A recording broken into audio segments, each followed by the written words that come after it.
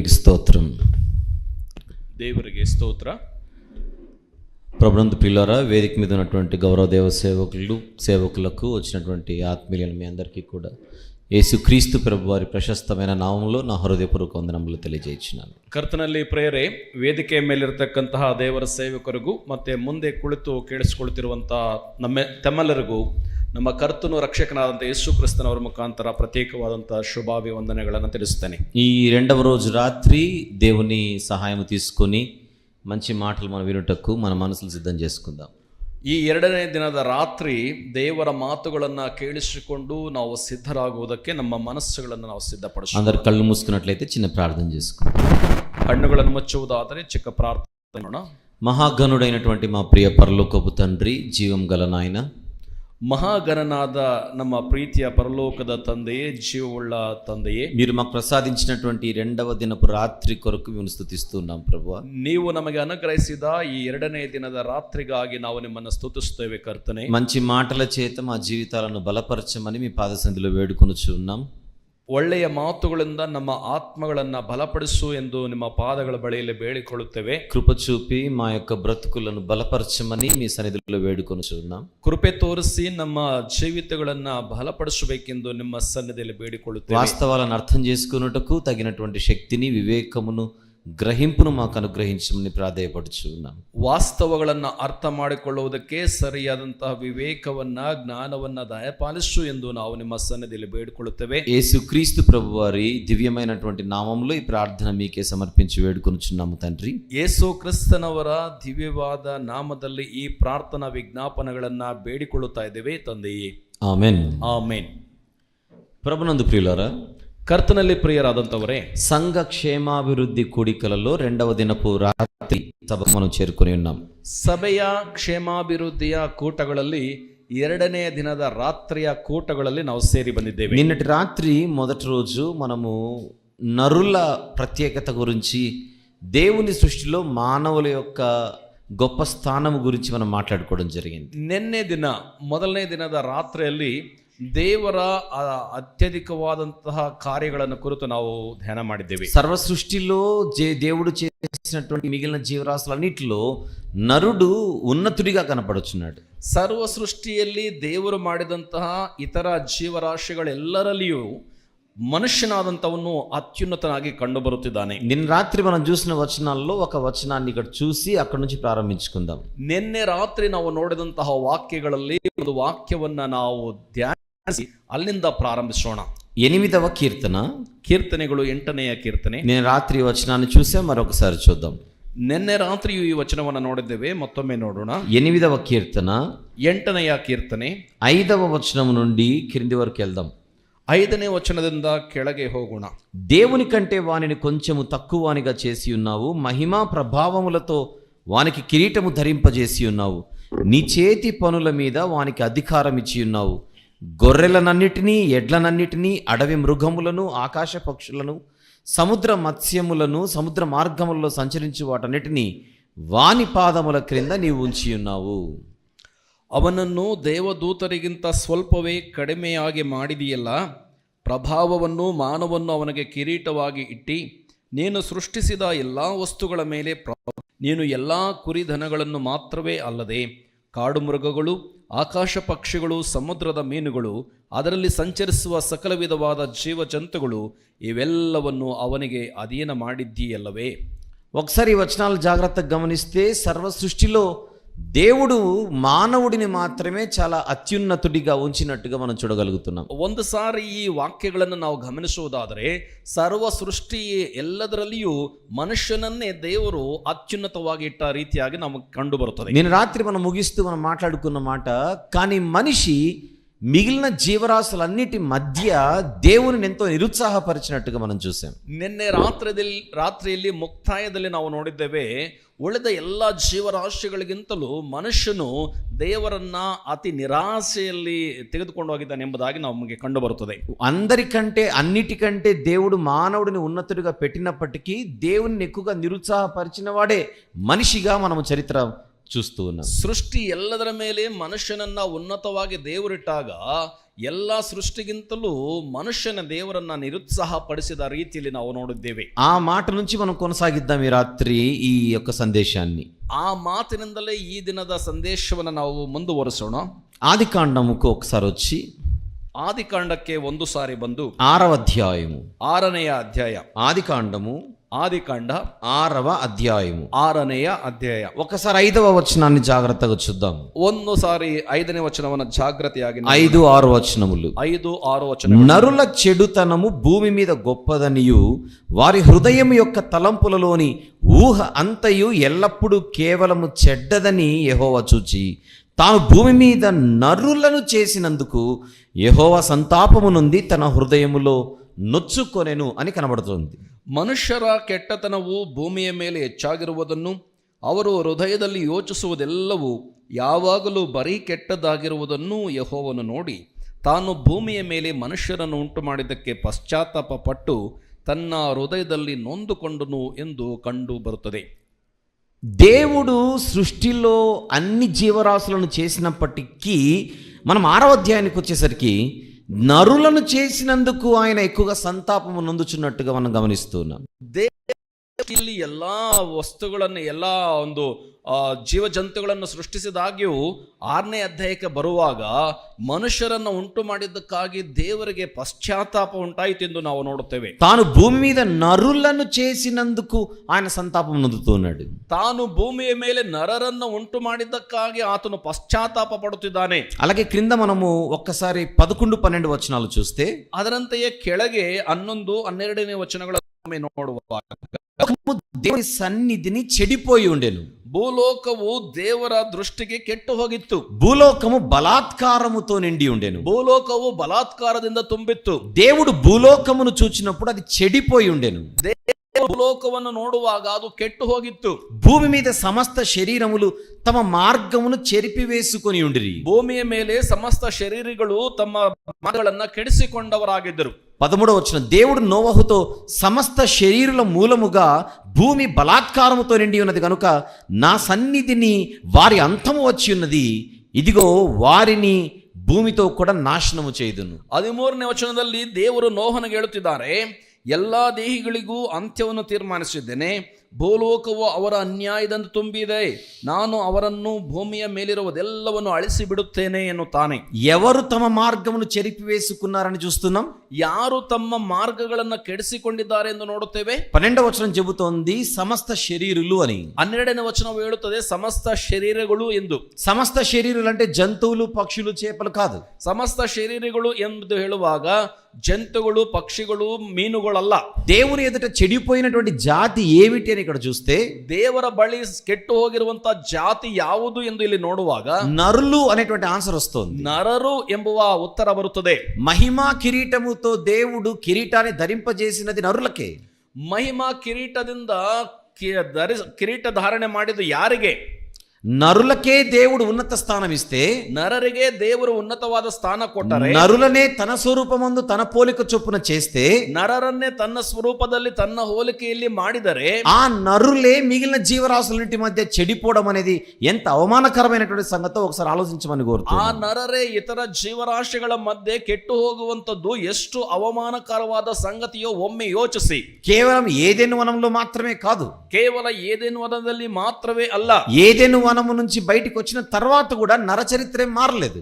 ಏದೇನು ವನದಿಂದ ಹೊರಗಡೆ ಬಂದ ಮೇಲೆಯೂ ಕೂಡ ನರರ ಚರಿತ್ರೆಯನ್ನು ಬದಲಾಗಲಿಲ್ಲ. తరము వెంబడి తరము, ప్రతి తరము కూడా చెడిపోతూనే వస్తుంది. ತಲತಲಾಂತರಗಳಿಂದಲೂ ಅದು ಕೆಟ್ಟು ಹೋಗುತ್ತಲೇ ಬಂದಿದೆ.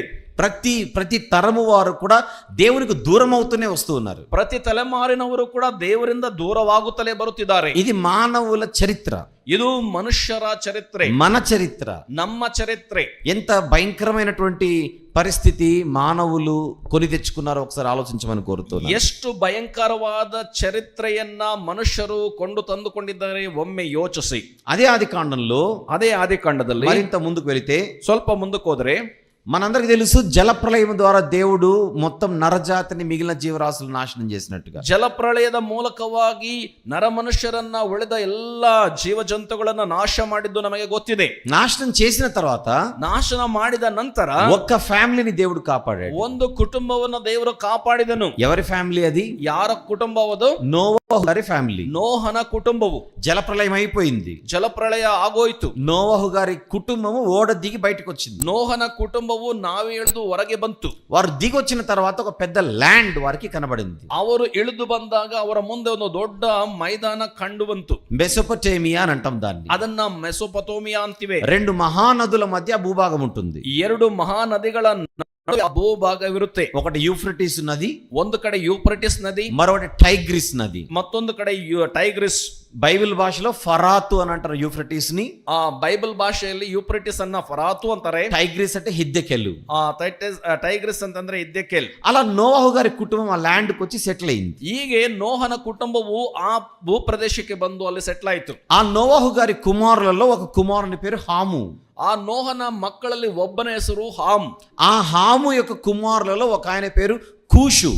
ಆ ಹಾಮನ ಮಕ್ಕಳಲ್ಲಿ ಒಬ್ಬನ ಹೆಸರು ಕೂಶ್. కూషు అనేటువంటి ఈయన నోవహు గారికి మనవడవుతాడు. ಕೂಶ್ ಅನ್ನುವಂತ ಈತನು ನೋಹನಿಗೆ ಮೊಮ್ಮಗನಾಗ್ತಾನೆ. ఆ కూషుకు ఒక కుమారుడు పుట్టడం జరిగింది. ಆ ಕೂಶನಿಗೆ ಒಂದು ಮಗು ಹುಟ್ಟುವಂತದಾಯ್ತು. అతని పేరు నిమ్రోదు. ಆತನ ಹೆಸರೇ ನಿಮ್ರೋದು. నోవహు గారి మనవడికి కుమారుడు. ನೋಹನ ಮೊಮ್ಮಗನಿಗೆ ಮಗನು. నోవహు గారితో మొదలు పెడితే 4th జనరేషన్ లో ఉన్నాడు. ಆ ನೋಹನಿಂದ ಮೊದಲುಗೊಂಡ್ರೆ 4ನೇ ತಲೆಮಾರು. జలప్రలయం వచ్చి ఎక్కువ కాలం ఏం కాలేదు. జలప్రళయ ಬಂದು ತುಂಬಾ ವರ್ಷಗಳೇನು ಆಗಲಿಲ್ಲ. ఈ నిమ్రోద్ అనేటువంటి వ్యక్తి పరాక్రమవంతునిగా గొప్ప బలవంతునిగా పేరుగాంచిన. ಈ నిమ్రోద్ ಅನ್ನುವಂತ వ్యక్తి ಪರಾಕ್ರಮಿಯಾಗಿ ಬಲವಂತನಾಗಿ ಹೆಸರುಳ್ಳವನು. ఇతను ఏం చేశాడో ఒకసారి బైబిల్లో చూద్దాం. ಈತನೇನು ಮಾಡಿದನೋ ಒಮ್ಮೆ ಬೈಬಲ್ ಇಂದ ನೋಡೋಣ. ఆదికాండము 10వ అధ్యాయం. ఆదికాండ 10ನೇ ಅಧ್ಯಾಯ. ఆదికాండము 10వ అధ్యాయం. ఆదికాండ 10ನೇ ಅಧ್ಯಾಯ. వచనము కూడా 10. వచనం కూడా 10. షీనారు దేశములోని బాబెలు, ఎరెకు, అక్కదు, కల్నే అను పట్టణములు అతని రాజ్యమునకు మొదలు అని కనబడుతోంది. ಶಿನಾರ್ ದೇಶದಲ್ಲಿರುವ ಬಾಬೆಲ್, ಎರೆಕ್, ಅಕ್ಕೇದ್, ಕಲ್ನೆ ಎಂಬ ಪಟ್ಟಣಗಳೇ ಅವನ ರಾಜ್ಯದ ಮೂಲ ಪಟ್ಟಣಗಳು ಎಂದು. అతని రాజ్యమునకు మొదలు, ಆತನ ರಾಜ್ಯಕ್ಕೆ ಮೊದಲು. అంటే నిమ్రోదు అనేటువంటి వ్యక్తి తన భూభాగంలో ఒక రాజ్యాన్ని స్థాపించాడు. ಅಂದ್ರೆ ನಿಮ್ರೋದ್ ಅನ್ನುವಂತಹ ಒಬ್ಬ ವ್ಯಕ್ತಿ ತನ್ನ ಭೂಭಾಗದಲ್ಲಿ ಒಂದು ರಾಜ್ಯವನ್ನು ಪ್ರಾರಂಭಿಸಿದ. రాజ్యము అనే పదం అక్కడ గమనించమని నేను కోరుతున్నాను. ರಾಜ್ಯ ಅನ್ನುವಂತ ಪದವನ್ನು ಅಲ್ಲ ಗಮನಿಸ್ರಿ ಎಂದು ಕೋರುತ್ತೇನೆ. భూమి మీద జలప్రలయం అయిపోయిన తర్వాత ఈ భూమి మీద పుట్టినటువంటి మొట్టమొదటి రాజకీయ వ్యవస్థది. ಭೂಮಿಯ ಮೇಲೆ ಜಲಪ್ರಳಯದ ನಂತರ ಭೂಮಿಯ ಮೇಲೆ ಹುಟ್ಟಿದಂತ ಮೊಟ್ಟ ಮೊದಲನೆಯ ರಾಜಕೀಯ ವ್ಯವಸ್ಥೆ ಅದು. ఈ భూభాగం పేరు మెసొపొటేమియా అని పిలిచాం మనం. ಈ ಭೂಭಾಗದ ಹೆಸರನ್ನ ಮೆಸೊಪೊತೇಮಿಯಾ ಎಂಬುದನ್ನು ನಾವು ಕರೆದಿದ್ದೇವೆ. ప్రపంచ పటంలో ఈ రోజు ఇది ఇరాక్ అనేటువంటి దేశం. ಪ್ರಪಂಚದ ಭೂಪಟದಲ್ಲಿ ಈ ದಿನದ ಹೆಸರು ಇರಾಕ್.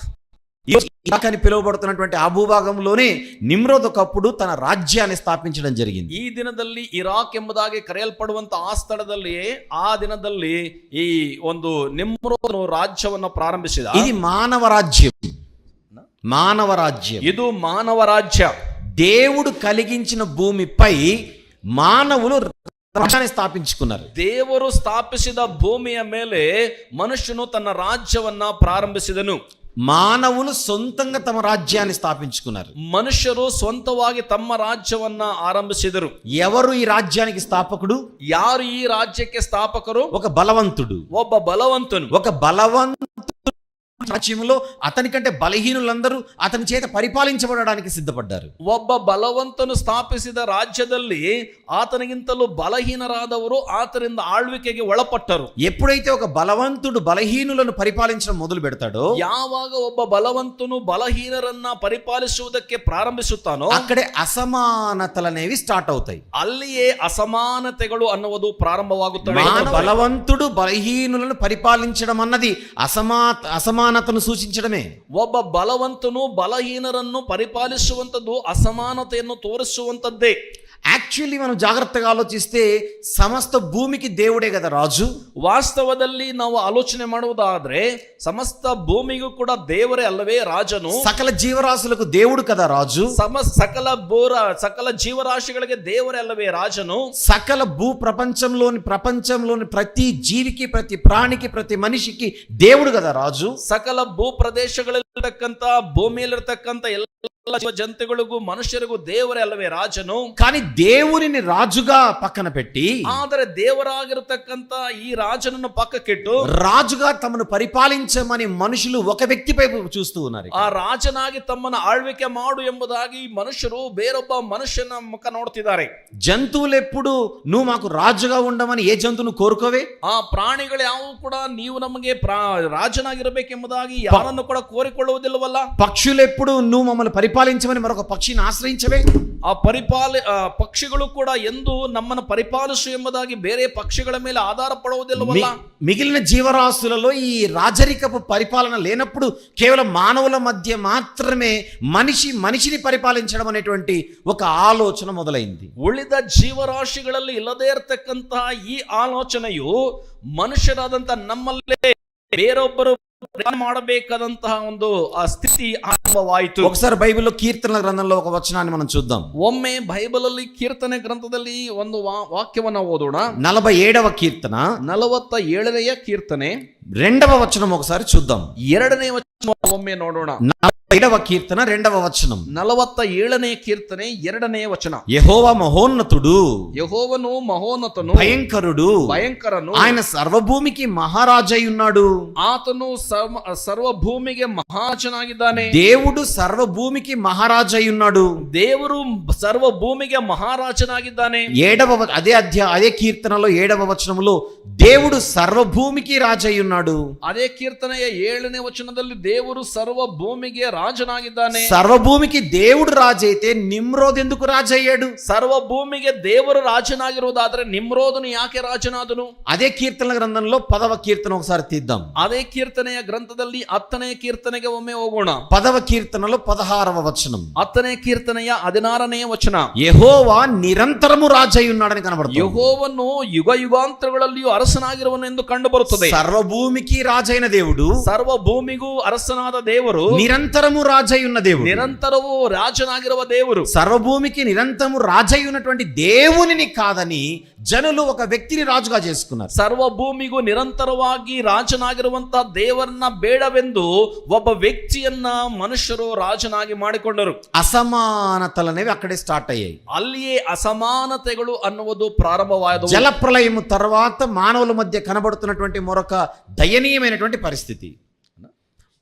జల ప్రళయము తర్వాత మానవుల మధ్య కనబడుతున్నటువంటి ఒక విషాదకరమైనటువంటి పరిస్థితి. ಜಲ ಪ್ರಳಯದ ನಂತರ ಮಾನವರಲ್ಲಿ ಕಂಡು ಬರುತ್ತಿರುವಂತಹ ಒಂದು ವಿಷಾದನೀಯವಾದಂತಹ ಪರಿಸ್ಥಿತಿ ಇದು. అలా నెమ్మదిగా మానవ జాతి మరలా దేవునికి దూరం అవ్వడం ప్రారంభం. ಹಾಗೆ ನಿಧಾನವಾಗಿ ದೇವರಿಂದ ದೂರವಾಗುತ್ತಿರುವಂತಹ ಪರಿಸ್ಥಿತಿಯಲ್ಲಿ ಪ್ರಾರಂಭಿಸುತ್ತವೆ. ಆಗ ದೇವರು ఇదే భూభాగం నుంచి, ಇದೇ ಭೂಭಾಗದಿಂದ కొద్ది కాలమైన తర్వాత, ಸ್ವಲ್ಪ ಕಾಲದ ನಂತರ ఒక వ్యక్తిని ఎన్నుకోవడం జరిగింది. ಒಬ್ಬ ವ್ಯಕ್ತಿಯನ್ನು ಆಯ್ಕೆ ಮಾಡಲಾಗುತ್ತದೆ. ఆ వ్యక్తి పేరే అబ్రహాము. ಆತನ ಹೆಸರೇ ಅಬ್ರಹಾಮ. అబ్రహాము గారిని దేవుడు ఎన్నుకొని, అబ్రహామరನ್ನು ದೇವರು ಆರಿಸಿಕೊಂಡು ప్రత్యేకంగా నేను చూపించు దేశమునకు నువ్వు రావాలి అని ఆయన్ని గైడ్ చేయడం జరిగింది. ಪ್ರತ್ಯೇಕವಾಗಿ ನಾನು ತೋರಿಸುವ ದೇಶಕ್ಕೆ ನೀನು ಬರಬೇಕೆಂದು ಆತನಿಗೆ ಗೈಡ್ ಮಾಡುವಂತದಾಯ್ತು. ఒకసారి ఒక వచనాన్ని బైబిల్లో చూద్దాం. ಒಮ್ಮೆ ಆ ವಚನವನ್ನ ಬೈಬಲ್ ಇಂದ ನೋಡೋಣ. ఆదికాండము 12వ అధ్యాయం. ಆದಿಕಾಂಡ 12ನೇ ಅಧ್ಯಾಯ. ఆదికాండము 12వ అధ్యాయ చూద్దాం, ನೋಡೋಣ. అందులో ముందుగా 3వ వచనం. 3ನೇ ವಚನ. నిన్ను ఆశీర్వదించు వారిని ఆశీర్వదించేదను, ನಿನ್ನನ್ನು ಅರಸುವವರನ್ನು ಅರಸುವೆನು, నిన్ను దూషించు వారిని శపించెదను, ನಿನ್ನನ್ನು ಶಪಿಸುವವರನ್ನು ಶಪಿಸುವೆನು, భూమి యొక్క సమస్త వంశములు నీ యందు ఆశీర్వదించబడునని అబ్రాహాముతో చెప్పాను. ನಿನ್ನ ಮೂಲಕ ಭೂಲೋಕದ ಎಲ್ಲಾ ಕುಲದವರಿಗೂ ಆಶೀರ್ವಾದ ಉಂಟಾಗುವುದು ಎಂದು ಅಬ್ರಹಾಮನಿಗೆ. ఈ వచనం జాగ్రత్తగా గుర్తు పెట్టుకుందాం. ಈ ವಚನಗಳನ್ನ ಜಾಗೃತಿಯಾಗಿ ಜ್ಞಾಪಕದಲ್ಲಿಟ್ಟುಕೊಳ್ಳೋಣ. ఈ వచనం గురించి రేపు రాత్రి కూడా మనం ಈ మాట్లాడుకుందాం. ವಚನದ ಕುರಿತು ನಾಳೆ ರಾತ್ರಿ ಕೂಡ ನಾವು ಧ್ಯಾನಿಸೋಣ. భూమి యొక్క సమస్త వంశములు, ಭೂಮಿಯ ಸಮಸ್ತ ವಂಶಗಳು నీ యందు ఆశీర్వదించబడును, ನಿನ್ನ ಮೂಲಕ ಆಶೀರ್ವದಿಸಲ್ಪಡುವವು అనే వాగ్దానం అబ్రహాము గారికి ఇవ్వబడింది. ಎಂಬುವ ವಾಗ್ದಾನವು ಅಬ್ರಹಾಮನಿಗೆ ಕೊಡಲ್ಪಟ್ಟಿತು. ఇంకొకసారి నేను దీన్ని ప్రస్తావిస్తున్నాను. ಮತ್ತೊಮ್ಮೆ ಈ ವಿಷಯವನ್ನೇ ಪ್ರಸ್ತಾಪಿಸುತ್ತೇನೆ. భూమి యొక్క సమస్త వంశములు ಭೂಮಿಯ ಸಮಸ್ತ ಕುಲಗಳು నీ యందు ఆశీర్వదించబడునని అబ్రహాము గారికి వాగ్దానం చేయబడింది. ನಿನ್ನ ಮೂಲಕ ಆಶೀರ್ವದಿಸಲ್ಪಡುವವು ಎಂದು ಅಬ್ರಹಾಮನಿಗೆ ವಾಗ್ದಾನ ಮಾಡಲಾಯಿತು. ఈ మాట మీరు గుర్తుపెట్టుకుంటే రేపు రాత్రి దీని గురించి మాట్లాడుకుందాం. ಈ ಮಾತನ್ನ ನೀವು ಜ್ಞಾಪಕದಲ್ಲಿಟ್ಟುಕೊಂಡ್ರೆ ಇದರ ಕುರಿತು ನಾಳೆ ರಾತ್ರಿ ಮಾತಾಡಿಕೊಳ್ಳೋಣ. ఇప్పుడు 6వ వచనం నుంచి కిందికి వెళ్దాం. ಈಗ 6ನೇ ವಚನದಿಂದ ಕೆಳಗೆ ಹೋಗೋಣ. అప్పుడు అబ్రాము షెకెము నందలి ఒక స్థలము దాకా దేశ సంచారము చేసి మోరే దగ్గర ఉన్న సింధూర వృక్షం వద్దకు చేరెను. అప్పుడు కనానీయులు ఆ దేశంలో నివసించిరి. ಅಬ್ರಹಾಮನು ಆ ದೇಶದಲ್ಲಿ ಸಂಚರಿಸುತ್ತಾ ಶೆಕೆಮ್ ಕ್ಷೇತ್ರದಲ್ಲಿರುವ ಮೋರೆ ಎಂಬ ವೃಕ್ಷದ ಬಳಿಗೆ ಬಂದನು. ಆ ಕಾಲದಲ್ಲಿ ಕಾನಾನ್ಯರು ದೇಶದಲ್ಲಿದ್ದರು. 7వ వచనం. 7ನೇ ವಚನ. యెహోవా అబ్రామునకు ప్రత్యక్షమై యెహోవను అబ్రహామునకు నీ ప్రత్యక్షವಾಗಿ సంతానమునకు ఈ దేశం ఇచ్చేదనని చెప్పగా అతడు తనకు ప్రత్యక్షమైన యెహోవాకు ఒక బలిపీఠమును కట్టెను. ನಾನು ಈ ದೇಶವನ್ನು ನಿನ್ನ ಸಂತಾನಕ್ಕೆ ಕೊಡುವೆನು ಅಂದನು. ತನಗೆ ದರ್ಶನ ಕೊಟ್ಟ ಯೆಹೋವನಿಗೆ ಅಬ್ರಹಾಮನು ಯಜ್ಞವೇದಿಯನ್ನು ಕಟ್ಟಿಸಿದನು. నీ సంతానమునకు ఈ దేశం ఇచ్చేదను అని దేవుడు అబ్రహాము గారికి వాగ్దానం చేస్తున్నాడు. ನಿನ್ನ ಸಂತಾನದವರಿಗೆ ಈ ದೇಶವನ್ನು ಕೊಡುವೆನು ಎಂದು ದೇವರು ಅಬ್ರಹಾಮನವರಿಗೆ ವಾಗ್ದಾನ ಮಾಡುತ್ತಿದ್ದಾರೆ. సంతానము అనే పదం అండర్లైన్ చేద్దాం. ಸಂತಾನವು ಅನ್ನೋ ಅಂಡರ್ಲೈನ್ ಮಾಡ್ರಿ. అబ్రహాము గారి సంతానముకు ఒక దేశాన్ని ఇస్తానంటున్నాడు దేవుడు. ಅಬ್ರಹಾಮನ ಸಂತಾನಕ್ಕೆ ಒಂದು ದೇಶವನ್ನು ಕೊಡುತ್ತೇನೆ ಎನ್ನುತ್ತಿದ್ದಾರೆ ದೇವರು. ఏ దేశం అది? ಯಾವ ದೇಶವದು? కనానీయుల దేశం అని పిలువబడుతుంది. ಕಾನಾನ್ಯರ ದೇಶವೆಂದು ಕರೆಯಲ್ಪಡುತ್ತದೆ. కనాను దేశం అనగా పాలు తేనెలు ప్రవహించే దేశం. ಕಾನಾನ್ ದೇಶ ಅಂತಂದ್ರೆ ಹಾಲು ಜೇನು ಹರಿಯುವಂತ ದೇಶ. అదే వాగ్దానము 13వ అధ్యాయంలో కూడా మళ్ళీ కనబడుతుంది. ಅದೇ ವಾಗ್ದಾನವು 13ನೇ ಅಧ್ಯಾಯದಲ್ಲಿ ಮತ್ತೆ ಕಂಡು ಬರುತ್ತದೆ. 13వ అధ్యాయము 15వ వచనం 15వ వచనం. 13ನೇ అధ్యాయದ 15ನೇ వచನ. ఎందుకనగా నీవు చూచుచున్న ఈ దేశమంతటిని నీకును నీ సంతానమునకును సదాకాలం ఇచ్చేదను. ನೀನು ನೋಡುವ ಈ ದೇಶವನ್ನೆಲ್ಲ ನಿನಗೂ ನಿನ್ನ ಸಂತತಿಗೂ ಶಾಶ್ವತವಾಗಿ ಕೊಡುವೆನು. మళ్ళీ ఇంకొకసారి చదువుతున్నాను 15వ వచనం. ಮತ್ತೊಮ್ಮೆ 15ನೇ ವಚನವನ್ನು ಓದುತ್ತೇನೆ. నీవు చూచుచున్న ఈ దేశమంతటిని నీకును నీ సంతానమునకును సదాకాలం ఇచ్చేదను. ನೀನು ನೋಡುವ ಈ ದೇಶವನ್ನೆಲ್ಲ ನಿನಗೂ ನಿನ್ನ ಸಂತತಿಗೂ ಶಾಶ್ವತವಾಗಿ ಕೊಡುವೆನು. ఇక్కడ సంతానం అనే పదాన్ని ఇంకొకసారి మనం అండర్లైన్ చేద్దాం. ಇಲ್ಲಿ ಮತ್ತೊಮ್ಮೆ ಸಂತಾನ ಅನ್ನುವಂತಹ ಪದವನ್ನ ಅಂಡರ್ಲೈನ್ ಮಾಡೋಣ. 12వ అధ్యాయము 7వ వచనంలో సంతానం అనే పదం ఉంది. 12:7 ಸಂತಾನ ಅನ್ನುವಂತ ಪದವಿದೆ. 13వ అధ్యాయం 15వ వచనంలో కూడా సంతానం అనే పదం ఉంది. ಹಾಗೆಯೇ 13ನೇ ಅಧ್ಯಾಯದ 15ನೇ ವಚನದಲ್ಲಿಯೂ ಕೂಡ ಸಂತತಿ ಅಥವಾ ಸಂತಾನ ಅನ್ನುವಂತ ಪದವಿದೆ. ఇంతకీ ఇక్కడ ఉన్నటువంటి సంతానముకు ఏ దేశాన్ని ఇస్తానంటున్నాడు దేవుడు? ಇಷ್ಟಕ್ಕೂ ಇಲ್ಲಿರುವಂತ ಸಂತಾನಕ್ಕೆ ಯಾವ ದೇಶ ಕೊಡುತ್ತೇನೆಂದು ದೇವರು ಹೇಳ್ತಾರೆ. కనాను దేశం అన్న సంగతి మనం మర్చిపోకూడదు. ಕಾನಾನ್ ಅನ್ನುವಂತ ಸ್ಥಳವನ್ನ ನಾವು ಮರೆತು ಹೋಗಬಾರದು. ఇప్పుడు 15వ అధ్యాయానికి వద్దాం. ಈಗ 15ನೇ ಅಧ್ಯಾಯಕ್ಕೆ ಬರೋಣ. Chapter number 15. 15ನೇ ಅಧ್ಯಾಯ 15వ అధ్యాయం మనం తీసుకుంటే 15ನೇ ಅಧ್ಯಾಯವನ್ನ ತೆಗೆದುಕೊಂಡ್ರೆ అందులో 16వ వచనము చూద్దాం. ಅದರಲ್ಲಿ 16ನೇ ವಚನವನ್ನು ನೋಡೋಣ. 16వ వచనం. 16ನೇ ವಚನ. అక్కడేమో చదువుతున్నాను. ಅಲ್ಲಿ ಏನಿದೆಯೋ ಒಂದು ಒಮ್ಮೆ ಓದುತ್ತೇನೆ. ముందుగా 13వ వచనం చూద్దాం. ಮೊದಲು 13 ನೋಡೋಣ. ఆయన నీ సంతతి వారు తమది కాని పరదేశమందు నివసించి ఆ దేశపు వారికి దాసులుగా ఉందురు. ಆಗ ಯೆಹೋವನವನಿಗೆ ನೀನು ಚೆನ್ನಾಗಿ ತಿಳಿಯತಕ್ಕದ್ದೇನೆಂದರೆ ನಿನ್ನ ಸಂತತಿಯವರು ಅನ್ಯ ದೇಶದಲ್ಲಿ ಕೆಲವು ಕಾಲ ವಾಸವಾಗಿದ್ದು. నీ సంతతి వారు అని అంటున్నాడు. ఇక్కడ ఒక సంతతి అనే పదం అండర్లైన్ చేద్దాం. ನಿನ್ನ ಸಂತತಿಯವರು ಅನ್ನುತ್ತಿದ್ದಾರೆ. ಇಲ್ಲಿ ಸಂತತಿಯವರು ಅನ್ನುವ ಪದವನ್ನ ಅಂಡರ್ಲೈನ್ ಮಾಡ್ಕೊಳ್ಳಿ. అంటే 12వ అధ్యాయము నుంచి కూడా ఒక సంతానం గురించి దేవుడు మాట్లాడుకుంటూ వస్తున్నాడు. ಅಂದ್ರೆ 12ನೇ ಅಧ್ಯಾಯದಿಂದಲೂ ಒಂದು ಸಂತಾನದ ಕುರಿತು ದೇವರು ಮಾತನಾಡುತ್ತಾ ಬರುತ್ತಿದ್ದಾರೆ. నీ గర్భము నుండి ఒక సంతానం వస్తుందని, ನಿನ್ನ ಗರ್ಭದಿಂದ ಒಂದು ಸಂತಾನ ಬರುತ್ತದೆ ಎಂದು, ఆ సంతానమునకు దేవుడు ఈ భూభాగాన్ని ఇస్తానని వాగ్దానం ಆ చేస్తున్నాడు. ಸಂತಾನಕ್ಕೆ ದೇವರು ಈ ಭೂಭಾಗವನ್ನು ಕೊಡುತ್ತೇನೆ ಎಂದು ವಾಗ್ದಾನ ಮಾಡಿದ್ದಾರೆ. కానీ ఈ దేశాన్ని వారు ఆక్యుపై అంటే వారు ఆక్రమించక ముందు వారు పరదేశమందు దాసులుగా ఉంటారని ఈ అధ్యాయంలో కనపడుతుంది. ಆದರೆ ಈ ದೇಶವನ್ನು ಅವರು ಸ್ವತಂತ್ರಿಸಿಕೊಳ್ಳುವ ಮೊದಲು ಪರದೇಶದವರಲ್ಲಿ ದಾಸರಾಗಿರುತ್ತಾರೆ ಎಂದು ವಾಕ್ಯ ಹೇಳುತ್ತದೆ. 16వ వచనం చూద్దాం. 16ನೇ ವಚನವನ್ನು ನೋಡೋಣ. అమోరీయుల అక్రమం ఇంకను సంపూర్ణము కాలేదు గనుక నీ 4వ తరం వారు ఇక్కడికి మరలా వచ్చేదరని నిశ్చయంగా తెలుసుకోమని అబ్రాముతో చెప్పాను. ನಿನ್ನ ಸಂತತಿಯವರು 4ನೇ ತಲಾಂತರದಲ್ಲಿ ಇಲ್ಲಿಗೆ ತಿರುಗಿ ಬರುವರು. ಅಮೋರಿಯ ಅಪರಾಧವು ಇನ್ನೂ ಪೂರ್ಣ ಸ್ಥಿತಿಗೆ ಬರಲಿಲ್ಲ ಎಂದು ಆತನು ಹೇಳುತ್ತಾನೆ. నీ 4వ తరం వారు ఇక్కడికి వస్తారని వాగ్దానం చేయబడుతుంది. ನಿನ್ನ 4ನೇ ತಲೆಮಾರಿನವರು ಈ ಸ್ಥಳಕ್ಕೆ ಬರುತ್ತಾರೆ ಎಂದು ಅಬ್ರಹಾಮನಿಗೆ ವಾಗ್ದಾನ ಮಾಡಲಾಗ್ತಾ ಇದೆ. 4వ తరం వారు 4ನೇ ತಲೆಮಾರು అంటే నీ సంతతిలో 4వ తరం వారు, ಅಂದ್ರೆ ನಿನ್ನ ಸಂತತಿಯವರಲ್ಲಿ 4ನೇ ತಲೆಮಾರು వారు ఇక్కడికి వచ్చేదరు. ಅವರು ಇಲ್ಲಿಗೆ ಬರುತ್ತಾರೆ. జాగ్రత్తగా చూస్తున్నాం కదా. ಜಾಗ್ರತೆಯಾಗಿ ನೋಡುತ್ತೇವಲ್ವೇ? అలా దేవుడు అబ్రహాము గారికి మంచి వాగ్దానాలు చేసుకుంటూ రావడం జరిగింది. ಹೀಗೆ ದೇವರು ಅಬ್ರಹಾಮನಿಗೆ ಒಳ್ಳೆಯ ವಾಗ್ದಾನಗಳನ್ನು ಮಕ್ಕಳನ್ನು ಮಾಡಿಕೊಳ್ಳುತ್ತಾ ಬರುವುದನ್ನ ಕಾಣುತ್ತೇವೆ. అయితే ఇప్పుడు 4వ తరం వారు రావాలి అంటే ಆದ್ರೆ ಈಗ 4ನೆಯ ತಲೆಮಾರಿನವರು ಬರಬೇಕು ಅಂದ್ರೆ ముందుగా అబ్రహాము గారికి ఒక కుమారుడు పుట్టాలి. ಮೊದಲು ಅಬ್ರಾಹ್ಮನಿಗೆ ಒಬ್ಬ ಮಗನು ಹುಟ್ಟಬೇಕು. దేవుడు 12వ అధ్యాయం నుండి ఇండైరెక్ట్ గా నీకు సంతానం ఇస్తానని చెప్పుకుంటూ వచ్చాడు. 12ನೇ ಅಧ್ಯಾಯದಿಂದಲೇ ನಿನಗೊಬ್ಬ ಮಗನನ್ನು ಕೊಡುತ್ತೇನೆ ಎಂದು ದೇವರು ಇಂಡೈರೆಕ್ಟ್ ಆಗಿ ಹೇಳುತ್ತಾ ಬಂದಿದ್ದಾರೆ. నీకు సంతానం ఇస్తానంటే అబ్రహాము గారికి ఆయన సతీమణికి అని అర్థం కదా. ನಿನಗೆ ಮಗನನ್ನು ಕೊಡುತ್ತೇನೆ ಅಂತಂದ್ರೆ ಅಬ್ರಹಾಮನಿಗೂ ಮತ್ತು ಅವನ ಹೆಂಡತಿಗೂ ಅಲ್ವೇ? అబ్రహాము గారి సతీమణి పేరేమిటి? అబ్రహామున ధర్మపత్ని ಹೆಸರೇನು? శారా కదా. శారా అల్వే? అంటే నీకు నీ భార్య అయినటువంటి శారాకు నేను పిల్లల్ని ఇస్తాను బిడ్డని ఇస్తానని చెప్పాడు. ಅಂದ್ರೆ నినಗೂ నిన్న ಹೆಂಡತಿಯಾದ ಸಾರಳಿಗೂ ನಾನು ಮಕ್ಕಳನ್ನು ಕೊಡುತ್ತೇನೆ ಎಂದು ದೇವರು ಹೇಳುತ್ತಿದ್ದಾರೆ. ఈలోపు వారు తొందరపడి ಇಷ್ಟರಲ್ಲಿ ಅವರು ಆತುರಪಟ್ಟು 16వ అధ్యాయంలో 16ನೇ ಅಧ್ಯಾಯದಲ್ಲಿ ఆగరు అనేటువంటి స్త్రీని వారు లోపలికి తీసుకొని వచ్చి ಆಗರಳು ಅನ್ನುವಂತ ಸ್ತ್ರೀಯನ್ನು ಅವರು ಒಳಗೆ ತಂದು మరొక బిడ్డకు జన్మనిచ్చారు. ಮತ್ತೊಬ್ಬ ಮಗುವಿಗೆ ಜನ್ಮ ಕೊಟ್ಟರು. అతని పేరు ఇష్మాయేలు. ಆತನ ಹೆಸರು ಇಷ್ಮಾಯೇಲು. ఇష్మాయేలు అంటే శారీరకంగా పుట్టినవాడు. ಇಷ್ಮಾಯೇಲು ಅಂತಂದ್ರೆ ಶಾರೀರಿಕವಾಗಿ ಹುಟ್ಟಿದವನು. దేవుడు వాగ్దానము చేస్తే పుట్టినవాడు కాదు. ದೇವರು ವಾಗ್ದಾನ ಮಾಡಿದ್ರೆ ಹುಟ್ಟಿದವನಲ್ಲ. కేవలం శారీరక పుత్రుడు మాత్రమే. ಕೇವಲ ಶರೀರದ ಪುತ್ರನು ಮಾತ್ರವೇ. కానీ శారమ్మకు బిడ్డ పుడితే ఆ బిడ్డ వాగ్దాన పుత్రుడు అవుతాడు. ಆದ್ರೆ ಸಾರಾಳಿಗೆ ಮಗನು ಹುಟ್ಟಿದಾಗ ಆ ಮಗನೇ ವಾಗ್ದಾನದ ಮಗುವಾಗುತ್ತಾನೆ. 16వ అధ్యాయంలో మనకి ఇష్మాయేలు పుడతాడు. 16ನೇ ಅಧ್ಯಾಯದಲ್ಲಿ ಇಷ್ಮಾಯೇಲನು ಹುಟ್ಟುತ್ತಾನೆ. ఆ తర్వాత ఆ ನಂತರ 17వ అధ్యాయంలో 17ನೇ అధ్యాಯದಲ್ಲಿ దేవుడు అబ్రహాము గారికి మళ్ళీ వాగ్దానం చేస్తున్నాడు. ದೇವರು ಅಬ್ರಹಾಮನವರಿಗೆ ಮತ್ತೆ ವಾಗ್ದಾನ ಮಾಡುತ್ತಿದ್ದಾರೆ. 5వ వచనం చూద్దాం. 5ನೇ ವಚನವನ್ನು ನೋಡೋಣ. మరియు ఇక మీదట నీ పేరు అబ్రాము అనబడదు. ಇನ್ನು ಮುಂದೆ ನಿನಗೆ ಅಬ್ರಹಾಮ ಎಂದು ಹೆಸರಿರುವುದಿಲ್ಲ.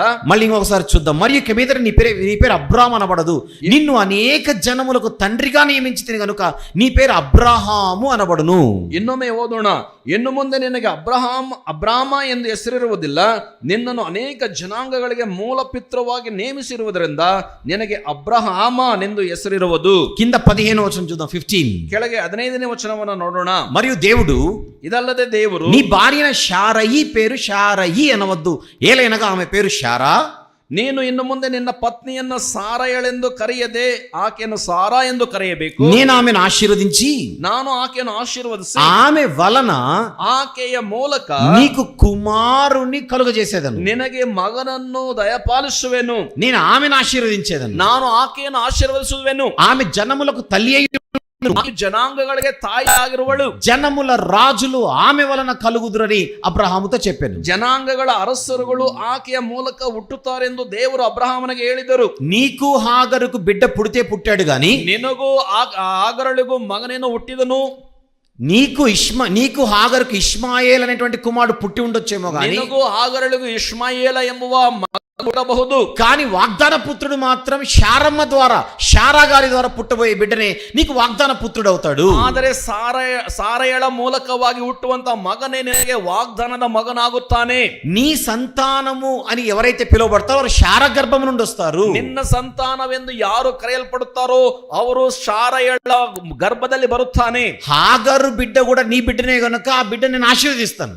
ಆಗರಳ ಮಗನು ಕೂಡ ನಿನ್ನ ಮಗನೇ, ಆದ್ರಿಂದ ಅವನನ್ನು ಆಶೀರ್ವದಿಸುತ್ತಾನೆ. అది వేరు, ಅದು ಹೆಸರಿದೆ. కానీ నా ఉద్దేశము నా సంకల్పం ఏదైతే ఉన్నదో అది శారా గర్భము ద్వారా పుట్టబోయే బిడ్డల విషయంలో నేను నెరవేరుస్తాను. ಆದ್ರೆ ನನ್ನ ಉದ್ದೇಶ, ನನ್ನ ಸಂಕಲ್ಪವೇನಿದೆಯೋ ಅದು ಸಾರಯಳಿಂದ ಹುಟ್ಟತಕ್ಕಂತ ಮಗನ ಮೂಲಕವಾಗಿ ನಾನು ಅದನ್ನು ನೆರವೇರಿಸುತ್ತೇನೆ. అంత సీరియస్ గా దేవుడు మాట్లాడుతుంటే ಅಷ್ಟು ಸೀರಿಯಸ್ ಆಗಿ ದೇವರು ಮಾತನಾಡುತ್ತಿದ್ದರೆ కింద 18వ వచనంలో ಇಲ್ಲಿ ಕೆಳಗೆ 18ನೇ ವಚನದಲ್ಲಿ అబ్రహాం గారు ఏమని ప్రార్థన చేస్తున్నాడు చూద్దాం. ಅಬ್ರಹಾಮನು ಏನಂತ ಪ್ರಾರ್ಥನೆ ಮಾಡುತ್ತಿದ್ದಾರೆ ನೋಡಿ. ఇష్మాయేలు నీ సన్నిధిని బ్రతుకు అనుగ్రహించుమని దేవునితో చెప్పగా ಇಷ್ಮಾಯೇಲನಿದ್ದಾನಲ್ಲ ಅವನೇ ನಿನ್ನ ಈ ದಯೆ ಹೊಂದಿ ಬಾಳಲೆ ಎನ್ನುತ್ತಾನೆ. ఇష్మాయేల్ అంటే ఎవరి కుమారుడు? ಇಷ್ಮಾಯೇಲ್ ಅಂದ್ರೆ ಯಾರ ಮಗನು? హాగరు కుమారుడు. ಹಾಗರಳ ಮಗನು. అబ్రహాము గారిని శారా గర్భము నుంచి రాబోయే బిడ్డ మీద మనసు పెట్టమంటే ಅಬ್ರಹಾಮನಿಗೆ ಸಾರಯಳಿಂದ ಬರ್ತಕ್ಕಂತ ಮಗನ ಮೇಲೆ ನೀನು ದೃಷ್ಟಿ ಇಡು ಅಂತ ಹೇಳಿದ್ರೆ అబ్రహాము గారి ఫోకస్ మాత్రం ఇష్మాయేల్ మీద ఉంది. ಅಬ್ರಹಾಮನವರ ಫೋಕಸ್ ಮಾತ್ರ ಇಷ್ಮಾಯೇಲನ ಮೇಲೆ ಇದೆ. అప్పుడు 19వ వచనంలో దేవుడు ఏమంటున్నాడు చూద్దాం. 19ನೇ వచనದಲ್ಲಿ దేవుడు ఏం ಹೇಳ್ತಿದ್ದಾನೆ ನೋಡ್ರಿ. ఇష్మాయేలు నీ సన్నిధిని బ్రతుకు అనుగ్రహించమని దేవునితో అబ్రహాము గారు చెప్పినప్పుడు 18వ వచనంలో 19లో దేవుడు అంటున్న మాట, దేవుడు నీ భార్య అయిన శారా నిశ్చయముగా నీకు కుమారుని కనును, నీవు అతనికి ఇస్సాకు అని పేరు పెట్టుదు, అతని తర్వాత అతని సంతానము కొరకు నిత్య నిబంధనగా నా నిబంధనను అతనితో స్థిరపరచెదను.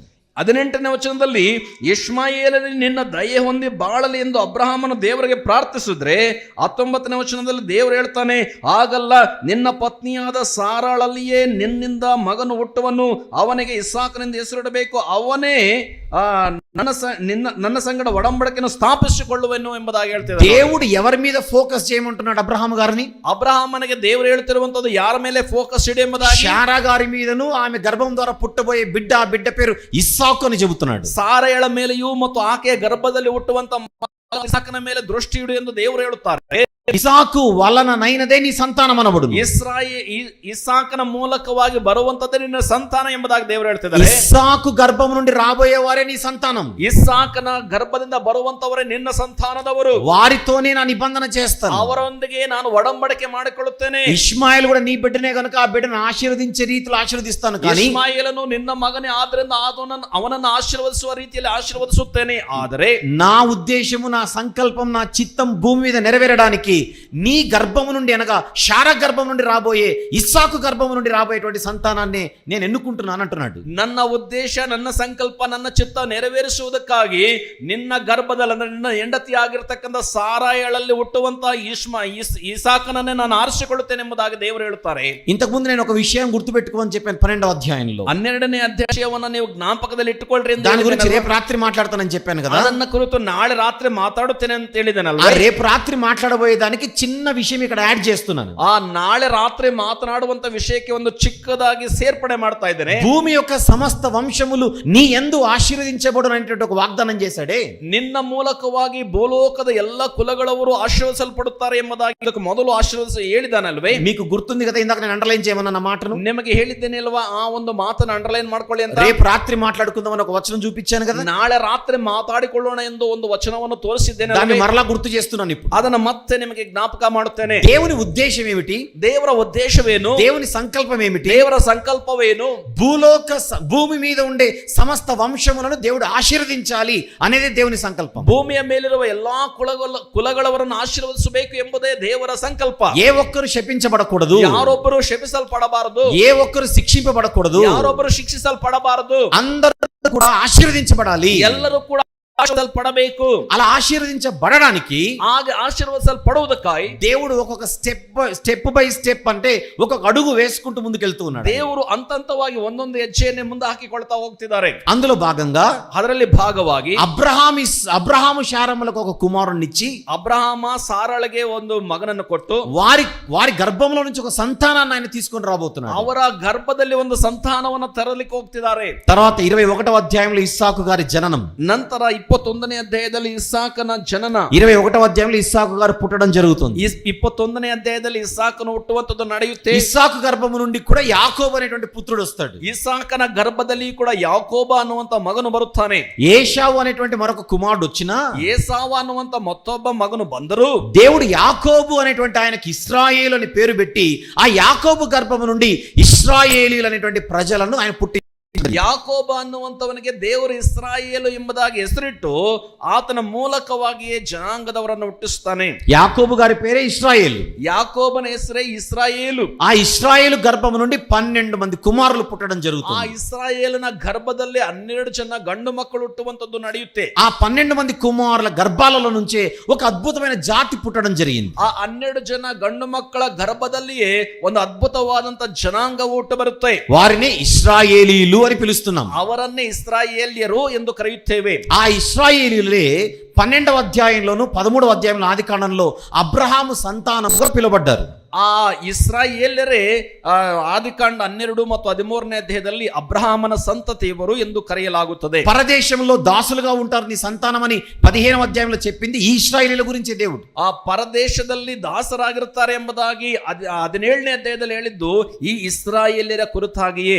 హాగరు గర్భం నుంచి వచ్చిన వారు ఇష్మాయిలీలైతే, ಆಗರಳ ಗರ್ಭದಿಂದ ಬಂತವರು ಇಷ್ಮಾಯಿಲೇರಾದರೆ, ఏశావు గర్భం నుంచి వచ్చిన వారు ఎదోమీయులు. ಆ ಏಸಾವನ ಗರ್ಭದಿಂದ ಬಂದಂತವರು ಎದೋಮ್ಯರು. కానీ ఎదోమీయులు అబ్రహాము సంతానం అని పిలువబడలేదు.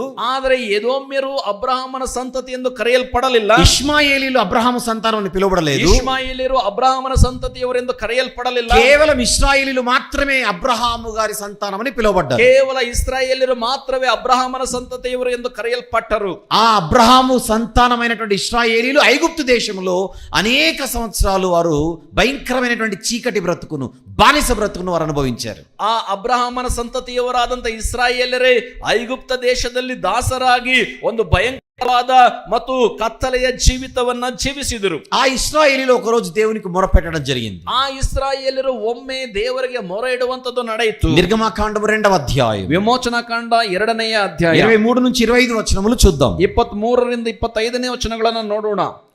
నిర్గమకాండము 2వ అధ్యాయం విమోచన కాండ 2ನೇ 23 నుంచి 25 వచనములు. 23ರಿಂದ 25 వచనಗಳು. అలాగున అనేక దినములు జరిగిన మీదట ఐగుప్తు రాజు చనిపోయెను. ఇశ్రాయేలీలు తాము చేయుచున్న వెట్టి పనులను బట్టి నిట్టూర్పులు విడుచుచు మొరపెట్టుచుండగా తమ వెట్టి పనులను బట్టి వారు పెట్టిన మొర దేవుని యొద్దకు చేరెను. ಈ ಮೇರೆಗೆ ಬಹಳ ಮೇಲೆ ಐಗುಪ್ತ ದೇಶದ ಅರಸನು ಸತ್ತನು. ಇಸ್ರಾಯೇಲಿರು ತಾವು ಮಾಡಬೇಕಾದ ಬೆಟ್ಟಿ ಕೆಲಸಕ್ಕಾಗಿ ನಿಟ್ಟುಸಿರು ಬಿಟ್ಟು ಗೋಳಾಡುತ್ತಾ ಇದ್ದರು. ಆ ಗೋಳು ದೇವರಿಗೆ ಮುಟ್ಟಿತು.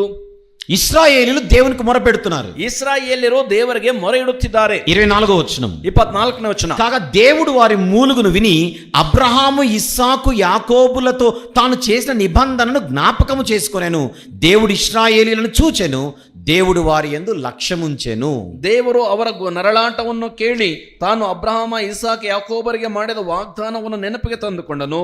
ಇಸ್ರಾಯೇಲಿಯರನ್ನು ನೋಡಿ ಅವರಲ್ಲಿ ಲಕ್ಷ್ಯವಿಟ್ಟನು.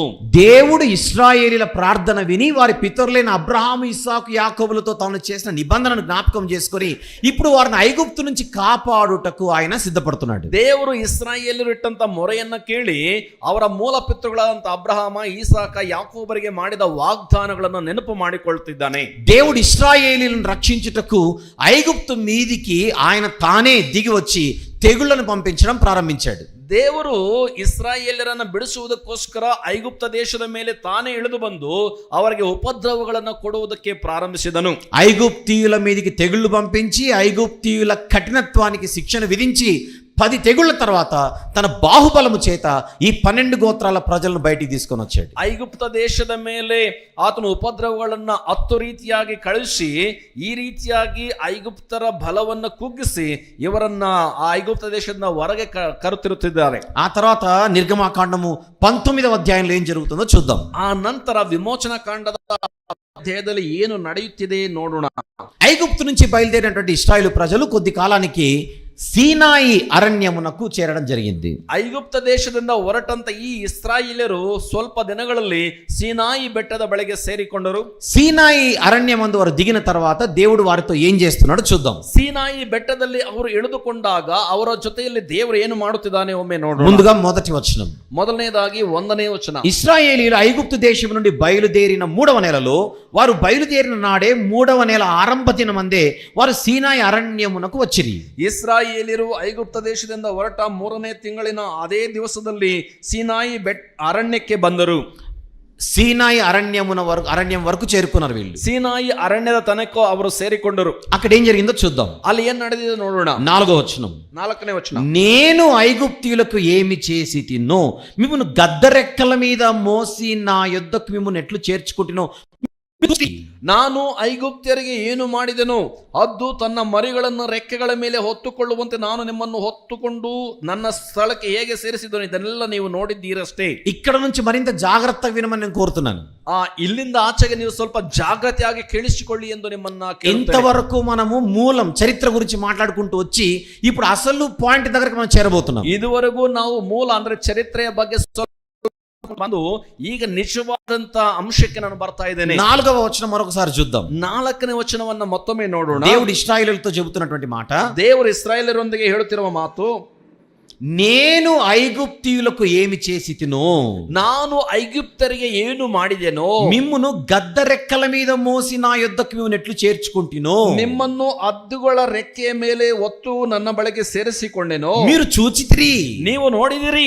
ఐగుప్తులో జరిగిన గొప్ప కార్యక్రమాలు మీరు చూశారు. ಐಗುಪ್ತ ದೇಶದಲ್ಲಿ ನಡೆದ ದೊಡ್ಡ ಕಾರ್ಯಕ್ರಮಗಳನ್ನು ನೀವು ನೋಡಿದ್ದೀರಿ. సంహారక దూత వచ్చినప్పుడు మీ కుటుంబాలు ఎలా కాపాడబడ్డాయో మీరు చూశారు. ಸಂಹಾರಕ ದೂತನು ಬಂದಾಗ ನಿಮ್ಮ ಕುಟುಂಬಗಳು ಹೇಗೆ ಕಾಪಾಡಲ್ಪಟ್ಟವೋ ನೀವು ನೋಡಿದ್ದೀರಿ. ఏ తెగుళ్ళనైతే నేను పంపించాను అవి మిమ్మల్ని తప్ప ఐగుప్తీయులందరినీ తాకినట్టుగా మీరు చూశారు. ಯಾವ ಉಪದ್ರವಗಳನ್ನ ಕಳಿಸಿದನೋ ಅವು ನಿಮ್ಮನ್ನ ಬಿಟ್ಟು ಇತರ ಐಗುಪ್ತರನ್ನ ಹೇಗೆ ಬಾಧಿಸಿದವೋ ಅವು ನೀವು ನೋಡಿದ್ದೀರಿ. ఐగుప్తు నుంచి బయటికి వచ్చిన తర్వాత అడ్డొచ్చిన ఎర్ర సముద్రాన్ని చీల్చి ఆరిన నేలను చేసి అక్కడ నుంచి మీరు నడిపించిన సంగతి మీరు చూశారు. ಐಗುಪ್ತದಿಂದ ಹೊರಗೆ ತಂದಾಗ ಅಡ್ಡ ಬಂದಂತ ಕೆಂಪು ಸಮುದ್ರವನ್ನ ವಿಭಾಗಿಸಿ ನಿಮ್ಮನ್ನ ದಾಟಿಸಿದ ವಿಧವನ್ನ ನೀವು ನೋಡಿದ್ದೀರಿ.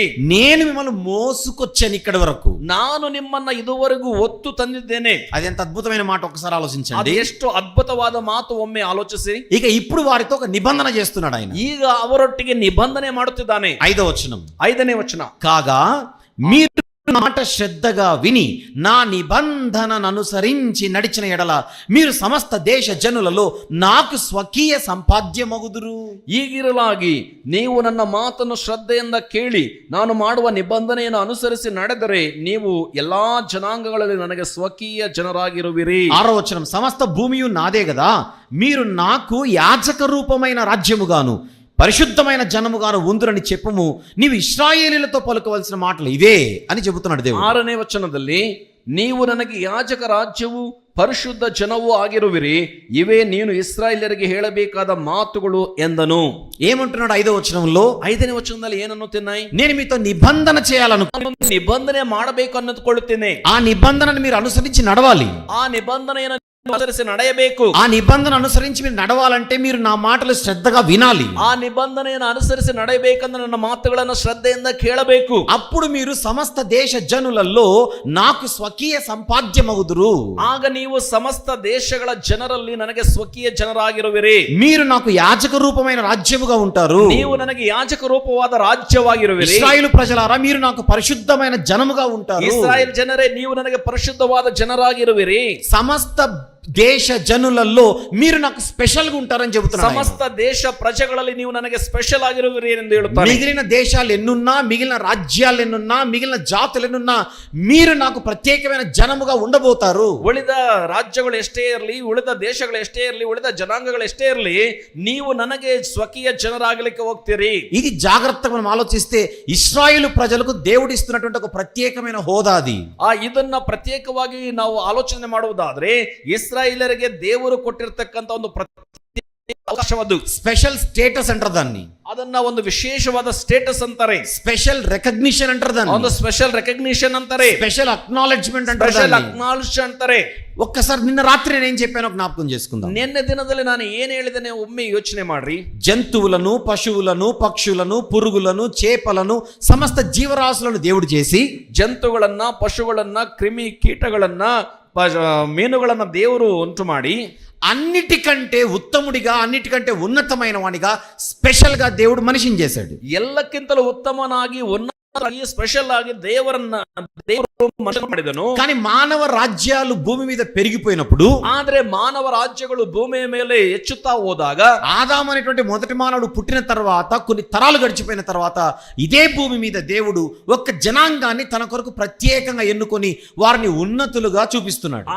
ಆದಾಮನ ಅನ್ನುವಂತ ಒಬ್ಬ ಮನುಷ್ಯನು ಭೂಮಿಯ ಮೇಲೆ ಹುಟ್ಟಿದ ನಂತರ ಜನಾಂಗಗಳು ಬೆಳೆದು ಹೋದಂತೆಲ್ಲ ರಾಜ್ಯಗಳು ಪ್ರಾರಂಭವಾದಾಗ ಒಂದು ಜನಾಂಗವನ್ನ ದೇವರು ಆರಿಸಿಕೊಂಡು ಇವರನ್ನ ವಿಶೇಷವಾದಂತವರು ಎಂದು నిన్న రాత్రి మాట్లాడిన దానికి ఈ రోజు మాట్లాడిన దానికి ఒక కామన్ పాయింట్ కనపడుతోంది.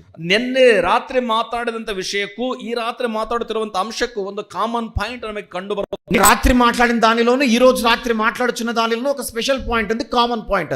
నిన్నే రాత్రి ಅಂಶದಲ್ಲಿ ಈ ರಾತ್ರಿ ಮಾತನಾಡುತ್ತಿರುವಂತಹ ವಿಷಯಗಳಲ್ಲಿ ಕೂಡ ಒಂದು ಕಾಮನ್ ಪಾಯಿಂಟ್ ಇದೆ. ఏమిటా కామన్ పాయింట్? ಏನು ಆ ಕಾಮನ್ ಪಾಯಿಂಟ್? నిన్న రాత్రి మనిషి స్పెషల్.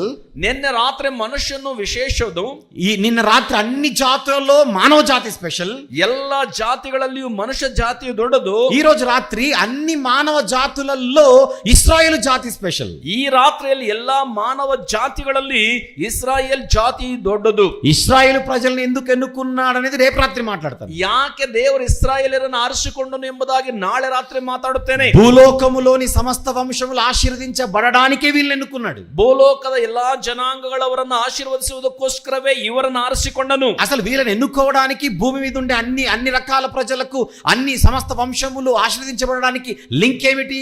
ಇಷ್ಟಕ್ಕೂ ಇವರನ್ನು ಆರಿಸಿಕೊಳ್ಳುವುದಕ್ಕೂ ಇವರ ಮೂಲಕ ಭೂಲೋಕದ ಎಲ್ಲಾ ಜನಾಂಗಗಳವರು ಆಶೀರ್ವದಿಸಲ್ಪಡುವುದಕ್ಕೂ ಲಿಂಕ್ ಏನು?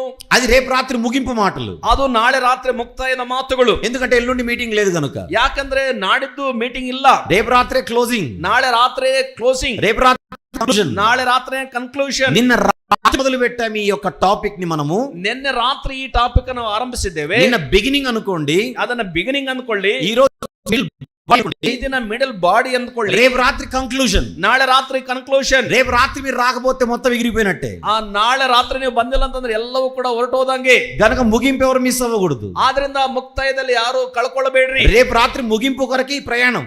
ನಾಳೆ ರಾತ್ರಿ ಮುಕ್ತಾಯಕ್ಕಾಗಿ ಈ ಪ್ರಯಾಣ.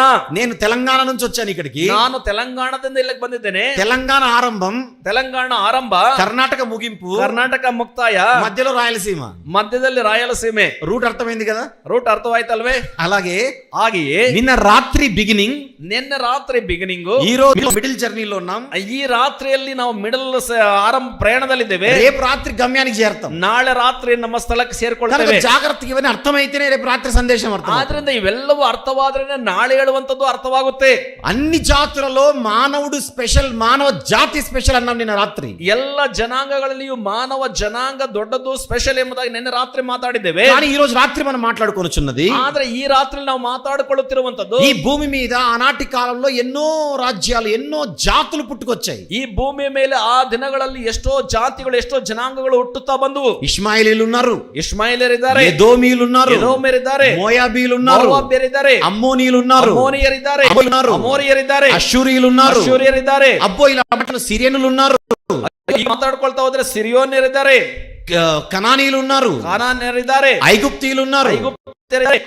ఇన్ని రకాల జాతుల మధ్య ఒక జాతిని దేవుడు ఉన్నతంగా నిలబెడుతున్నాడు. ಇಷ್ಟೆಲ್ಲ ಜನಾಂಗಗಳ ಮಧ್ಯದಲ್ಲಿ ಒಂದು ಜನಾಂಗದವರನ್ನ ದೇವರು ಉನ್ನತವಾಗಿಡುತ್ತಿದ್ದಾರೆ. వాళ్ళకు ఒక ప్రత్యేకమైన హోదా ఇస్తున్నాడు దేవుడు. ಹಾಗೆ ಒಂದು ಪ್ರತ್ಯೇಕವಾದಂತ ಅವಕಾಶವನ್ನು ಅವರಿಗೆ ಕೊಡ್ತಿದ್ದಾರೆ. ఏమిటా ప్రత్యేకమైన హోదా? ಯಾವುದು ಆ ಪ್ರತ್ಯೇಕವಾದ ಅವಕಾಶ? మీరు నాకు స్వకీయ సంపాద్యం అంటున్నాడు ఇక్కడ. ನೀವು ನನಗೆ ಸ್ವಕೀಯ ಪ್ರಜೆಗಳು ಅನ್ನುತ್ತಿದ್ದಾರೆ ಇಲ್ಲಿ. మీరు నాకు యాజక రూపమైన రాజ్యం అంటున్నాడు. ನೀವು ನನಗೆ ಯಾಜಕ ರೂಪವಾದ ಜನಾಂಗ ಅನ್ನುತ್ತಿದ್ದಾರೆ ಇಲ್ಲಿ. పరిశుద్ధమైన జనముగా ఉంటారని చెప్తున్నాడు. ಪರಿಶುದ್ಧವಾದ ಜನಾಂಗವಾಗಿರುತ್ತೀರಿ ಅನ್ನುತ್ತಿದ್ದಾನೆ. ఒకసారి ఇన్ని టైటిల్స్ లో యాజక రూపమైన రాజ్యం అనే పదాన్ని మాత్రం తీసుకుందాం. ಇಷ್ಟೆಲ್ಲ ಬಿರುದುಗಳಲ್ಲಿ ಯಾಜಕ ರೂಪವಾದ ಜನಾಂಗ ಅನ್ನುವಂತ ಪದವನ್ನ ತೆಗೆದುಕೊಳ್ಳೋಣ. యాజక రూపమైన రాజ్యముగా మీరు ఉంటారు ప్రపంచంలో. ಯಾಜಕ ರೂಪವಾದ ಜನಾಂಗ ಎಂಬುದಾಗಿ ಯಾರು ಇರುತ್ತಾರೆ ಪ್ರಪಂಚದಲ್ಲಿ? అసలు యాజకులు అంటే ఎవరు? ಇಷ್ಟಕ್ಕೂ ಯಾಜಕರು ಅಂದ್ರೆ ಯಾರು? దేవునికి ప్రజలకు మధ్య మధ్యవర్తులే యాజకులు. ದೇವರಿಗೂ ಪ್ರಜೆಗಳು ಮಧ್ಯದಲ್ಲಿರ್ತಕ್ಕಂಥ ಮಧ್ಯವರ್ತಿಗಳೇ ಈ ಯಾಜಕರು. ಮೀಡಿಯೇಟರ್ಸ್ మధ్యవర్తులు, ಮಧ್ಯವರ್ತಿಗಳು. చెప్పండి యాజకులు అంటే ఎవరు? ಹೇಳ್ರಿ, ಯಾಜಕರು ಅಂದ್ರೆ ಯಾರು? దేవునికి ప్రజలకు మధ్య మధ్యవర్తులు. ದೇವರಿಗೂ ಪ್ರಜೆಗಳು ನಡುವೆ ಇರತಕ್ಕಂತ ಮಧ್ಯವರ್ತಿಗಳು. దేవుని గురించి ప్రజలకు తెలియజేసేవారే యాజకులు. ದೇವರ ಕುರಿತಾಗಿ ಪ್ರಜೆಗಳಿಗೆ ತಿಳಿಯಪಡಿಸುವಂತವನೇ ಯಾಜಕರು. అలాగే ప్రజల పక్షాన దేవునికి ప్రార్థనలు చేసేవాళ్ళే యాజకులు. ಅದರಂತೆಯೇ ಪ್ರಜೆಗಳ ಪಕ್ಷವಾಗಿ ದೇವರಿಗೆ ಪ್ರಾರ್ಥನೆಯನ್ನ ಮಾಡುವಂತವರೇ ಯಾಜಕರು. ఇప్పుడు ఇశ్రాయేలు ప్రజల పాత్ర ఏమిటి భూమి మీద? ಈಗ ಇಸ್ರಾಯೇಲರ ಪ್ರಜೆಗಳ ಪಾತ್ರವೇನು ಭೂಮಿ ಮೇಲೆ? దేవుడు వారికి ఇచ్చినటువంటి గుర్తింపు ఏమిటి? ದೇವರು ಅವರಿಗೆ ಕೊಟ್ಟಂತ ಗುರುತು ಏನು? భూమి మీద అన్ని జాతుల మధ్య మీరు యాజక రూపమైన ಭೂಮಿಯ ಮೇಲೆ ಅಷ್ಟು ಜನಾಂಗದವರ ಮಧ್ಯದಲ್ಲಿ ನೀವು ಯಾಜಕ ರೂಪವಾದ ಜನಾಂಗ ಅನ್ನುತ್ತಿದ್ದಾನೆ. యాజక రూపమైన రాజ్యం అనగానే వాళ్ళకి అర్థం కావాలి. ಯಾಜಕ ರೂಪವಾದ ಜನಾಂಗ ಅನ್ನು ತಕ್ಷಣವೇ ಅವರಿಗೆ ಅರ್ಥವಾಗಬೇಕು. భూమి మీద ఉన్నటువంటి మిగిలిన జాతుల ప్రజలందరికీ మేము నిజ దేవుని గురించి మేము చెప్పాలి అనేటువంటి బాధ్యత వారికి అర్థం కావాలి. ಭೂಮಿಯ ಮೇಲಿರುವಂತ ಇತರ ಎಲ್ಲಾ ಜನಾಂಗದವರಿಗೂ ದೇವರ ಕುರಿತಾಗಿ ನಾವು ಹೇಳಬೇಕು ಅನ್ನುವಂತ ಮನಸ್ಸು ಅವರಿಗೆ ಬರಬೇಕು. దేవునికి భూమి మీద ఉన్నటువంటి మిగిలిన దేశాలకు, మిగిలిన రాజ్యాలకు, మిగిలిన జాతులకు మధ్య మధ్యవర్తులు బోధకులుగా, యాజకులుగా తమ పాత్రకు న్యాయం చేయాలి ఇశ్రాయేలీలు. ದೇವರಿಗೂ ಭೂಮಿಯ ಮೇಲೆ ಉಳಿದಿರತಕ್ಕಂಥ ಇತರ ಜಾತಿಗಳಿಗೂ ಜನಾಂಗಗಳಿಗೂ ದೇಶದಗಳವರೆಗೂ ಮಧ್ಯಸ್ಥರಾಗಿರಬೇಕು ಅನ್ನುವಂತ ನ್ಯಾಯಯುತವಾದ ಕೆಲಸವನ್ನ ಇಸ್ರಾಯೇಲಿಯರು ಮಾಡಬೇಕಾಗಿತ್ತು. అలాగే ఈ ప్రజలందరి పక్షాన నిరంతరము దేవునికి వాళ్ళు ప్రార్థనలు చేస్తూ ఉండాలి. ಅದರಂತೆ ఈ ప్రజಗಳ పక్షವಾಗಿ నిరంతరವಾಗಿ ಅವರು ದೇವರಿಗೆ ಪ್ರಾರ್ಥನೆಗಳನ್ನ ಮಾಡುತ್ತಿರಬೇಕು. అంటే ఈ స్పెషల్ స్టేటస్ అనేది ఏదో కేవలం గుర్తింపు కొరకు మాత్రమే కాదు, ఒక బాధ్యత కలిగినటువంటి పాత్రగా మనకు కనబడుతుంది. ಅಂದ್ರೆ ಈ ಸ್ಪೆಷಲ್ ಸ್ಟೇಟಸ್ ಅನ್ನುವಂಥದ್ದು ಕೇವಲ ಒಂದು ಗುರುತಿಸುವಿಕೆಗೆ ಮಾತ್ರವಲ್ಲದೆ ಅದು ಒಂದು ಜವಾಬ್ದಾರಿಯಾಗಿ ನಮಗೆ ಕಂಡು ಬರುತ್ತದೆ. ఒక రెస్పాన్సిబుల్ రోల్ వారిది కనబడుతుంది. ಒಂದು ರೆಸ್ಪಾನ್ಸಿಬಲ್ ರೋಲ್ ಅವರಲ್ಲಿ ಕಂಡು ಬರುತ್ತದೆ. అలా నిర్గమాకాండం 19వ అధ్యాయం నుంచి మొదలు పెడితే ಹಾಗೆ ವಿಮೋಚನಾ ಕಾಂಡ 19ನೇ ಅಧ್ಯಾಯದಿಂದ ಮುಂದುವರಿಸಿದರೆ తర్వాత రాబోయే కొన్ని అధ్యాయాలలో ನಂತರ ಬರುವಂತ ಕೆಲವು ಅಧ್ಯಾಯಗಳಲ್ಲಿ దేవుడు వారికి ధర్మశాస్త్రం ఇవ్వడం మనకు కనబడుతుంది. ದೇವರು ಅವರಿಗೆ ಧರ್ಮಶಾಸ್ತ್ರವನ್ನು ಕೊಡುವುದು ಕಂಡು ಬರುತ್ತದೆ. ధర్మశాస్త్రం అంటే వాక్యము. ಧರ್ಮಶಾಸ್ತ್ರ ಅಂದ್ರೆ ವಾಕ್ಯವು. దేవుడు తన వాక్యాన్ని మొట్టమొదట ఈ భూమి మీద వ్రాత రూపములో, రిటర్న్ ఫార్మ్ లో ఎవరికి ఇచ్చాడు? ದೇವರು ತನ್ನ ವಾಕ್ಯವನ್ನ ರಿಟರ್ನ್ ರೂಪದಲ್ಲಿ ಅಂದ್ರೆ ಬರವಣಿಗೆಯ ರೂಪದಲ್ಲಿ ಮೊಟ್ಟ ಮೊದಲು ಕೊಟ್ಟರು ఇశ్రాయేలు ప్రజలకు ఇచ్చాడు. ಇಸ್ರಾಯೇಲ್ ಪ್ರಜೆಗಳಿಗೆ ಕೊಟ್ಟರು. మిగిలిన ఏ జనానికి కూడా అది ఇవ్వలేదు. ಉಳಿದ ಯಾವ ಜನಾಂಗದವರಿಗೂ ಅದನ್ನು ಕೊಡಲಿಲ್ಲ. మొట్టమొదట పుస్తక రూపంలో, గ్రంథ రూపంలో, రిటర్న్ ఫార్మాట్ లో దేవుని వాక్యం అందింది ఈ జాతికే. ಮೊಟ್ಟ ಮೊದಲು ಪುಸ್ತಕ ರೂಪದಲ್ಲಿ, ಬರವಣಿಗೆ ರೂಪದಲ್ಲಿ, ರಿಟರ್ನ್ ಫಾರ್ಮೆಟ್ ಅಲ್ಲಿ ಕೊಡಲ್ಪಟ್ಟದ್ದು ಈ ಜನಾಂಗದವರಿಗೆ. 147వ మాట చూద్దాం. 147ನೇ ಕೀರ್ತನೆಯಲ್ಲಿ ಒಂದು ಮಾತನ್ನ ನೋಡೋಣ. కీర్తనల గ్రంథంలో 147వ కీర్తన, ಕೀರ್ತನೆಗಳ ಗ್ರಂಥದಲ್ಲಿ 147ನೆಯ ಕೀರ್ತನೆ, అందులోని 19వ వచనాన్ని ఒకసారి చూద్దాం. ಅದರಲ್ಲಿ 19ನೇ ವಚನವನ್ನು ಒಮ್ಮೆ ನೋಡೋಣ. 19వ వచనం 19ನೇ ವಚನ, తర్వాత 20 కూడా చదువుకుందాం. ನಂತರ 20 ఆయన తన వాక్యము యాకోబునకు తెలియజేసెను, తన కట్టడలను, తన న్యాయ విధులను ఇశ్రాయేలునకు తెలియజేసెను. ఏ జనమునకు ఆయన ఇలాగూ చేసి ఉండలేదు, ఆయన న్యాయ విధులు వారికి తెలియకే ఉన్నవి అంటున్నాడు. ಆತನು ತನ್ನ ವಾಕ್ಯವನ್ನು ಯಾಕೋಬ್ಯರಿಗೆ ತಿಳಿಸುತ್ತಾನೆ, ತನ್ನ ನಿಯಮ ವಿಧಿಗಳನ್ನು ಇಸ್ರಾಯೇಲರಿಗೆ ಪ್ರಕಟಿಸುತ್ತಾನೆ. ಬೇರೆ ಯಾವ ಜನಾಂಗದವರಿಗೂ ಆತನು ಹೀಗೆ ಮಾಡಲಿಲ್ಲ. ಆತನ ನ್ಯಾಯ ವಿಧಿಗಳನ್ನು ಅವರು ಅರಿಯರು. ಯೆಹೋವನಿಗೆ ಸ್ತೋತ್ರ ಎಂದು ಹೇಳಲ್ಪಟ್ಟಿದೆ. దేవుడు తన వాక్యమును ఇశ్రాయేలు ప్రజలకు మాత్రమే ఇచ్చాడని బైబిల్ చెబుతుంది. మొట్టమొదట ದೇವರು ತನ್ನ ವಾಕ್ಯವನ್ನು ಮೊಟ್ಟ ಮೊದಲು ಇಸ್ರಾಯೇಲ್ ಪ್ರಜೆಗಳಿಗೆ ಮಾತ್ರವೇ ಕೊಟ್ಟನೆಂಬುದಾಗಿ ಬೈಬಲ್ ಹೇಳುತ್ತದೆ. తన కట్టడలను, తన న్యాయ కేవలం ఈ జాతి వారికే మొట్టమొదటి ತನ್ನ ಕಟ್ಟಳೆಗಳನ್ನ, ತನ್ನ ನ್ಯಾಯ ವಿಧಿಗಳನ್ನ ಮೊಟ್ಟ ಮೊದಲು ಈ ಜನಾಂಗದವರಿಗೆ ಮಾತ್ರವೇ ಕೊಟ್ಟನೆಂದು ಇಲ್ಲಿ ಕಂಡು ಬರುತ್ತದೆ. అంటే ఇప్పుడు ఇశ్రాయేలీలు ఏం చేయాలి? ಅಂದ್ರೆ ಈಗ ಇಸ್ರಾಯೇಲರು ಏನು ಮಾಡಬೇಕು? దేవుని గూర్చిన జ్ఞానము వారి దగ్గర మాత్రమే ఉంది కనుక, ದೇವರ ಕುರಿತಾದ ಜ್ಞಾನವು ಅವರ ಬಳಿ ಮಾತ್ರವೇ ಇರುವುದರಿಂದ తాము దేవునికి యాజక రూపమైన రాజ్యం అన్న విషయాన్ని గుర్తించి, ತಾವು ದೇವರಿಗೆ ಯಾಜಕ ರೂಪವಾದ ಜನಾಂಗ ಎಂಬುದಾಗಿ ಗುರುತಿಸಿ, దేవుడు వారిని యాజకులుగా భూమి మీద ఉంచాడన్న సంగతిని మర్చిపోకుండా, ದೇವರವರನ್ನ ಭೂಮಿಯ ಮೇಲೆ ಯಾಜಕ ರೂಪವಾಗಿ ಇಟ್ಟಿದ್ದಾರೆ ಎಂಬುವ ಸಂಗತಿಯನ್ನು ಮರೆತು ಹೋಗದೆ, ప్రపంచంలోని మిగిలిన ప్రజలకు నిజ దేవుని గురించి తెలియజేయవలసినటువంటి బాధ్యతే ఈ ఇశ్రాయేలు ప్రజలు. ಪ್ರಪಂಚದಲ್ಲಿರುವಂತ ಇತರ ಜನಾಂಗಗಳಿಗೆ ನಿಜ ದೇವರನ್ನು ತಿಳಿಯಪಡಿಸುವಂತಹ ಜವಾಬ್ದಾರಿಯೇ ಇಸ್ರಾಯೇಲ್ಯರ ಮೇಲೆ. అందుకు దేవుడు స్పెషల్ గా వారిని ఎన్నుకున్నాడు. ಅದಕ್ಕಾಗಿ ದೇವರು ವಿಶೇಷವಾಗಿ ಅವರನ್ನು ಆಯ್ದುಕೊಂಡಿದ್ದಾನೆ. అది దేవుడు వారికి ఇచ్చినటువంటి ప్రత్యేకమైనటువంటి బాధ్యత భూమి మీద. ಇದು ಇಸ್ರಾಯೇಲರಿಗೆ ದೇವರು ಕೊಟ್ಟಂತ ಪ್ರತ್ಯೇಕವಾದಂತ ಭಾಗ್ಯ ಭೂಮಿಯ ಮೇಲೆ. ఒక్క మాటలో చెప్పాలంటే, ಒಂದು ಮಾತಿನಲ್ಲಿ ಹೇಳಬೇಕು ಅಂದ್ರೆ, ఆనాటి కాలంలో ಆ ಕಾಲದಲ್ಲಿ ప్రపంచానికి దేవుడు టీచర్లుగా ఇశ్రాయేలు ప్రజలను దేవుడిచ్చాడు. ಆ ಪ್ರಪಂಚದ ಜನರ ಮೇಲೆ ಟೀಚರ್ಗಳಾಗಿ ಇಸ್ರಾಯೇಲರನ್ನ ದೇವರಿಟ್ಟರು. ప్రపంచానికి ఆత్మీయ ఆ రోజుల్లో ಪ್ರಪಂಚಕ್ಕೆ ಆ ದಿನಗಳಲ್ಲಿ ಆತ್ಮೀಯ ಟೀಚರ್ಸ್ ಯಾರು?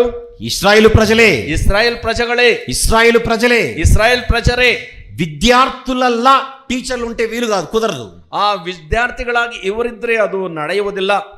అర్థం చేసుకుంటున్నారు అనుకుంటాను. ಅರ್ಥ ಮಾಡ್ಕೊಳ್ತಿದ್ದೀರಿ? విద్యార్థులకుండే మెచ్యూరిటీ లెవెల్స్ వేరు, ವಿದ್ಯಾರ್ಥಿಗಳಿಗಿರುವಂತ ಮೆಚುರಿಟಿ ಲೆವೆಲ್ ಬೇರೆ, టీచర్లకు ఉండేటువంటి పరిపక్వత మెచ్యూరిటీ వేరు. ಅದೇ ರೀತಿಯಾಗಿ ಟೀಚರ್ಗಳಿಗಿರುವಂತ ಪರಿಪಕ್ವತೆ, ಅವರ ಮೆಚುರಿಟಿನೇ ಬೇರೆ. విద్యార్థులకు బాధ్యత ఉండదు, ವಿದ್ಯಾರ್ಥಿಗಳಿಗೆ ಜವಾಬ್ದಾರಿ ಇರುವುದಿಲ್ಲ. విద్యార్థులు ఇష్టం వచ్చినట్టుగా వాళ్ళు ప్రవర్తిస్తుంటారు. ವಿದ್ಯಾರ್ಥಿಗಳು ಇಷ್ಟ ಬಂದ ಹಾಗೆ ನಡೀತಾ ಇರ್ತಾರೆ, క్రమముగా ఉండరు, ಕ್ರಮವಾಗಿ ಇರುವುದಿಲ್ಲ.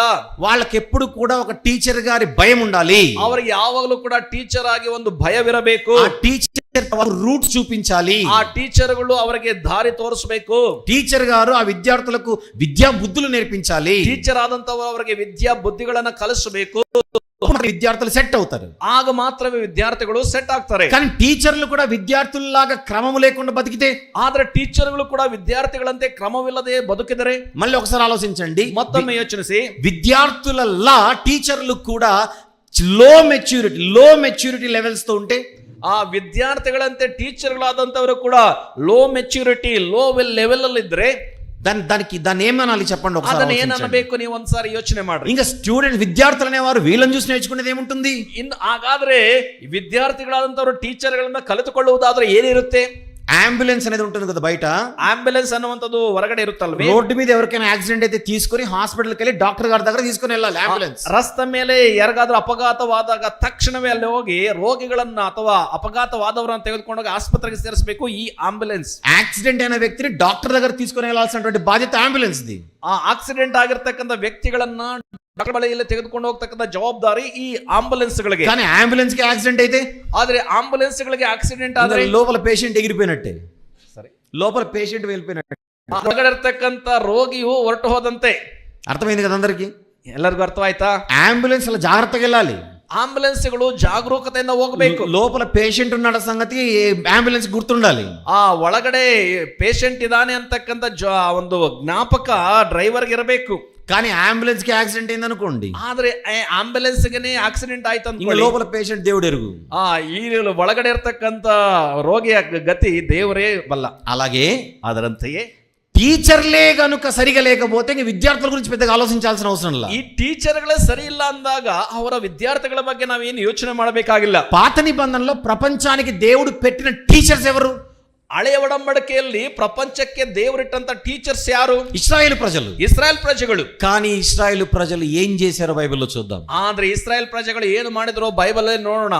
నిర్గమకాండం 32వ అధ్యాయం, ವಿಮೋಚನ ಕಾಂಡ 32ನೇ ಅಧ್ಯಾಯ. నిర్గమకాండము 32వ అధ్యాయం, ವಿಮೋಚನ ಕಾಂಡ 32ನೇ ಅಧ್ಯಾಯ, మొదటి వచనము నుండి. ಮೊದಲನೇ ವಚನದಿಂದ. మోషే కొండ దిగకుండా తడవు చేయుట ప్రజలు చూచినప్పుడు ఆ ప్రజలు అహరోను వద్దకు కూడి వచ్చి, లెమ్ము, మా ముందర నడుచుటకు ఒక దేవతను మా కొరకు చేయుము, ఐగుప్తులో నుండి మమ్మును రప్పించిన ఆ మోషే అనువాడు ఏది అని అతనితో చెప్పిరి.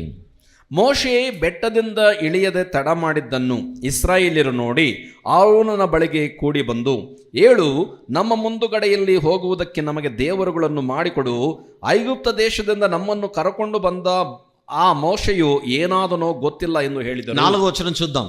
4ನೇ ವಚನದಲ್ಲಿ ನೋಡೋಣ. అతడు వారి యొద్దకు వాటిని తీసుకొని పొగరుతో ఏర్పరిచి దానిని పోత పోసిన దూడగా చేశాను. అప్పుడు వారు, ఓ ఇశ్రాయేలు, ఐగుప్తు దేశములో నుండి నిర్మించిన నీ దేవుడు ఇదే అనిరి. ಅವನು ಆ ಚಿನ್ನವನ್ನು ತನ್ನ ವಶಕ್ಕೆ ತೆಗೆದುಕೊಂಡು ಬಸವನ ಆಕಾರವನ್ನು ಒಳಿಯಿಂದ ರೂಪಿಸಿ ಎರಕೊಯ್ಯಲಾಗಿ ಅವರು, ಇಸ್ರಾಯೇಲರೇ ನೋಡಿರಿ, ಇದೇ ನಿಮ್ಮನ್ನು ಐಗುಪ್ತ ದೇಶದಿಂದ ಕರಕೊಂಡು ಬಂದ ದೇವರು ಎಂದು ಹೇಳಿದರು. 7వ వచనం చూద్దాం. 7ನೇ ವಚನ. కాగా యెహోవా మోషేతో ఇట్లా నేను, ಈಗಿರಲಾಗಿ ಯೆಹೋವನು ಮೋಶೆಗೆ ಹೀಗೆಂದನು, నీవు దిగి వెళ్ళుము, ఐగుప్తు దేశము నుండి నీవు రప్పించిన నీ ప్రజలు చెడిపోయిరి, నేను వారికి నుండి త్వరగా తొలగిపోయి తమ ఒకరికి పోత పోసిన దూడను చేసుకొని దానికి సాగిలపడి బలి నర్పించి, ఓయి ఇశ్రాయేలు, ఐగుప్తు దేశం నుండి నేను రప్పించిన నీ దేవుడు ఇదే అని చెప్పుకొనిరా. నేను 7 ಮತ್ತು 8ನೇ ವಚನಗಳು. ಈಗಿರಲಾಗಿ ಯೆಹೋವನು ಮೋಶೆಗೆ, ನೀನು ಬೆಟ್ಟದಿಂದ ಇಳಿದು ಹೋಗು, ಐಗುಪ್ತ ದೇಶದಿಂದ ನೀನು ಕರೆದುಕೊಂಡು ಬಂದ ನಿನ್ನ ಜನರು ಕೆಟ್ಟು ಹೋದರು, ನಾನು ಅವರಿಗೆ ಆಜ್ಞಾಪಿಸಿದ ಮಾರ್ಗವನ್ನು ಅವರು ಬೇಗನೆ ಬಿಟ್ಟು ಹೋಗಿ ತಮಗೆ ಲೋಹದ ಬಸವನನ್ನು ಮಾಡಿಸಿಕೊಂಡು ಅದಕ್ಕೆ ಅಡ್ಡ ದಿನಗಳನ್ನು ಅರ್ಪಿಸಿ, ಇಸ್ರಾಯೇಲರೇ ನೋಡಿರಿ, ಇದೇ ನಿಮ್ಮನ್ನು ಐಗುಪ್ತ ದೇಶದಿಂದ ಕರೆದುಕೊಂಡು ಬಂದ ದೇವರು ಎಂದು ಹೇಳಿಕೊಳ್ಳುತ್ತಿದ್ದಾರೆ ಎಂದು ಹೇಳಿದನು. ఒకసారి ఆలోచించండి ఈ వాక్య భాగాన్ని. ఈ వాక్య భాగವನ್ನು ಒಮ್ಮೆ ಆಲೋಚಿಸಿ. లోకానికి నిజ దేవుని గురించి తెలియజేయవలసిన బాధ్యత కలిగినటువంటి ఈ ఇశ్రాయేలీలు, ಲೋಕದವರಿಗೆ ನಿಜ ದೇವರ ಕುರಿತಾಗಿ ಪರಿಚಯ ಮಾಡಬೇಕಾಗಿರತಕ್ಕಂತಹ ಬಾಧ್ಯತೆ ಉಳ್ಳ ಈ ಇಸ್ರಾಯೇಲರು వారే దేవునిని మార్చుకున్నారు. ఇక్కడ ಅವರೇ ದೇವರನ್ನ ಮರೆತು ಬಿಟ್ಟಿದ್ದಾರೆ. ಇಲ್ಲಿ అసలు నిజ దేవుని గురించి తెలియజేయవలసినటువంటి వారే దేవుని మార్చుకోవడం అంటే అర్థం ఏమిటి? ಇಷ್ಟಕ್ಕೂ ನಿಜ ದೇವರನ್ನ ಪರಿಚಯ ಮಾಡಬೇಕಾದಂತ ಇವರೇ ದೇವರುಗಳನ್ನ ಬದಲಾಯಿಸಿಕೊಳ್ಳುವುದು ಅಂತಂದ್ರೆ ಅದರ ಅರ್ಥವೇನು? అదే ఇందాక నేను చెప్పాను, అంబులెన్స్ కి యాక్సిడెంట్ అవడం అంటే ఇదే. ಅದನ್ನೇ ನಾನು ಇಷ್ಟೊತ್ತ ಹೇಳಿದ್ನಲ್ವೇ, ಆಂಬುಲೆನ್ಸ್ಗೆ ಆಕ್ಸಿಡೆಂಟ್ ಆಗುವುದು ಅಂತಂದ್ರೆ ಇದೆ. అసలు పేషెంట్ ని డాక్టర్ దగ్గర తీసుకుని వెళ్ళాలి అంబులెన్స్.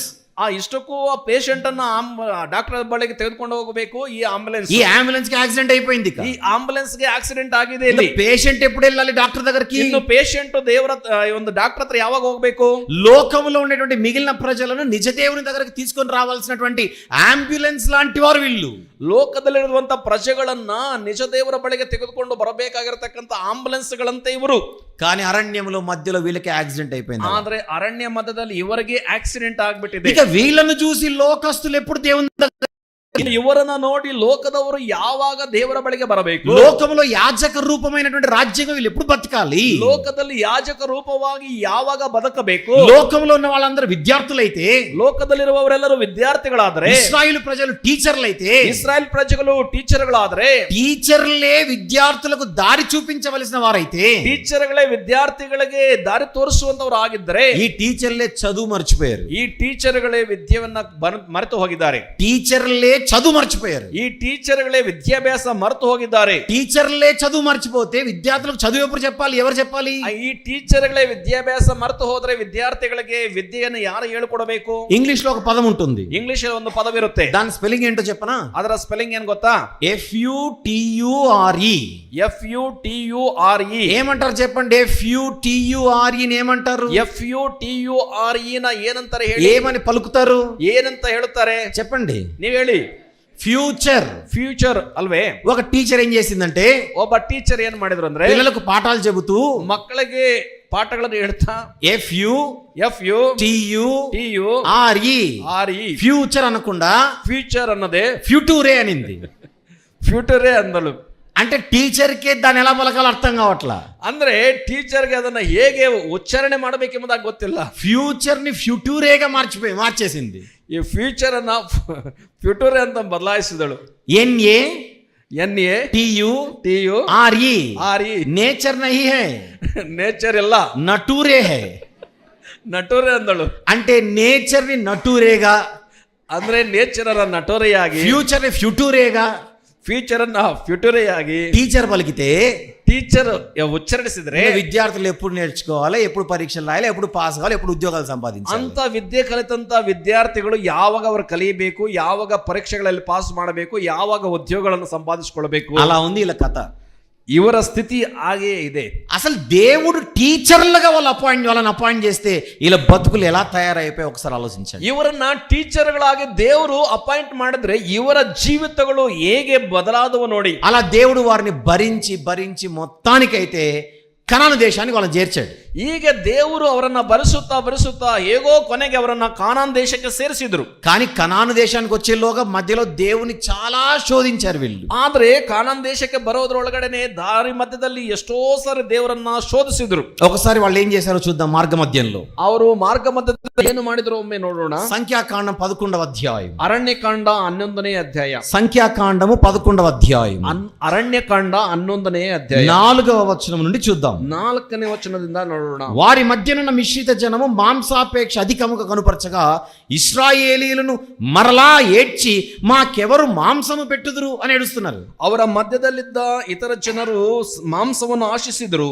ಇಸ್ರಾಯೇಲ್ಯರು ಕೂಡ ತಿರುಗಿ ಹತ್ತುಕೊಂಡು ಮಾಂಸವು ನಮಗೆ ಹೇಗೆ ಲಭಿಸಿತು ಎಂಬುದಾಗಿ ఇశ్రాయేలీయులు మరలా ఏడ్చట. ಇಸ್ರಾಯೇಲರು ಮತ್ತೆ ಹತ್ತರು ಅಂತ ಬರೆಯಲ್ಪಟ್ಟಿದೆ. మరలా ఏడ్చేట అర్థం ఏంటి? ಮತ್ತೆ ಅಳುತ್ತಿದ್ದಾರೆ ಅಂದ್ರೆ ಅರ್ಥವೇನು? అంతకుముందు చాలా సార్లు ఏడ్చారని. ಇದಕ್ಕೆ ಮೊದಲು ತುಂಬಾ ಸಾರಿ ಹತ್ತಿದ್ದಾರೆ. అది దేవుడు గొప్పగా ఒక అద్భుతమైన దేశానికి నడిపిస్తుంటే మధ్యలో ఏడుపు కొట్టు మొక్కలు చూడండి. ನೋಡಿ, ದೇವರು ಅದ್ಭುತವಾಗಿ ಒಂದು ವಾಗ್ದಾನ ದೇಶಕ್ಕೆ ನಡೆಸ್ತಿರುವುದಾದ್ರೆ ಇವರ ಮಧ್ಯದಲ್ಲಿ ಒಂದಿರುವಂತ ಗೋಳಾಟ ನೋಡ್ರಿ. దేవుడిచ్చిన విమోచన విడుదల మర్చిపోయారు. ದೇವರು ಕೊಟ್ಟ ವಿಮೋಚನೆ ಬಿಡುಗಡೆಯನ್ನ ಮರೆತು ಹೋದರು. దేవుడు చేసిన గొప్ప గొప్ప కార్యక్రమాలని మర్చిపోయారు. ದೇವರು ಮಾಡಿದ ದೊಡ್ಡ ದೊಡ್ಡ ಕಾರ್ಯಗಳನ್ನು ಮರೆತು ಹೋದರು. కానీ కొద్ది కాలం అయిపోయిన తర్వాత వాళ్లకు మాంసం గుర్తొస్తుందట. ಆದ್ರೆ ಸ್ವಲ್ಪ ಕಾಲದ ನಂತರ ಅವರಿಗೆ ಮಾಂಸವು ಜ್ಞಾಪಕಕ್ಕೆ ಬರುತ್ತಿದೆ. మాంసం గుర్తు తెచ్చుకొని ఏడ్చుకుంటున్నారు ఇల్లు. ಮಾಂಸವನ್ನ ಜ್ಞಾಪಕ ಮಾಡಿಕೊಂಡು ಅಟ್ಟುಕೊಳ್ಳುತ್ತಿದ್ದಾರೆ ಇವರು. ఇంకా అయిపోలేదు ఇక్కడ. ಇಲ್ಲಿಗೆ ಮುಕ್ತಾಯ ಆಗಲಿಲ್ಲ. 5వ వచనం చూద్దాం. 5ನೇ ವಚನವನ್ನು ನೋಡೋಣ. ఐగుప్తులో మేము ఉచితముగా తినిన చేపలు, కీరకాయలు, దోసకాయలు, కూరాకులు, ఉల్లిపాయలు, తెల్లగడ్డలు, మొత్తం రైతు బజారంతా జ్ఞాపకంలోకి వచ్చుచున్నది. ಐಗುಪ್ತ ದೇಶದಲ್ಲಿ ನಾವು ಬಿಟ್ಟಿಯಾಗಿ ತಿನ್ನುತ್ತಿದ್ದ ಮೀನು, ಸೌತೆಕಾಯಿ, ಕರ್ಬೂಜು, ಉಳ್ಳಗಡ್ಡೆ, ನೀರುಳ್ಳಿ, ಬೆಳ್ಳುಳ್ಳಿ ಪರಿಪೂರ್ಣವಾಗಿ ಎಲ್ಲ ಸೂಪರ್ ಮಾರ್ಕೆಟ್ ಅವರಿಗೆ ಜ್ಞಾಪಕ ಬರ್ತದೆ. ఐగుప్తుల్లో మేము ఉచితముగా తిన్న డైలాగులు చూడండి ఎలా ఉందో. ನೋಡಿ, ಐಗುಪ್ತದಲ್ಲಿ ಉಚಿತವಾಗಿ ಅನ್ನುವಂತ ಡೈಲಾಗ್ ಹೇಗಿದೆ ನೋಡಿ. ఏంటి ఫ్రీగా తినొచ్చారా? ಏನ್ರಿ ಅಲ್ಲಿ ಫ್ರೀ ಆಗಿ ತಿಂದು ಬಂದ್ರ? అక్కడ బానిస బతుకు బతకలేకనే దేవుడి కాళ్ళు పట్టుకున్నారు. అప్పుడు ಅಲ್ಲಿ ಗುಲಾಮಗಿರಿಯಲ್ಲಿ ಬದುಕದೆ ದೇವರ ಪಾದಗಳನ್ನು ಹಿಡ್ಕೊಂಡರು. వెట్టి చాకరీ భరించలేక కదా దేవునికి మొర పెట్టింది. ಬಿಟ್ಟಿ ಕೆಲಸವನ್ನ ಮಾಡಲಾರದೆ ದೇವರಿಗೆ ಮೊರೆ ಇಟ್ಟರು. ఈ బయటికి వచ్చిన తర్వాత బిల్డప్లు చూడండి. ಈಗ ಹೊರಗೆ ಬಂದಂತ ಅವರ ಬಿಲ್ಡಪ್ ನೋಡ್ರಿ. ఫ్రీగా తిన్నారట. ಫ್ರೀ ಆಗಿ ತಿಂದುವಿ. ఏమేమి తిన్నారట?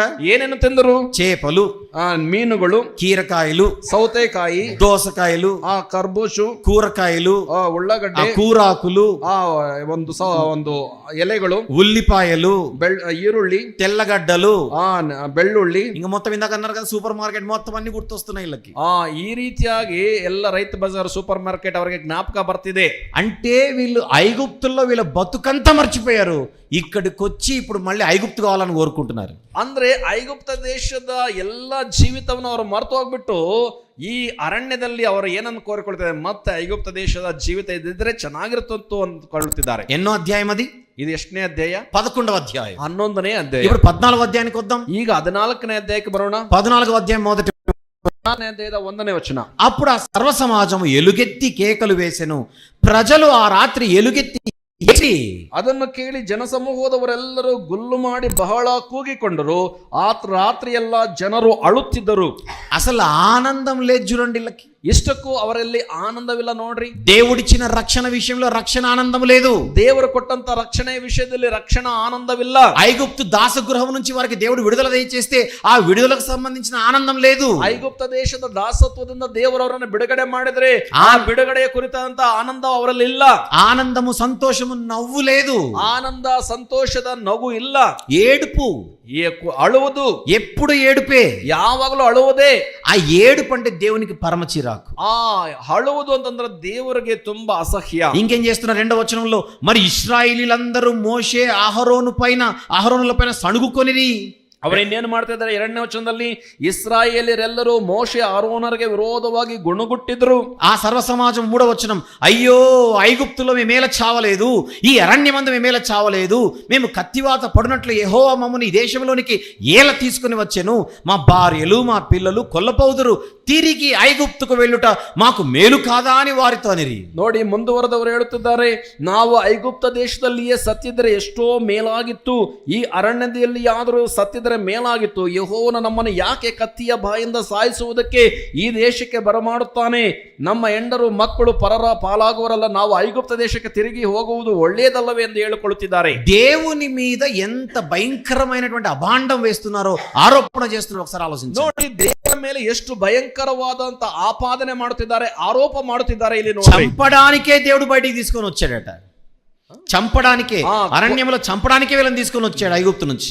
ಅರಣ್ಯದಲ್ಲಿ ಕೊಲ್ಲುವುದಕ್ಕಾಗಿಯೇ ದೇವರು ಇವರನ್ನ ಐಗುಪ್ತ ದೇಶದಿಂದ ಬಿಡಿಸಿಕೊಂಡು ಬಂದನು ಎಂದು ಹೇಳುತ್ತಾರೆ. అసలు అబ్రహాము గారితో చేసినటువంటి వాగ్దానం ఏమిటి? దేవుడు ಇಷ್ಟಕ್ಕೂ ಅಬ್ರಹಾಮನೊಂದಿಗೆ ಮಾಡಿದಂತ ವಾಗ್ದಾನವೇನು? ದೇವರು ఒక అద్భుతమైనటువంటి దేశాన్ని నీ సంతానముకి ఇస్తానని వాగ్దానం చేశాడు. ಒಂದು ಅದ್ಭುತವಾದಂತ ದೇಶವನ್ನು ನಿನ್ನ ಸಂತಾನಕ್ಕೆ ಕೊಡುತ್ತೇನೆ ಎಂದು ದೇವರು ವಾಗ್ದಾನ ಮಾಡಿದ್ರು. ఆయన వాగ్దానం, ఆయన నిబంధన ఎప్పుడు ఆయన మర్చిపోలేదు. ಆತನ ವಾಗ್ದಾನ, ಆತನ ನಿಬಂಧನೆಯನ್ನು ಯಾವಾಗಲೂ ಮರೆತು ಹೋಗಲಿಲ್ಲ. ఐగుప్తు నుండి వాళ్ళని బయటికి తీసుకుని వచ్చేటప్పుడు కూడా అబ్రహాము గారితో చేసిన జ్ఞాపకం చేసుకున్నాడు. ಐಗುಪ್ತ ದೇಶದಿಂದ ಅವರನ್ನು ಹೊರಗೆ ಕರೆತರುವಾಗಲೂ ಕೂಡ ವಾಗ್ದಾನವನ್ನು ನೆನಪಿಗೆ ತಂದುಕೊಂಡನು. కానీ ఈ రోజు వీళ్ళు ఇన్ని అనుభవించిన తర్వాత దేవుడు అంటున్నారు, మమ్మల్ని చంపడానికే నువ్వు తీసుకొని వచ్చావు బయట. ಇಷ್ಟೆಲ್ಲ ಅನುಭವಿಸಿದ ಮೇಲೆ ಈಗ ಅವರು ಹೇಳ್ತಿದ್ದಾರೆ, ನಮ್ಮನ್ನು ಕೊಲ್ಲುವುದಕ್ಕಾಗಿ ದೇವರು ಕರೆತಂದನು ಎಂದು ಹೇಳುತ್ತಾರೆ. ఎంత అన్యాయమైనటువంటి మాట ఒకసారి ఆలోచించమని నేను కోరుతున్నాను. ಎಷ್ಟು ಅನ್ಯಾಯವಾದಂತ ಮಾತು ಇದು ಎಂದು ಒಮ್ಮೆ ಯೋಚನೆ ಮಾಡಿ. ఒక మాట అనే ముందు, ఒక మాట మాట్లాడే ముందు 1కి 100 సార్లు ఆలోచించొద్దు.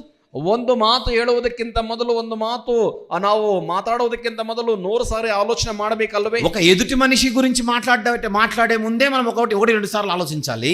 ಒಬ್ಬ ಎದುರಿಗಿರುವಂತ ಮನುಷ್ಯನ ಬಗ್ಗೆ ಮಾತನಾಡುವಾಗಲೇ ನಾವು ಸುಮಾರು ಸಾರಿ ಆಲೋಚಿಸಬೇಕು. ఎవరైనా మనకు మంచి చేస్తే వారి గురించి మాట్లాడే ముందుగా 10 సార్లు ఆలోచించాలి. ಯಾರಾದರೂ ನಮಗೆ ಒಳ್ಳೆಯದನ್ನ ಮಾಡುವುದಾದ್ರೆ ಅವರ ಕುರಿತು ಮಾತಾಡುವುದಕ್ಕೆ ನಾವು 10 ಸಾರಿ ಯೋಚಿಸಬೇಕು. అలాంటిది దేవుని గురించి మాట్లాడే ముందుగా 1000 సార్లైనా ఆలోచించాలి. ಅದರಂತೆ ದೇವರ ಬಗ್ಗೆ ಮಾತಾಡಬೇಕಾದ್ರೆ 1000 ಸಾರಿ ಅವರು ಯೋಚಿಸಬೇಕಿತ್ತು. నోటికి ఏదొస్తే అది మాట్లాడడమేనా దేవుని గురించి? ಬಾಯಿಗೆ ಏನು ಬಂದ್ರೆ ಅದನ್ನ ಮಾತನಾಡುವುದೇನಾ ದೇವರ ಬಗ್ಗೆ?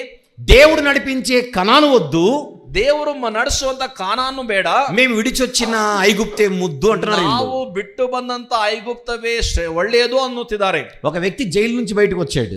ಒಬ್ಬ ವ್ಯಕ್ತಿ ಜೈಲಿಂದ ಹೊರಗೆ ಬಂದಿದ್ದಾನೆ. జైలు లోపల జీవితం బాగుంటుందా, జైలు బయట బాగుంటుందా? ಜೈಲಿನ ಒಳಗೆ ಜೀವಿತ ಚೆನ್ನಾಗಿರುತ್ತಾ, ಜೈಲಿನ ಹೊರಗೆ ಜೀವಿತ ಚೆನ್ನಾಗಿರುತ್ತೆ? జైలు బయట స్వాతంత్రం ఉంటుంది, ಜೈಲಿನ ಹೊರಗೆ ಸ್ವಾತಂತ್ರ್ಯವಿರುತ್ತೆ. జైలు బయట స్వేచ్ఛ ఉంటుంది, ಜೈಲಿನ ಹೊರಗೆ ಸ್ವೇಚ್ಛೆ ಇರುತ್ತೆ. జైలు సొంత వారితో కలిసి ఉండొచ్చు, ಜೈಲಿನ ಹೊರಗೆ ಸ್ವಂತದವರ ಬಳಿ ಕಲಿತಿರಬಹುದು. కానీ జైలు లోపల ఇవన్నీ ఉండవుగా.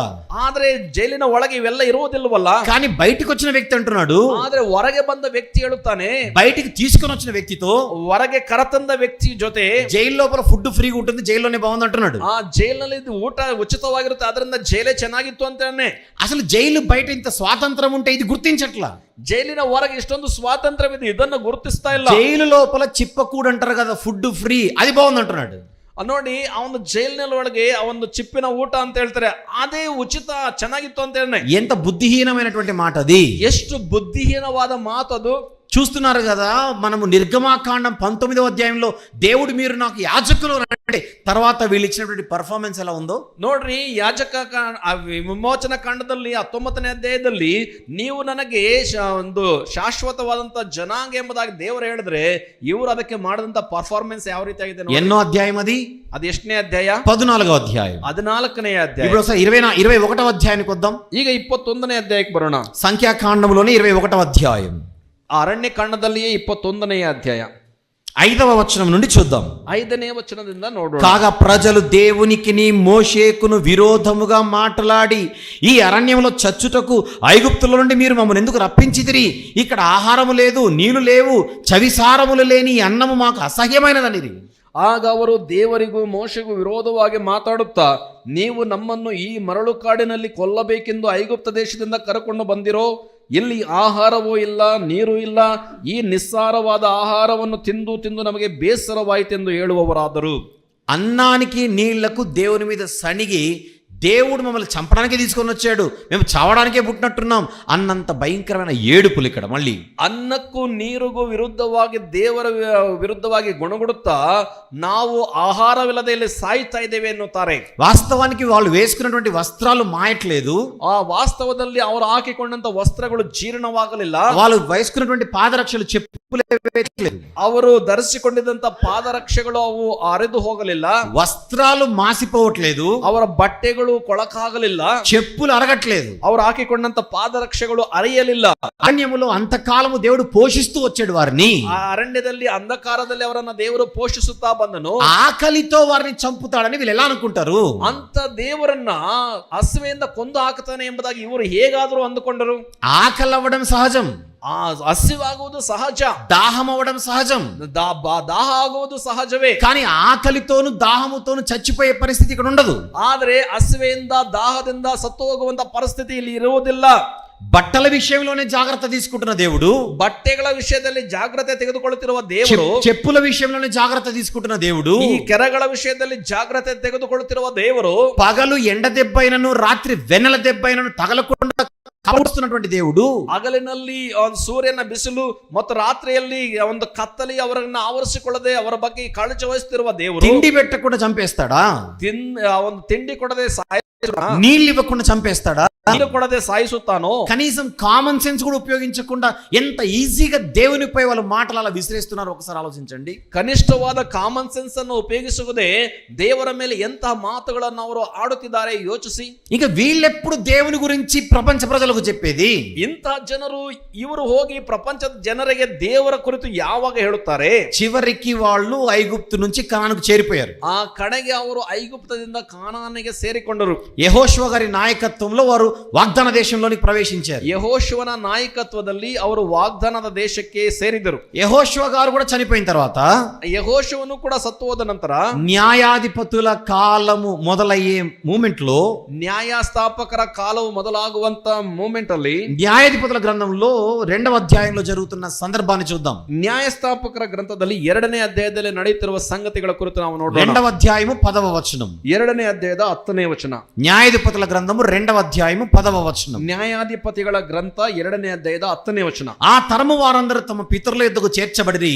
వారి తర్వాత యెహోవానైనను ఆయన ఇశ్రాయేలుల కొరకు చేసిన కార్యములనైనను ఎరుగని తరం ఒకటి పుట్టింది. ಅವನ ಕಾಲದವರೆಲ್ಲರೂ ಪಿತೃಗಳ ಬಳಿಗೆ ಸೇರಿದ ಮೇಲೆ ಯೆಹೋವನನ್ನು ಆತನು ಇಸ್ರಾಯೇಲರಿಗೋಸ್ಕರ ಮಾಡಿದ ಮಹತ್ಕಾರ್ಯ ಹುಟ್ಟಿತು ಎಂದು ಬರೆಯಲ್ಪಟ್ಟಿದೆ. ఇది ఒకసారి మీ ఈ వచనాన్ని మీరు అందరూ ఆలోచించమని నేను కోరుతున్నాను. ನೀವು ಈ ಮಾತುಗಳನ್ನು ಒಂದು ಸಾರಿ ನೀವು ಆಲೋಚಿಸಬೇಕು ಎಂದು ಕೇಳುತ್ತೇನೆ. ఒక జనరేషన్ వాళ్ళందరూ చనిపోయిన తర్వాత ಒಂದು ತಲೆಮಾರಿನವರು ಸತ್ತು ಹೋದ ನಂತರ మరొక క్రొత్త జనరేషన్ పుట్టింది. ಮತ್ತೊಂದು ಹೊಸ ತಲೆಮಾರು ಹುಟ್ಟಿದೆ. ఆ నూతన తరము వారికి అసలు యెహోవా దేవుడు అంటే ఎవరో తెలియని పరిస్థితి అట. ಆ ನೂತನ ತಲೆಮಾರಿನವರಿಗೆ ಯೆಹೋವನು ಯಾರೋ ಎಂಬುದಾಗಿ ತಿಳಿಯದ ಪರಿಸ್ಥಿತಿ. ఆయన ఇశ్రాయేలీల కొరకు చేసిన కార్యములను కూడా ఎరుగని పరిస్థితి అని బైబిల్ చెబుతోంది. ಆತನು ಇಸ್ರಾಯೇಲರಿಗೆ ಮಾಡಿದ ಮಹತ್ಕಾರ್ಯಗಳನ್ನು ಅರಿಯದ ಪರಿಸ್ಥಿತಿ ಎಂದು ಬೈಬಲ್ ಹೇಳುತ್ತೆ. అంటే కొత్త జనరేషన్ వాళ్ళకి నిజ దేవుడు ఎవరో తెలియకపోతే, ಅಂದ್ರೆ ಹೊಸ ಜನರೇಷನ್ ಅವರಿಗೆ ದೇವರು ಯಾರು ಎಂಬುದಾಗಿ ತಿಳಿಯದೆ ಹೋದ್ರೆ ఈ ఫెయిల్యూర్ ఎవరిది? ಈ ಫೇಲ್ಯೂರ್ ಯಾರದು? చనిపోయిన జనరేషన్ది కాదా? ಸತ್ತು ಹೋದಂತ ತಲೆಮಾರಿನವ್ರದ್ದು ಅಲ್ವೇ? పిల్లలకు దేవుని గురించి తెలియకపోవడానికి గల కారణం తల్లిదండ్రులు కాదా? ಮಕ್ಕಳಿಗೆ ದೇವರ ಕುರಿತಾಗಿ ಗೊತ್ತಾಗದೇ ಇರುವುದಕ್ಕೆ ಕಾರಣ ತಾಯಿ ತಂದೆಗಳಲ್ವೇ? అసలు ప్రపంచ ప్రజలకు నిజ దేవుని గురించి చెప్పవలసిన బాధ్యత వీరి మీద ఉంటే, ಪ್ರಪಂಚದ ಜನರಿಗೆಲ್ಲ ನಿಜ ದೇವರ ಬಗ್ಗೆ ಹೇಳಬೇಕಾದಂತ ಜವಾಬ್ದಾರಿ ಇವರ ಮೇಲೆ ಇದ್ದರೆ, ఇతర జనాంగాలకు దేవుని గురించి చెప్పవలసిన రెస్పాన్సిబిలిటీ వీరిదైతే, ಇತರ ಜನಾಂಗದವರಿಗೆ ದೇವರ ಬಗ್ಗೆ ಹೇಳಬೇಕಾಗಿರತಕ್ಕಂತ ಜವಾಬ್ದಾರಿ ಇವರ ಮೇಲೆ ಇದ್ದರೆ, ఈ సొంత పిల్లలకు కూడా చెప్పకుండా చనిపోయారు. ಇವರು ಸ್ವಂತ ಮಕ್ಕಳಿಗೂ ಕೂಡ ಹೇಳದೆ ಸತ್ತು ಹೋಗಿದ್ದಾರೆ. ఎంత ఇర్రెస్పాన్సిబుల్ గా ఉన్నారో ఒకసారి ఆలోచించమని ಎಷ್ಟು కోరుతున్నాను. ಬೇಜವಾಬ್ದಾರಿಯಿಂದ ಇದ್ದಾರೆ ಇವರು. అందుకే వీరి గురించి కీర్తనల గ్రంథంలో ఏముందో చూద్దాం. ಅದಕ್ಕೆ ಇವರ ಕುರಿತು ಕೀರ್ತನೆಗಳ ಗ್ರಂಥದಲ್ಲಿ ಏನು ಬರೆಯಲ್ಪಟ್ಟಿದೆಯೋ ನೋಡೋಣ. 78వ కీర్తన 78ನೇ ಕೀರ್ತನೆ 8వ వచనం నుండి చూద్దాం. 8ನೇ ವಚನದಿಂದ ನೋಡೋಣ. 78వ కీర్తన 8వ వచనం నుండి. 78ನೇ ಕೀರ್ತನೆ 8ನೇ ವಚನದಿಂದ. ఆయన యాకోబు సంతతికి శాసనములను నియమించెను, ఇశ్రాయేలు సంతతికి ధర్మశాస్త్రమును అనుగ్రహించెను. మన పితరులు తమ పుత్రులకు దానిని తెలుపవలెనని వారికి ఆజ్ఞాపించెను. విండ్లను పట్టుకొని యుద్ధ సన్నద్ధులైన ఎఫ్రాయిము సంతతి వారు యుద్ధ కాలమున వెనుకకు తిరిగిరి. వారు దేవుని నిబంధనను గైకొనకపోయిరి, ఆయన ధర్మశాస్త్రం అనుసరింపనొల్లకపోయిరి. ఆయన క్రియలను, ఆయన వారికి చూపిన తన ఆశ్చర్య క్రియలను వారు మర్చిపోయిరి. ನನ್ನ ಮಹತ್ಕೃತ್ಯಗಳನ್ನು ಮರೆಯದೆ ನನ್ನಲ್ಲಿಯೇ ಭರವಸವಿಟ್ಟು ನನ್ನ ಆಜ್ಞೆಗಳನ್ನು ಕೈಕೊಂಡಾರು ಎಂಬುದೇ. ಎಫ್ರಾಯಿಂ ಕುಲದವರು ಧನುರ್ಧಾರಿಗಳಾಗಿ ಹೋಗಿ ಯುದ್ಧ ಸಮಯದಲ್ಲಿ ಬೆಂಗೊಟ್ಟು ಓಡಿ ಹೋದರು. ಅವರು ದೇವರ ನಿಬಂಧನೆಯನ್ನು ಪಾಲಿಸದೆ ಆತನ ಧರ್ಮಶಾಸ್ತ್ರವನ್ನು ಅನುಸರಿಸಲೊಲ್ಲದೆ ಆತನ ಕಾರ್ಯಗಳನ್ನು, ಆತನು ತಮ್ಮೆದುರಲ್ಲಿ ನಡೆಸಿದ ಅದ್ಭುತಗಳನ್ನು ಮರೆತು ಬಿಟ್ಟರು ಎಂಬುದು. ఆయన వారికి చూపిన తన ఆశ్చర్యక్రియలను వారు మరచిపోయిరి అని కనబడుతోంది. ಆತನು ತಮಗೆ ತೋರಿಸಿದ ಆತನ ಅದ್ಭುತ ಸೂಚಕಗಳನ್ನು ಅವರು ಮರೆತು ಬಿಟ್ಟರು ಎಂದು. పైన 8వ వచనములో మన పితరులు తమ పుత్రులకు దానిని తెలుపవాలని వారికి ఆజ్ఞాపించాను. ಆ ನಂತರ ಮೇಲಿನ ವಚನಗಳಲ್ಲಿ ನೋಡುವಾಗ ತಮ್ಮ ಪಿತೃಗಳು ತಮ್ಮ ಮುಂದಿನ ತಲೆಯವರಿಗೆ ಅದನ್ನ ತಿಳಿಸಬೇಕೆಂಬುದಾಗಿ ಹೇಳಲ್ಪಟ್ಟಿದೆ. దేవుడు మీ పిల్లలకు నా గురించి తెలియజేయాలని చెప్పాడు. ದೇವರು ನಿಮ್ಮ ಮಕ್ಕಳಿಗೆ ನನ್ನ ಬಗ್ಗೆ ತಿಳಿಯಪಡಿಸಬೇಕು ಎಂದು ಹೇಳಿದ್ದಾರೆ. ప్రపంచ ప్రజలకు మీరే చెప్పాలి, ಪ್ರಪಂಚದ ಪ್ರಜೆಗಳಿಗೆ ನೀವೇ ಹೇಳಬೇಕು, కడుపున పుట్టిన మీ పిల్లలకు కూడా మీరే చెప్పాలి. ಹೊಟ್ಟೆ ಹುಟ್ಟಿದಂತ ನಿಮ್ಮ ಮಕ್ಕಳಿಗೂ ನೀವೇ ಹೇಳಬೇಕು. అందుకే మీరు నాకు స్పెషల్, ಅದಕ್ಕಾಗಿಯೇ ನೀವು ನನಗೆ ಸ್ಪೆಷಲ್, అందుకే మీకు నా వాక్యాన్ని ఇచ్చినది, ಅದಕ್ಕೆ ನಿಮಗೆ ನನ್ನ ವಾಕ್ಯವನ್ನು ಕೊಟ್ಟದ್ದು, అందుకే నా న్యాయ విధులను మీ చేతికి ఇచ్చినది, ಅದಕ್ಕೆ ನನ್ನ ನ್ಯಾಯ ವಿಧಿಗಳನ್ನು ನಿಮ್ಮ ಕೈಗೆ ಕೊಟ್ಟದ್ದು, అందుకే నా ధర్మశాస్త్రాన్ని మీకు ఇచ్చినది. ಅದಕ್ಕೆ ನನ್ನ ಧರ್ಮಶಾಸ್ತ್ರವನ್ನು ನಿಮಗೆ ಕೊಟ್ಟದ್ದು. ధర్మశాస్త్రము లేదా వాక్యము లేదా నా కట్టడలు శాసనాలు విధులు కలిగినటువంటి మీరు ఆ వాక్యాన్ని నేర్చుకొని అది మీ పిల్లలకు చెప్పాలి, మిగిలిన జనాంగాలకు చెప్పాలి. ಧರ್ಮಶಾಸ್ತ್ರ ಇಲ್ಲ ವಾಕ್ಯ ಇಲ್ಲ ವಿಧಿಗಳನ್ನು ಹೊಂದಿರತಕ್ಕಂತ ನೀವು ಅವುಗಳನ್ನು ನೀವು ಕೈಗೊಂಡು ನಿಮ್ಮ ಮಕ್ಕಳಿಗೆ ಅದನ್ನ ಬೋಧಿಸಬೇಕು. ఆ వాక్య ప్రకారంగా మీరు బ్రతకాలి, ಆ ವಾಕ್ಯದ ಪ್ರಕಾರ ನೀವು ಬದುಕಬೇಕು, అలాగని మీ పిల్లలకు చెప్పాలి, ಅದನ್ನ ನಿಮ್ಮ ಮಕ್ಕಳಿಗೆ ಹೇಳಬೇಕು, చుట్టూన్న జనాలకు కూడా మీరే తెలియజేయాలి. ಸುತ್ತಲೂ ಇರುವ ಪ್ರಜೆಗಳಿಗೆ ನೀವೇ ಅದನ್ನ ತಿಳಿಯಪಡಿಸಬೇಕು. మిమ్మల్ని చూసి మిగిలినటువంటి అన్యజనులందరూ కూడా నన్ను తెలుసుకోవాలి. ನಿಮ್ಮನ್ನ ನೋಡಿ ಉಳಿದ ಇತರ ಎಲ್ಲ ಜನಾಂಗಗಳವರು ನನ್ನನ್ನು ತಿಳಿದುಕೊಳ್ಳಬೇಕು. అందుకే వారిని నేను టీచర్స్ అని పిలుస్తున్నాను. ಅದಕ್ಕಾಗಿ ಅವರನ್ನ ಟೀಚರ್ಸ್ ಎಂದು ಕರೆಯುತ್ತೇನೆ. ఒక బడిలో 1000 మంది విద్యార్థులు ఉన్నారనుకోండి, ಒಂದು ಶಾಲೆಯಲ್ಲಿ 1000 ಜನ ವಿದ್ಯಾರ್ಥಿಗಳಿದ್ದಾರೆ. 1000 మంది విద్యార్థులకు 1000 మంది టీచర్లు ఏముండరు. ಆ 1000 ವಿದ್ಯಾರ್ಥಿಗಳಿಗೆ 1000 ಶಿಕ್ಷಕರು ಇರುವುದಿಲ್ಲ. ఎంతమంది ఉంటారు మహా అంటే టీచర్స్ చెప్పండి. ಹೆಚ್ಚಂದ್ರೆ ಎಷ್ಟು ಜನ ಇರ್ತಾರೆ ಶಿಕ್ಷಕರು ಹೇಳಿ? 1000 మంది విద్యార్థులకు టీచర్లు ఎంతమంది ఉంటారు? 1000 ಜನ ವಿದ್ಯಾರ್ಥಿಗಳಿಗೆ ಎಷ್ಟು ಜನ ಶಿಕ್ಷಕರು ఒక ಇರ್ತಾರೆ? 50 మంది ఉండొచ్చు లేదా 100 మంది ఉండొచ్చు. ಒಂದು 50 ಜನ ಇರಬಹುದು ಅಥವಾ 100 ಜನ ಇರಬಹುದು. అంటే 100 మంది టీచర్లు కలిసి 1000 మంది విద్యార్థులకు చదువు చెప్పాలి. ಅಂದ್ರೆ 100 జನ ಶಿಕ್ಷಕರು ಸೇರಿ 1000 ವಿದ್ಯಾರ್ಥಿಗಳಿಗೆ ವಿದ್ಯೆಯನ್ನ ಹೇಳಿಕೊಡಬೇಕು. ఆ 100 మంది టీచర్ల దగ్గర సిలబస్ ఉంటుంది, వాళ్ళ దగ్గర మొత్తం ఆ యొక్క కరిక్యులం ఉంటుంది, వాళ్ళ దగ్గర నాలెడ్జ్ ఉంటుంది. అదంతా తీసుకొని 1000 మంది విద్యార్థులకు చదువు చెప్పాలి. ಈ 100 ಜನ ಶಿಕ್ಷಕರ ಬಳಿಯಲ್ಲಿ ಸಿಲೆಬಸ್ ಇರುತ್ತೆ, ಕರಿಕ್ಯುಲಮ್ ಇರುತ್ತೆ, ಅವರ ಬಳಿ ನಾಲೆಡ್ಜ್ ಇರುತ್ತೆ. ಇದೆಲ್ಲವನ್ನು ತೆಗೆದುಕೊಂಡು 1000 ಜನ ವಿದ್ಯಾರ್ಥಿಗಳಿಗೆ ವಿದ್ಯೆಯನ್ನು ಹೇಳಿಕೊಡಬೇಕು. అలాగనే ప్రపంచంలో జనాల సంఖ్య ఎక్కువ, ಅದರಂತೆಯೇ ಪ್ರಪಂಚದಲ್ಲಿ ಜನರ ಸಂಖ್ಯೆ ಅಧಿಕವಾಗಿದೆ. కానీ జనాలు ఎంతమంది ఉన్నారో అంతమంది టీచర్లు అవసరం లేదు. ಆದ್ರೆ ಈ ಜನರು ಎಷ್ಟು ಜನ ಇದ್ದಾರೋ ಅಷ್ಟು ಜನ ಟೀಚರ್ಸ್ ಬೇಕಿಲ್ಲ. ఇశ్రాయేలు జాతి ఒక్కటి సరిపోతుంది. ಇಸ್ರಾಯೇಲ್ ಜಾತಿ ಒಂದೇ ಸಾಕಾಗುತ್ತೆ. మీరు టీచర్లుగా ఉండి మిగిలిన విద్యార్థులందరికీ నా గురించి తెలియజేయమని వాళ్ళకు దేవుడు టెక్స్ట్ బుక్ ఇచ్చాడు. ನೀವು ಟೀಚರ್ಗಳಾಗಿದ್ದು ಇತರ ಜನರಿಗೆ ನನ್ನ ಬಗ್ಗೆ ತಿಳಿಯಪಡಿಸಿ ಎಂಬುದಾಗಿ ದೇವರು ಅವರಿಗೆ ಟೆಕ್ಸ್ಟ್ ಬುಕ್ ಕೊಟ್ಟನು. ఆ టెక్స్ట్ బుక్కే ధర్మశాస్త్రం, వాక్యం, పాత నిబంధన. ಆ ಟೆಕ್ಸ್ಟ್ ಬುಕ್ ಧರ್ಮಶಾಸ್ತ್ರ, ವಾಕ್ಯ, ಹಳೆಯ ಒಡಂಬಡಿಕೆ. కానీ టెక్స్ట్ బుక్ ఉన్న చేతిలో దాన్ని చదువుకునే పరిస్థితి టీచర్ల దగ్గర లేదు. ಆದ್ರೆ ಟೆಕ್ಸ್ಟ್ ಬುಕ್ ಕೈಯಲ್ಲಿದ್ರೂ ಕೂಡ ಅದನ್ನ ಓದಿಕೊಳ್ಳದಂತಹ ಪರಿಸ್ಥಿತಿ ಈ ಒಂದು ಟೀಚರ್ಗಳಾಗಿದೆ. ఎంత దారుణమైనటువంటి పరిస్థితితో మీరు ఆలోచించండి. ಎಷ್ಟು ದಾರುಣವಾದ ಪರಿಸ್ಥಿತಿಯೋ ನೀವು అసలు వీళ్ళు 10 మందికి చెప్పడం తర్వాత సంగతి, 10 మంది వీళ్ళకు చెప్పే పరిస్థితిలోకి వచ్చారు. ಇವರು 10 ಜನಕ್ಕೆ ಹೇಳಬೇಕು, ಆದ್ರೆ 10 ಜನರ ಇವರಿಗೆ ಹೇಳಬೇಕಂತ ಪರಿಸ್ಥಿತಿಗೆ ಇವರು ಬಂದರು. టీచర్లకు విద్యార్థులు పాఠాలు చెప్పడం మొదలు పెడితే, ಆ ಟೀಚರ್ಗಳಿಗೇನೆ ವಿದ್ಯಾರ್ಥಿಗಳು ಪಾಠ ಹೇಳುವುದಕ್ಕೆ ಪ್ರಾರಂಭಿಸಿದರೆ టీచర్లను చూసి ఏమనాలి? ಈ ಟೀಚರ್ಗಳ ಬಗ್ಗೆ ಏನನ್ನಬೇಕು? అలాంటి పరిస్థితి వీళ్ళ తయారైపోయింది. ಅಂತಹ ಪರಿಸ್ಥಿತಿಗೆ ಇವರು ತಯಾರಾದರು. మనందరూ తెలుసు రాహాబు అనేటువంటి స్త్రీ. ನಮಗೆಲ್ಲರಿಗೂ ಗೊತ್ತಿದೆ ರಾಹಾಬು ಅನ್ನುವಂತ ಸ್ತ್ರೀ. తెలుసు కదా రాహాబు స్త్రీ గురించి అందరికీ. ರಾಹಾಬು ಸ್ತ್ರೀಯ ಬಗ್ಗೆ ಎಲ್ಲರಿಗೂ ಗೊತ್ತಲ್ವೇ? ఆమె ఒక అన్యజనులారు. ಆಕೆ ಅನ್ಯ ಜನರು. ఆమె వృత్తికి వేశ్య వృత్తిలో ఉండినది. ಆಕೆಯ ವೃತ್ತಿಯಲ್ಲಿ ವೇಶ್ಯೆ. కానీ ఆದರೂ ఇశ్రాయేలు ప్రజల గురించి దేవుడు వారి పట్ల చేసినటువంటి కార్యాల గురించి ఎర్ర సముద్రాన్ని చీల్చి వారు నడిపించిన సంగతి విన్నప్పుడు ఆమె ఆటోమేటిక్ గా మారు మనసు పొందింది. ಇಸ್ರಾಯೇಲ್ ಪ್ರಜೆಗಳ ಕುರಿತಾಗಿ ದೇವರು ಅವರ ಪಕ್ಷದಲ್ಲಿ ಮಾಡಿದಂತ ಕಾರ್ಯಗಳು, ಅದರಲ್ಲೂ ಕೆಂಪು ಸಮುದ್ರವನ್ನ ಇಬ್ಬಾಗ ಮಾಡಿದಂತ ವಿಷಯವನ್ನ ಆಕೆ ಕೇಳಿಸಿಕೊಂಡಾಗ ಅದನ್ನ ನಂಬಿ ರಕ್ಷಣೆಯನ್ನು ಹೊಂದಿದಳು. యెహోషువ గ్రంథము, ಯೆಹೋಶುವನ ಗ್ರಂಥ 2వ అధ్యాయం. 2ನೇ ಅಧ್ಯಾಯ. యెహోషువ గ్రంథము ಯೆಹೋಶುವನ ಗ್ರಂಥ 2వ అధ్యాయము 2ನೇ ಅಧ್ಯಾಯ 10-11 వచనములు చూద్దాం. 10-11 వచనಗಳಲ್ಲಿ ನೋಡೋಣ. మీరు ఐగుప్తు దేశములో నుండి వచ్చినప్పుడు మీ ఎదుట యెహోవా ఎర్ర సముద్రపు నీరుని ఎలాగో ఆరిపోజేసెను, యొర్దాను తీరముననున్న అమోరీయుల 2 రాజులైన సీహోనుకును ఓగుకును మీరేమి చేసితిరో అనగా మీరు వారిని ఎలాగో నిర్మూలన చేసితిరో ఆ సంగతి మేము వింటిమి. మేము వినినప్పుడు మా గుండెలు కరిగిపోయేను. మీ దేవుడే యెహోవా పైన ఆకాశం భూమి యందును దేవుడే. మీ ఎదుట ఎట్టి మనుషులకైనను ధైర్యమే మాత్రమును ఉండదు. ನೀವು ಐಗುಪ್ತದಿಂದ ಹೊರಟು ಬಂದ ಮೇಲೆ ಯೆಹೋವನು ನಿಮ್ಮ ಮುಂದೆ ಕೆಂಪು ಸಮುದ್ರವನ್ನು ಬತ್ತಿಸಿ ಬಿಟ್ಟದ್ದನ್ನು, ನೀವು ಯೋರ್ದನಿನ ಆಚೆಯಲ್ಲಿರುವ ಸೀಹೋನ್ ಅಮೋರಿಯರ ಅರಸರಿಬ್ಬರನ್ನು ನಿರ್ಮೂಲ ಮಾಡಿದ್ದನ್ನು ಕೇಳಿ ನಮ್ಮ ಎದೆ ಒಡೆದು ಹೋಯಿತು. ನಿಮ್ಮನ್ನು ಎದುರಿಸುವ ಧೈರ್ಯವು ಒಬ್ಬನಲ್ಲಿಯೂ ಇಲ್ಲ. ನಿಮ್ಮ ದೇವರಾದ ಯೆಹೋವನೊಬ್ಬನೇ ಪರಲೋಕದಲ್ಲಿಯೂ ಭೂಲೋಕದಲ್ಲಿಯೂ ದೇವರು. ఈ స్త్రీ రాహాబు అనేటువంటి ఈ స్త్రీ ರಾಹಾಬ್ ಅನ್ನುವಂತ ಈ ಸ್ತ್ರೀ ఆవిడ కళ్ళతో చూసినటువంటి ఆవిడ కాదు ఈ అద్భుత కార్యాలన్నీ కూడా. ಈ ಎಲ್ಲ ಅದ್ಭುತಗಳನ್ನ ಆಕೆಯನ್ನು ತನ್ನ ಕಣ್ಣಾರೆ ನೋಡಲಿಲ್ಲ, కేవలం చెవులతో విన్నది. ಕೇವಲ ಕಿವಿಯಾರೆ ಕೇಳಿದಳು. ఆమె విని మారిపోయింది.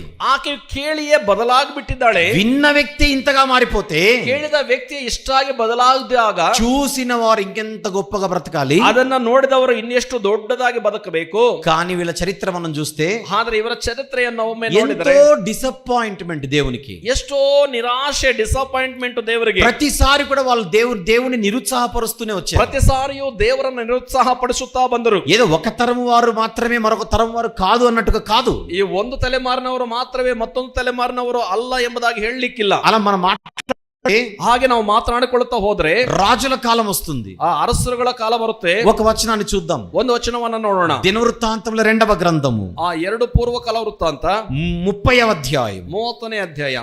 రాజైన హిజ్కియా గారి కాలం అది. ಅರಸನಾದ ಹಿಜ್ಕೀಯನ ಕಾಲವದು. దినవృత్తాంతముల 2వ గ్రంథం 30వ అధ్యాయము. 2 పూర్వకాల వృత్తాంత 30 మొదటి నుంచి చూద్దాం. 1ರಿಂದ ನೋಡೋಣ. మరియు హిజ్కియా ఇశ్రాయేలీయుల దేవుడైన యెహోవాకు పస్కా పండుగ ఆచరించుటకై యెరూషలేములోనున్న యెహోవా మందిరమునకు రావలసినదని ఇశ్రాయేలు వారికందరికిని యూదా వారికందరికిని వర్తమానములను ఎఫ్రాయిమీయులకు మనష్షే వారికి పత్రికలను పంపెను. మొదటి వచనం అంతా చదివాను. ತರುವಾಯ ಹಿಜ್ಕೀಯನು ಇಸ್ರಾಯೇಲ್ ದೇವರಾದ ಯೆಹೋವನ ಪಸ್ಕವನ್ನು ಆಚರಿಸುವುದಕ್ಕಾಗಿ ಯೆರೂಸಲೇಮಿನಲ್ಲಿರುವ ಯೆಹೋವನ ಆಲಯಕ್ಕೆ ಬರಬೇಕೆಂದು ಎಲ್ಲಾ ಇಸ್ರಾಯೇಲ್ಯರಿಗೂ ಯೆಹೂದ್ಯರಿಗೂ ಎಫ್ರಾಯಿಮರಿಗೂ ಮನಸ್ಸೆಯರಿಗೂ ದೂತರ ಮುಖಾಂತರವಾಗಿ ಮತ್ತು ಪತ್ರಗಳ ಮೂಲಕವಾಗಿ ತಿಳಿಯಪಡಿಸಿದನು. 1ನೇ ವಚನವನ್ನು ಓದಿದ್ದೇನೆ. అలా హిజ్కియా గారు అందరూ కలిసి దేవునికి పండుగ ఆచరిద్దాం రండి అని ఆహ్వాన పత్రికలు పంపితే, ಹಾಗೆ ಹಿಜ್ಕೀಯನು ಪಸ್ಕ ಹಬ್ಬವನ್ನು ಆಚರಣೆ ಮಾಡೋಣ ಬನ್ನಿರಿ ಎಂಬುದಾಗಿ ಎಲ್ಲರಿಗೂ ಪತ್ರಗಳನ್ನು ಕಳುಹಿಸಿದರೆ 10వ వచనంలో ఏం జరుగుతుందో చూద్దాం. 10ನೇ ವಚನದಲ್ಲಿ ಏನು ನಡೆಯುತ್ತಿದೆಯೋ ನೋಡೋಣ. అంచెవాండ్రు జెబులూను దేశం వరకును ఎఫ్రాయిము మనష్షేల దేశములలోనున్న ప్రతి పట్టణమునకు పోయిరి గాని అచ్చటి వారు ఎగతాళి చేసి వారిని అపహసించిరి. ದೂತರು ಎಫ್ರಾಯಿಂ, ಮನಸ್ಸೆ, ಜಬುಲೂನ್ ಪ್ರಾಂತಗಳಲ್ಲಿ ಪಟ್ಟಣದಿಂದ ಪಟ್ಟಣಕ್ಕೆ ಹೋಗುತ್ತಿರಲು ಜನರು ಅವರನ್ನು ಕಂಡು ನಕ್ಕು ಗೇಲಿ ಮಾಡಿದರು. ఏం చేశారట వాళ్ళు? ಅವ್ರು ಏನ್ ಮಾಡಿದರು? ఎగతాళి చేశారు, ಗೇಲಿ ಮಾಡಿದರು. దేవునికి పండుగ ఆచరిస్తాము రండి అని ఆహ్వానం పంపితే ఆహ్వానం అందుకున్న వాళ్ళు అపహాస్యం చేస్తున్నారు. ದೇವರಿಗೆ ಹಬ್ಬ ಆಚರಣೆ ಮಾಡೋಣ ಬನ್ನಿರಿ ಎಂಬುದಾಗಿ ಆಹ್ವಾನ ಕಳಿಸಿದಾಗ ಆಹ್ವಾನವನ್ನ ಸ್ವೀಕರಿಸಿದಂತವರು ಅವರನ್ನ ಗೇಲಿ ಮಾಡಿದರು. ఇది ఇశ్రాయేలీల పరిస్థితి, ಇದು ಇಸ್ರಾಯೇಲ್ಯರ పరిస్థితి. యూదರ పరిస్థితి. 36వ అధ్యాయానికి వద్దాం. 36ನೇ వృత్తాంతంలో 2వ గ్రంథం 36వ అధ్యాయం. 2ನೇ పూర్వకాಲ ವೃತ್ತಾಂತ 36ನೇ ಅಧ್ಯಾಯ. 15వ వచనం నుంచి చూద్దాం. 15 నుంచి 15ನೇ ವಚನದಿಂದ ನೋಡೋಣ. వారి పితరుల దేవుడైన యెహోవా ಅವರ ಪಿತೃಗಳ ದೇವರಾದ ಯೆಹೋವನು తన జనుల యందును తన నివాస స్థలమందును కటాక్షము గలవాడై వారి యొద్దకు తన దూతల ద్వారా వర్తమానం పంపుచూ వచ్చెను. ఆయన పెందల కడ లేచి పంపుచూ వచ్చినను వారు దేవుని దూతలను ఎగతాళి చేయుచు ఆయన వాక్యములను తృణీకరించుచు ఆయన ప్రవక్తలను హింసించుచు రాగా నివారింప శక్యము కాకుండా యెహోవా కోపము ఆయన జనుల మీదికి వచ్చెను. ಅವರ ಪಿತೃಗಳ ದೇವರಾದ ಯೆಹೋವನು ತನ್ನ ಪ್ರಜೆಯನ್ನು ನಿವಾಸ ಸ್ಥಾನವನ್ನು ಕನಿಕರಿಸಿ ಸಾವಕಾಶ ಮಾಡದೆ ತನ್ನ ದೂತರ ಮುಖಾಂತರವಾಗಿ ಅವರನ್ನು ಎಚ್ಚರಿಸುತ್ತಾ ಇದ್ದರೂ ಅವರು ದೇವ ಪ್ರೇಷಿತರನ್ನು ಗೇಲಿ ಮಾಡಿ ಆತನ ಮಾತುಗಳನ್ನು ತುಚ್ಛೀಕರಿಸಿ ಆತನ ಪ್ರವಾದಿಗಳನ್ನು ಹೀಯಾಳಿಸಿದ್ದರಿಂದ ಆತನ ಕೋಪಾಗ್ನಿಯು ಆತನ ಪ್ರಜೆಯ ಮೇಲೆ ಉರಿಯ ಹತ್ತಿತು, ಅದರ ತಾಪವು ಆರಿ ಹೋಗಲೇ ಇಲ್ಲ.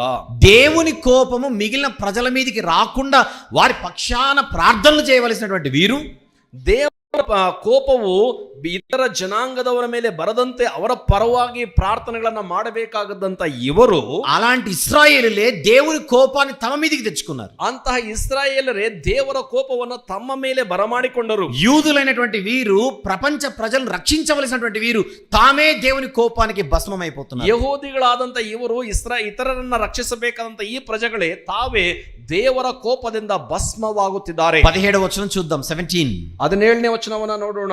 ఆయన వారి మీదికి కల్దీయుల రాజును రప్పింపగా అతడు వారికి పరిశుద్ధ స్థలముగానున్న మందిరములోనే వారి యవ్వనులను ఖడ్గము చేత సంహరించెను. అతడు యవ్వనుల ఎందైనను యువతుల ఎందైనను ముసలివారి ఎందైనను నెరసిన వెంట్రుకలు గల వారి ఎందైనను కనికరింపలేదు. దేవుడు వారిని అందరినీ అతని చేతికి అప్పగించెను. ಆತನು ಕಸ್ದೀಯರ ಅರಸನನ್ನು ಅವರ ಮೇಲೆ ಬರಮಾಡಿ ಎಲ್ಲರನ್ನೂ ಅವನು ಅವರ ಯುವ ಭಟರನ್ನು ಅವರ ಪವಿತ್ರಾಲಯದಲ್ಲಿ ಕತ್ತಿ ಸಮರಿಸಿ ಯುವಕರನ್ನು, ಕನ್ಯೆಯರನ್ನು, ಮುಖರನ್ನು, ಅತಿ ವೃದ್ಧರನ್ನು ಕನಿಕರಿಸದೆ ಎಲ್ಲರನ್ನು ಕೊಲ್ಲಿಸಿದನು. అన్యజనులను దేవుని వైపు రప్పించవలసినటువంటి వీరు, ಅನ್ಯ ಜನರನ್ನ ದೇವರ ಬಳಿಗೆ ಬರಮಾಡಬೇಕಾದ ಇವರು అన్యజనుల చేతిలో చావు దెబ్బలు తినాల్సినటువంటి పరిస్థితి ఏర్పడింది. ಅನ್ಯ ಜನರ ಕೈಯಿಂದಲೇ ಸಾವು ಒಡೆತಗಳನ್ನ ತಿನ್ನಬೇಕಾದಂತ ಪರಿಸ್ಥಿತಿ ತಂದುಕೊಂಡರು. అవసరమైతే అన్యజనులు వీళ్ళని ఆశ్రయించాలి, ಅವಶ್ಯಕತೆ ಇದ್ದರೆ ಬೇರೆಯವರು ಇವರನ್ನು ಆಶ್ರಯಿಸಿಕೊಳ್ಳಬೇಕು. కానీ అన్యజనుల దేశాలలోనికి చెరకొనిపోబడుతున్నారు వీళ్ళు. ಆದ್ರೆ ಅನ್ಯ ದೇಶಗಳಿಗೆ ಇವರನ್ನ ಸೆರೆಯಾಗಿ ಎಳೆದುಕೊಂಡು ಹೋಗುತ್ತಿದ್ದಾರೆ. దీని అంతటికి కారణం ఏమిటి? ಇದೆಲ್ಲದಕ್ಕೂ ಕಾರಣವೇನು? ఈ భూమి మీద దేవుడు వారికి ఇచ్చినటువంటి స్థానాన్ని వారు గుర్తించకపోవడం. ಈ ಭೂಮಿಯ ಮೇಲೆ ದೇವರು ಅವರಿಗೆ ಕೊಟ್ಟಂತ ಸ್ಥಾನವನ್ನು ಅವರು ಗುರುತಿಸೇ ಹೋದದ್ದು. జ్ఞానము కలిగి బ్రతకవలసిన వారు అజ్ఞానంగా ప్రవర్తించడం. ಜ್ಞಾನವುಳ್ಳವರಾಗಿ ಬದುಕಬೇಕಾದಂತ ಇವರು ಅಜ್ಞಾನದಿಂದ ಪ್ರವರ್ತಿಸಿದರು. అందుకే దేవుడు వారిని ప్రశ్నిస్తున్నాడు ಎಂದು ದೇವರು ಅವರನ್ನ ಪ್ರಶ್ನಿಸುತ್ತಿದ್ದಾನೆ. ఇర్మియా గ్రంథం 2వ అధ్యాయం. ಯೆರೆಮೀಯನ ಗ್ರಂಥ 2ನೇ ಅಧ್ಯಾಯ. ఇర్మియా గ్రంథము 2వ అధ్యాయం. ಯೆರೆಮೀಯನ ಗ್ರಂಥ 2ನೇ ಅಧ್ಯಾಯ 4వ వచనం నుండి చూద్దాం. 4ನೇ వచనದಿಂದ ನೋಡೋಣ. యాకోబు ఇంటి వారలారా, ఇశ్రాయేలు ఇంటి వారలారా, మీరందరూ యెహోవాకు వినుడి. యెహోవా ఇలాగ సెలవిచ్చుచున్నాడు, నా యందు ఏ దుర్నీతి చూచి మీ పితరులు వ్యర్థమైన దానిని అనుసరించి తాము వ్యర్థలగునట్లు నా యొద్ద నుండి దూరంగా తొలగిపోయిరి. ಯಾಕೋಬನ ಮನತನವೇ, ಇಸ್ರಾಯೇಲ್ ವಂಶದ ಸಕಲ ಗೋತ್ರಗಳೇ, ಯೆಹೋವನ ವಾಕ್ಯವನ್ನು ಕೇಳಿರಿ. ಯೆಹೋವನು ಈಗನ್ನುತ್ತಾನೆ, ನಿಮ್ಮ ಪಿತೃಗಳು ನನ್ನಲ್ಲಿ ಯಾವ ಅನ್ಯಾಯವನ್ನು ಕಂಡದರಿಂದ ವ್ಯರ್ಥಾಚಾರವನ್ನು ಅನುಸರಿಸಿ ತಾವೇ వ్యర్థರಾಗಿ నన్నನ್ನು ಬಿಟ್ಟು దూరవాದರು. 6వ వచనం, ఐగుప్తు దేశములో నుండి మమ్మను రప్పించిన యెహోవా ఎక్కడ ఉన్నాడని అరణ్యములో అనగా ఎడారులు గోతులు గల దేశములో అనావృష్టియు గాఢాంధకారమును కలిగి ఎవరును సంచారమైనను నివాసమైనను చేయని దేశములో మమ్మను నడిపించిన యెహోవా ఎక్కడున్నాడని జనులు అడుగుటలేదు. 6ನೇ ವಚನದಲ್ಲಿ, ನಮ್ಮನ್ನು ಐಗುಪ್ತ ದೇಶದೊಳಗಿಂದ ಬರಮಾಡಿ ಕಾಡಾಗಿಯೂ ಹಳ್ಳಕೊಳ್ಳವಾಗಿಯೂ ನಿರ್ಜಲವಾಗಿಯೂ ಘೋರಾಂಧಕಾರವಾಗಿಯೂ ಯಾರೂ ಹಾದು ಹೋಗದೆಯೂ ಯಾರೂ ವಾಸಿಸದೆಯೂ ಇರುವ ಅರಣ್ಯದಲ್ಲಿ ನಡೆಸಿದ ಯೆಹೋವನು ಎಲ್ಲಿ ಎಂದು ಅವರು ಅಂದುಕೊಳ್ಳಲಿಲ್ಲವಲ್ಲ. అసలు దేవుని గురించినటువంటి ఆలోచనలే వీళ్ళకు లేవని దేవుడు చెబుతున్నాడు. ದೇವರ ಕುರಿತಾದಂತ ಆಲೋಚನೆಯೇ ಇವರಿಗೆ ಇಲ್ಲವೆಂದು ದೇವರು ಹೇಳುತ್ತಿದ್ದಾನೆ. క్రింద 13వ వచనం చూస్తే, ಕೆಳಗೆ 13ನೇ ವಚನದಲ್ಲಿ నా ನೋಡಿದರೆ, జనులు 2 నేరములు చేసి ఉన్నారు. ನನ್ನ ಜನರು 2 మేలుಗಳನ್ನು ಮಾಡಿದ್ದಾರೆ. జీవ జలముల ఊటనైన నన్ను విడిచి ఉన్నారు. తమ కొరకు తొట్లను అనగా బద్దలై నీళ్లు నిలువని తొట్లను తొలిపించుకొని ఉన్నారు. ನನ್ನ ಜನರು 2 ಅಪರಾಧಗಳನ್ನು ಮಾಡಿದ್ದಾರೆ. ಜೀವ ಜಲದ ಬುಗ್ಗೆಯಾದ ನನ್ನನ್ನು ಬಿಟ್ಟಿದ್ದಾರೆ. ತಮಗೋಸ್ಕರ ತೊಟ್ಟಿಗಳನ್ನು, ನೀರು ನಿಲ್ಲದ ಬಿರಿದ ತೊಟ್ಟಿಗಳನ್ನು ಕೊರೆದುಕೊಂಡಿದ್ದಾರೆ. ఏంటి వీళ్ళు చేసిన తప్పు? ಏನ್ ಇವರು ಮಾಡಿದ ತಪ್ಪು? ఒకటి, జీవ జలముల ఊటైన దేవుని వద్దనుకుంటున్నారు. ಒಂದು, ಜೀವ ಜಲವಾದ ಊಟೆಯಾಗಿರುವ ದೇವರನ್ನ ಬೇಡವೆನ್ನುತ್ತಿದ್ದಾರೆ. ఊటలో నుంచి నీళ్లు ఊరుతూనే ఉంటాయి, ಬುಗ್ಗೆಯಲ್ಲಿ ನೀರು ಊರುತ್ತಲೇ ಇರುತ್ತದೆ, అదొద్దనుకుంటున్నారు. ಅದು ಬೇಡ ಅನ್ನುತ್ತಿದ್ದಾರೆ. తామే తమ కొరకు తొట్లను తొలిపించుకుంటున్నారు. ತಾವೇ ತಮಗಾಗಿ ತೊಟ್ಟಿಗಳನ್ನ ತೋಡಿಕೊಳ್ಳುತ್ತಿದ್ದಾರೆ. ఆ తొట్లు ఎలాంటి తొట్లు? ಆ ತೊಟ್ಟಿಗಳು ಎಂತವು? బద్దలైపోయే తొట్లు, ಆ ಒಡೆದು ಹೋಗುವಂತವು, నీళ్లు నిలువని తొట్లు, ನೀರು ನಿಲ್ಲದಂತ ತೊಟ್ಟಿಗಳು. అలాంటి తొట్లను ఆశ్రయిస్తున్నారు. ಅಂತಹ ತೊಟ್ಟಿಗಳನ್ನು ಆಶ್ರಯಿಸಿಕೊಳ್ಳುತ್ತಿದ್ದಾರೆ. అంటే జ్ఞానులుగా ఉండవలసిన వాళ్ళు కాస్త అజ్ఞానులైపోయారు. ಅಂದ್ರೆ ಜ್ಞಾನವಾಗಿರಬೇಕಾದಂತ ಇವರು ಅಜ್ಞಾನಿಗಳಾಗುತ್ತಿದ್ದಾರೆ. అందుకే ఈ రోజు ఇశ్రాయేలు ప్రజలకు పాత నిబంధనలు అవమానం. ಅದಕ್ಕಾಗಿ ಈ ದಿನ ಇಸ್ರಾಯೇಲ್ಯರಿಗೆ ಹಳೆಯ ಒಡಂಬಡಿಕೆಯಲ್ಲಿ ಅವಮಾನವು. ఇశ్రాయేలు 10 గోత్రాల వారు అష్షూరు చెరలోనికి వెళ్ళిపోయారు. ಇಸ್ರಾಯೇಲ್ಯರ 10 ಗೋತ್ರಗಳವರು ಅಶ್ಶೂರ್ಯದ ಸೆರೆಗೆ ಹೊರಟು ಹೋದರು. ఈ యూదులు మాత్రం బబులోను చెరకు వెళ్ళిపోతున్నారు. ಈ ಯಹೂದಿಗಳು ಮಾತ್ರ ಬಬಿಲೋನ್ಯರ ಸೆರೆಗೆ ಹೋದರು. ఎందుకు ఇంత అవమానకరమైనటువంటి పరిస్థితి? ಯಾಕೆ ಇಷ್ಟು ಅವಮಾನಕರವಾದ ಪರಿಸ್ಥಿತಿ? ఎందుకు ఇంత దుఃఖకరమైనటువంటి పరిస్థితి? ಯಾಕೆ ಇಷ್ಟು ದುಃಖಕರವಾದ ಪರಿಸ್ಥಿತಿ? దానికి ఆన్సర్ కింద 17వ వచనంలో దేవుడు చెబుతున్నాడు. ಅದಕ್ಕೆ ಆನ್ಸರು ಕೆಳಗೆ 17ನೇ ವಚನದಲ್ಲಿ ದೇವರು ಹೇಳುತ್ತಾನೆ. ఇర్మియా గ్రంథం 2వ అధ్యాయం 17వ వచనము. ಯೆರೆಮೀಯನ ಗ್ರಂಥ 2ನೇ ಅಧ್ಯಾಯದ 17ನೇ ವಚನ. నీ దేవుడైన యెహోవా నిన్ను మార్గంలో నడిపించుచుండగా నీవు ఆయనను విసర్జించుట వలన నీకు నీవే ఈ బాధ కలుగజేసుకుంటివి కదా. ನಿನ್ನನ್ನು ದಾರಿಯಲ್ಲಿ ನಡೆಸುತ್ತಿದ್ದ ನಿನ್ನ ದೇವರಾದ ಯೆಹೋವನನ್ನು ತೊರೆದು ಬಿಟ್ಟು ಇದನ್ನೆಲ್ಲ ನೀನೇ ನಿನ್ನ ಮೇಲೆ ಬರಮಾಡಿಕೊಂಡೆಯಲ್ಲ. చూస్తున్నారా? ನೋಡ್ತಿದ್ದಾರಾ? ఏంటి? ఇంకొకసారి చదువుదాం. నీ దేవుడైన యెహోవా నిన్ను మార్గంలో నడిపించుచుండగా నీవు ఆయనను విసర్జించుట వలన నీకు నీవే ఈ బాధ కదా.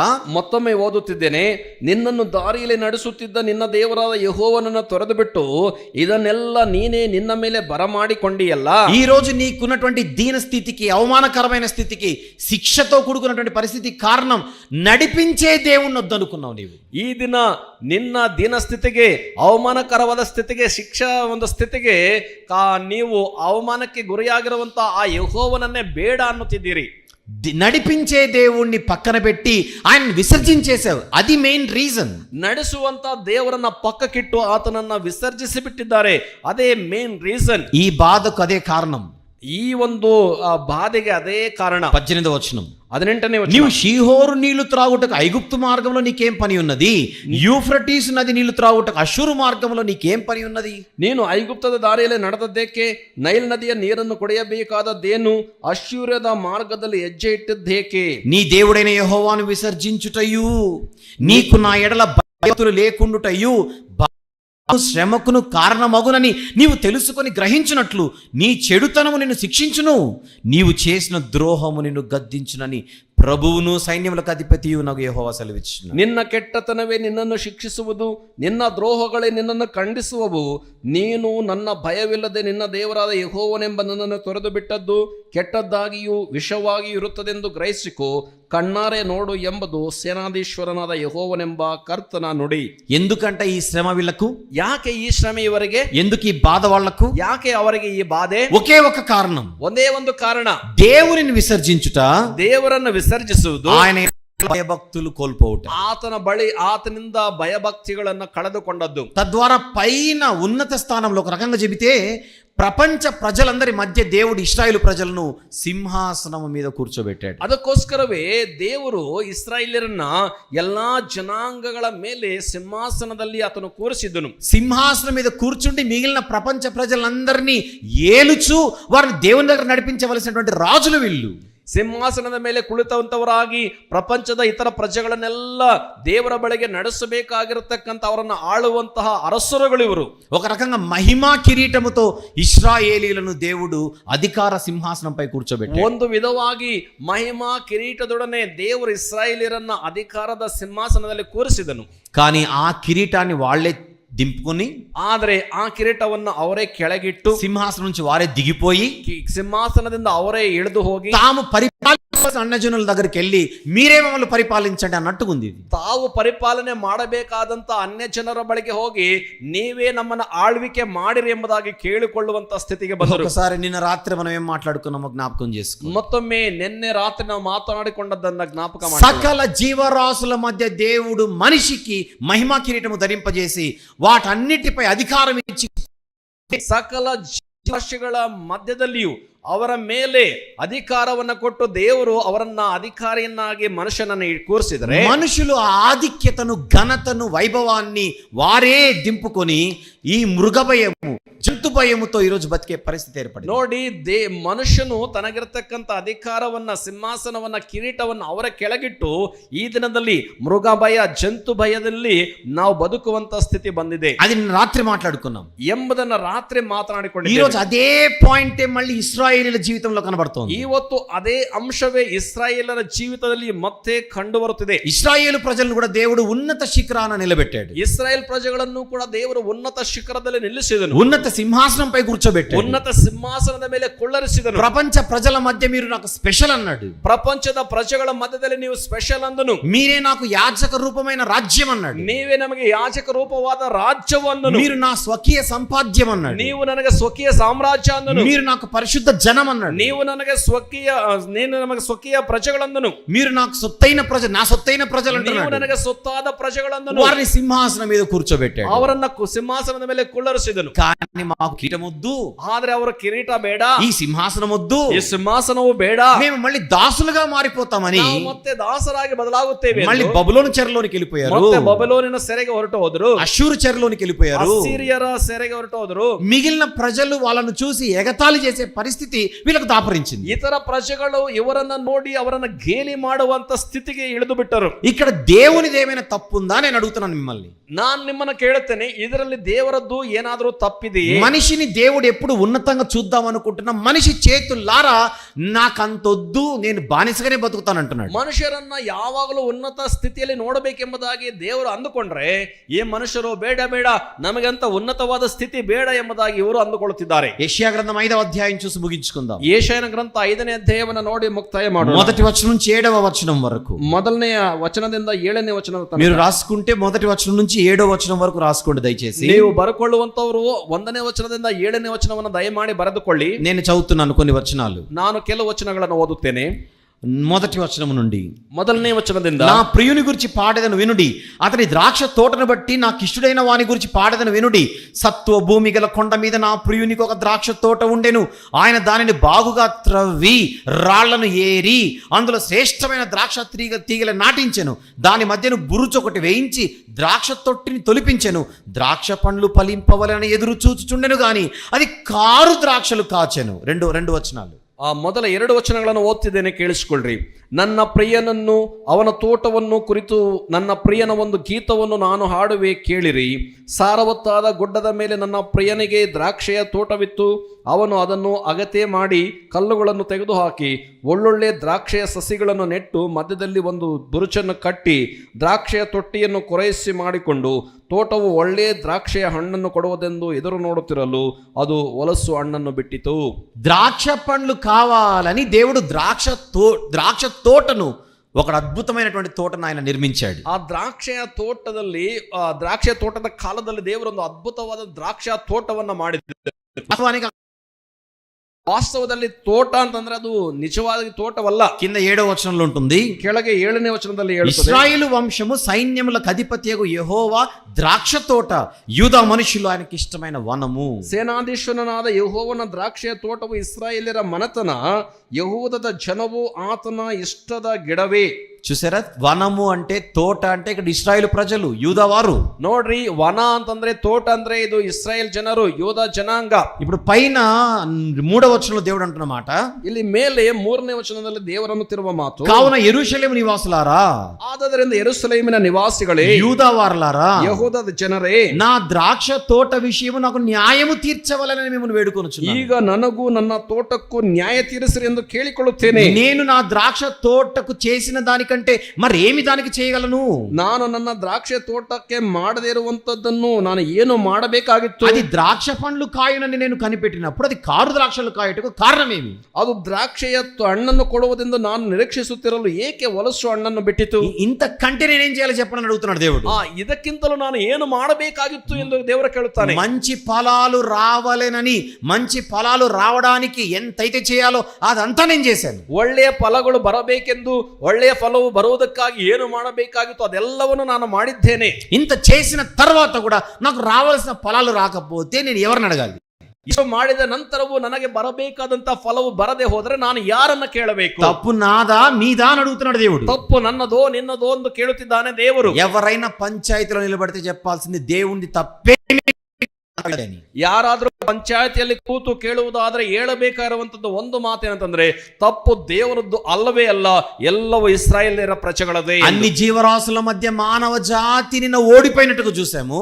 ಅಂತ ಎಲ್ಲಾ ಜೀವರಾಶಿಗಳ ಮಧ್ಯದಲ್ಲಿ ಮಾನವ ಜಾತಿ ಸೋತು ಹೋದ ಹಾಗೆ ನಿನ್ನೆ ನೋಡಿದ್ದೇವೆ. మిగిలిన జీవరాశులన్నిటి మధ్య మానవ జాతి ఓడిపోయినట్టుగా నిన్న రాత్రి చూసాము. ಉಳಿದ ಜೀವರಾಶಿಗಳ ಮಧ್ಯದಲ್ಲಿ ಮಾನವ ಸಂತಾನವು ಅದು ಸೋತು ಹೋದ ಹಾಗೆ ನಿನ್ನೆ ನೋಡಿದ್ದೇವೆ. ఈ రోజు మనం మాట్లాడుకుంటున్న సందేశంలో, ಈ ರಾತ್ರಿ ನಾವು ಮಾತಾಡಿಕೊಳ್ಳುತ್ತಿರುವಂತ ಸಂದೇಶದಲ್ಲಿ ప్రపంచంలో ఉండే మిగిలిన అన్య అందరి మధ్య దేవుని ప్రజలు ఓడిపోతున్నట్టుగా మనం చూస్తాం. ಪ್ರಪಂಚದ ಉಳಿದ ಜನಾಂಗಗಳ ಮಧ್ಯೆ ದೇವರ ಜನರು ಸೋತು ಹೋದಂತ ರೀತಿಯನ್ನು ನಾವು ನೋಡ್ತೀವಿ. అసలు దేవుని ప్రజలంటే దేవుని స్వరూపమును కనుపరచవలసిన వారు.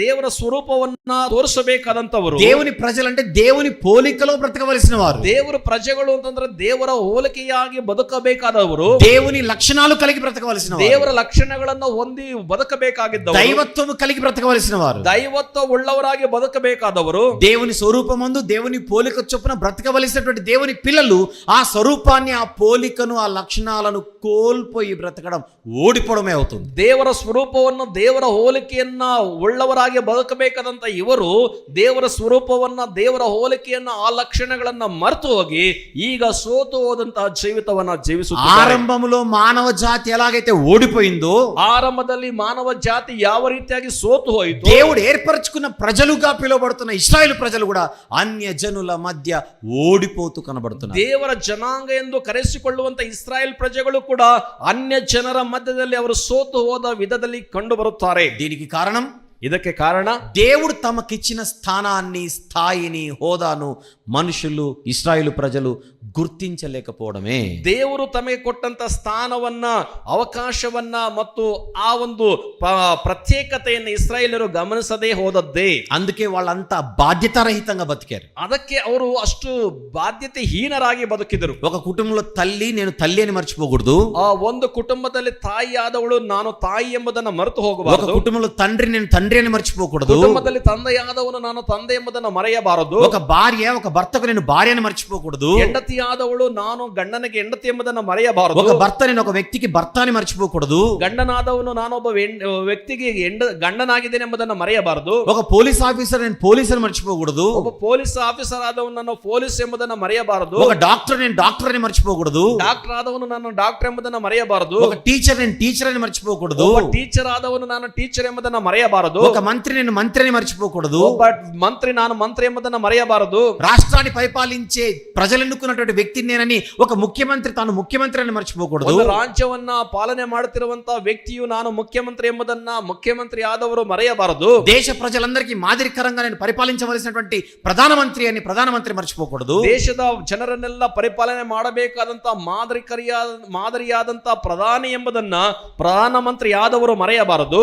ఇవి నిజమని మీరు అనుకుంటే, ಇದು ನಿಜವೆಂದು ನೀವು ಅಂದುಕೊಂಡರೆ, దేవుని ప్రజలు మేము దేవుని ప్రజలమని మర్చిపోకూడదు. ದೇವರ ಪ್ರಜೆಗಳು ನಾವು ದೇವರ ಪ್ರಜೆಗಳು ಎಂಬುದನ್ನ ಮರೆಯಬಾರದು. దేవుని పిల్లలు మేము దేవుని పిల్లలమని మర్చిపోకూడదు. ದೇವರ ಪ್ರಜೆಗಳು ನಾವು ದೇವರ ಪ್ರಜೆಗಳು ಎಂಬುದನ್ನ ಮರೆಯಬಾರದು. దేవుని ప్రజలు దేవుడు తమకిచ్చినటువంటి గొప్ప స్థానాన్ని మర్చిపోకూడదు. ದೇವರ ಪ್ರಜೆಗಳು ದೇವರು ತಮಗೆ ಕೊಟ್ಟಂತ ದೊಡ್ಡ ಸ್ಥಾನವನ್ನ ಮರೆತು ಹೋಗಬಾರದು. దేవుని ప్రజలు దేవుడు తమకిచ్చినటువంటి స్థాయిని, హోదాను మర్చిపోకూడదు. ದೇವರ ಪ್ರಜೆಗಳು ದೇವರು ತಮಗೆ ಕೊಟ್ಟಂತ ಸ್ಥಾಯಿಯನ್ನ, ಅವಕಾಶವನ್ನ ಮರೆತು ಹೋಗಬಾರದು. దేవుని ప్రజలు దేవుడు తమపై పెట్టినటువంటి బాధ్యతను మర్చిపోకూడదు. ದೇವರ ಪ್ರಜೆಗಳು ದೇವರು ತಮ್ಮ ಮೇಲೆ ಇಟ್ಟಿರ್ತಕ್ಕಂಥ ಜವಾಬ್ದಾರಿಯನ್ನು ಅವರು ಮರೆತು ಹೋಗಬಾರದು. అలా మర్చిపోయినప్పుడు ఏం జరుగుతుంది? ಹಾಗೆ ಮರೆತು ಹೋದಾಗ ಏನು ನಡೆಯುತ್ತೆ? ఏదైనా వనంలో ఓడిపోయినట్టుగా ఓటమి జరుగుతుంది. ಆ ಏದೇನು ವನದಲ್ಲಿ ಸೋತು ಹೋದಂತೆ ಆ ಒಂದು ಅಪಜಯ ನಡೆಯುತ್ತೆ. ఇశ్రాయేలు ప్రజలు, యూదులు ఎలాగైతే చరిత్రలో ఓడిపోయారో దేవుని ఎదుట అన్ని జనుల మధ్య, అలాంటి ఓటమిని చవి చూడాల్సి వస్తుంది. ಆ ಇಸ್ರಾಯೇಲ್ ಪ್ರಜೆಗಳು ಯಾವ ರೀತಿಯಾಗಿ ಅನ್ಯ ಜನರ ಮಧ್ಯೆ ದೇವರ ಮುಂದೆ ಸೋತು ಹೋದರೋ ಅದರಂತೆಯೇ ನಾವು ಅಪಜಯವನ್ನ ನೋಡಬೇಕಾಗುತ್ತದೆ. బడికెళ్ళే విద్యార్థి చదవడం మర్చిపోకూడదు. ಆ ಶಾಲೆಗೆ ಹೋಗುವಂತಹ ಮಗುವು ಓದುವುದನ್ನ ಮರೆತು ಹೋಗಬಾರದು. హోటల్కి వెళ్ళిన వ్యక్తి తినడం మర్చిపోకూడదు. ಆ ಹೋಟೆಲ್ಗೆ ಹೋದಂತಹ ವ್ಯಕ್ತಿಯು ತಿನ್ನುವುದನ್ನ ಮರೆಯಬಾರದು. రోగం వచ్చి హాస్పిటల్కి వెళ్ళిన వ్యక్తి మందులు వేసుకోవడం మర్చిపోకూడదు. ಆ ರೋಗದಿಂದ ಆಸ್ಪತ್ರೆಗೆ ಹೋದಂತ ವ್ಯಕ್ತಿ ಔಷಧಿ ತೆಗೆದುಕೊಳ್ಳುವುದನ್ನ ಮರೆಯಬಾರದು. దేవుని కొరకు బ్రతకవలసిన దేవుని ప్రజలు దేవుని కొరకు బ్రతకడం మర్చిపోకూడదు. ದೇವರಿಗಾಗಿ ಬದುಕಬೇಕಾದಂತ ದೇವರ ಪ್ರಜೆಗಳು ದೇವರಿಗಾಗಿ ಬದುಕುವುದನ್ನ ಮರೆಯಬಾರದು. అలా మర్చిపోతే ఏం జరుగుతుంది? ಹಾಗೆ ಮರೆತು ಹೋದರೆ ಏನು ಸಂಭವಿಸುತ್ತೆ? బాధే, ಶ್ರಮ, ಅವಮಾನ ఇవన్నీ కూడా మనకు తెలియకుండానే మన మీదకి వచ్చేస్తాయి. ಇವೆಲ್ಲವೂ ಕೂಡ ನಮಗೆ ತಿಳಿಯದಂತೆ ನಮ್ಮ ಮೇಲೆ ಬಂದು ಬಿಡುತ್ತವೆ. దేవుని విసర్జిస్తే, ದೇವರನ್ನು ವಿಸರ್ಜಿಸಿದರೆ, దేవునిందు భయమును భక్తిని కోల్పోతే, ದೇವರಿಂದ ಭಯವು ಭಕ್ತಿಯನ್ನ ಕಳಕೊಂಡರೆ, ఇశ్రాయేలు ప్రజలకు పట్టిన గతే, యూదులకు పట్టిన గతే ఎవరికైనా పట్టక తప్పదు. ಇಸ್ರಾಯೇಲರಿಗೆ ಆದಂತ ಗತಿಯೇ, ಯಹೂದ್ಯರಿಗೆ ಆದಂತ ಗತಿಯೇ ಯಾರಿಗಾದರೂ ಕೂಡ ದೊರೆಯದೆ ಉಳಿಯುವುದಿಲ್ಲ. ప్రియమైన దేవుని వారలారా, ప్రియరాದ ದೇವರೇ, మనందరం కూడా ఒకప్పుడు సిలువ దగ్గరకు వచ్చి మన పాపాలు కడుగుకొని దేవుని ప్రజలమైపోయాం.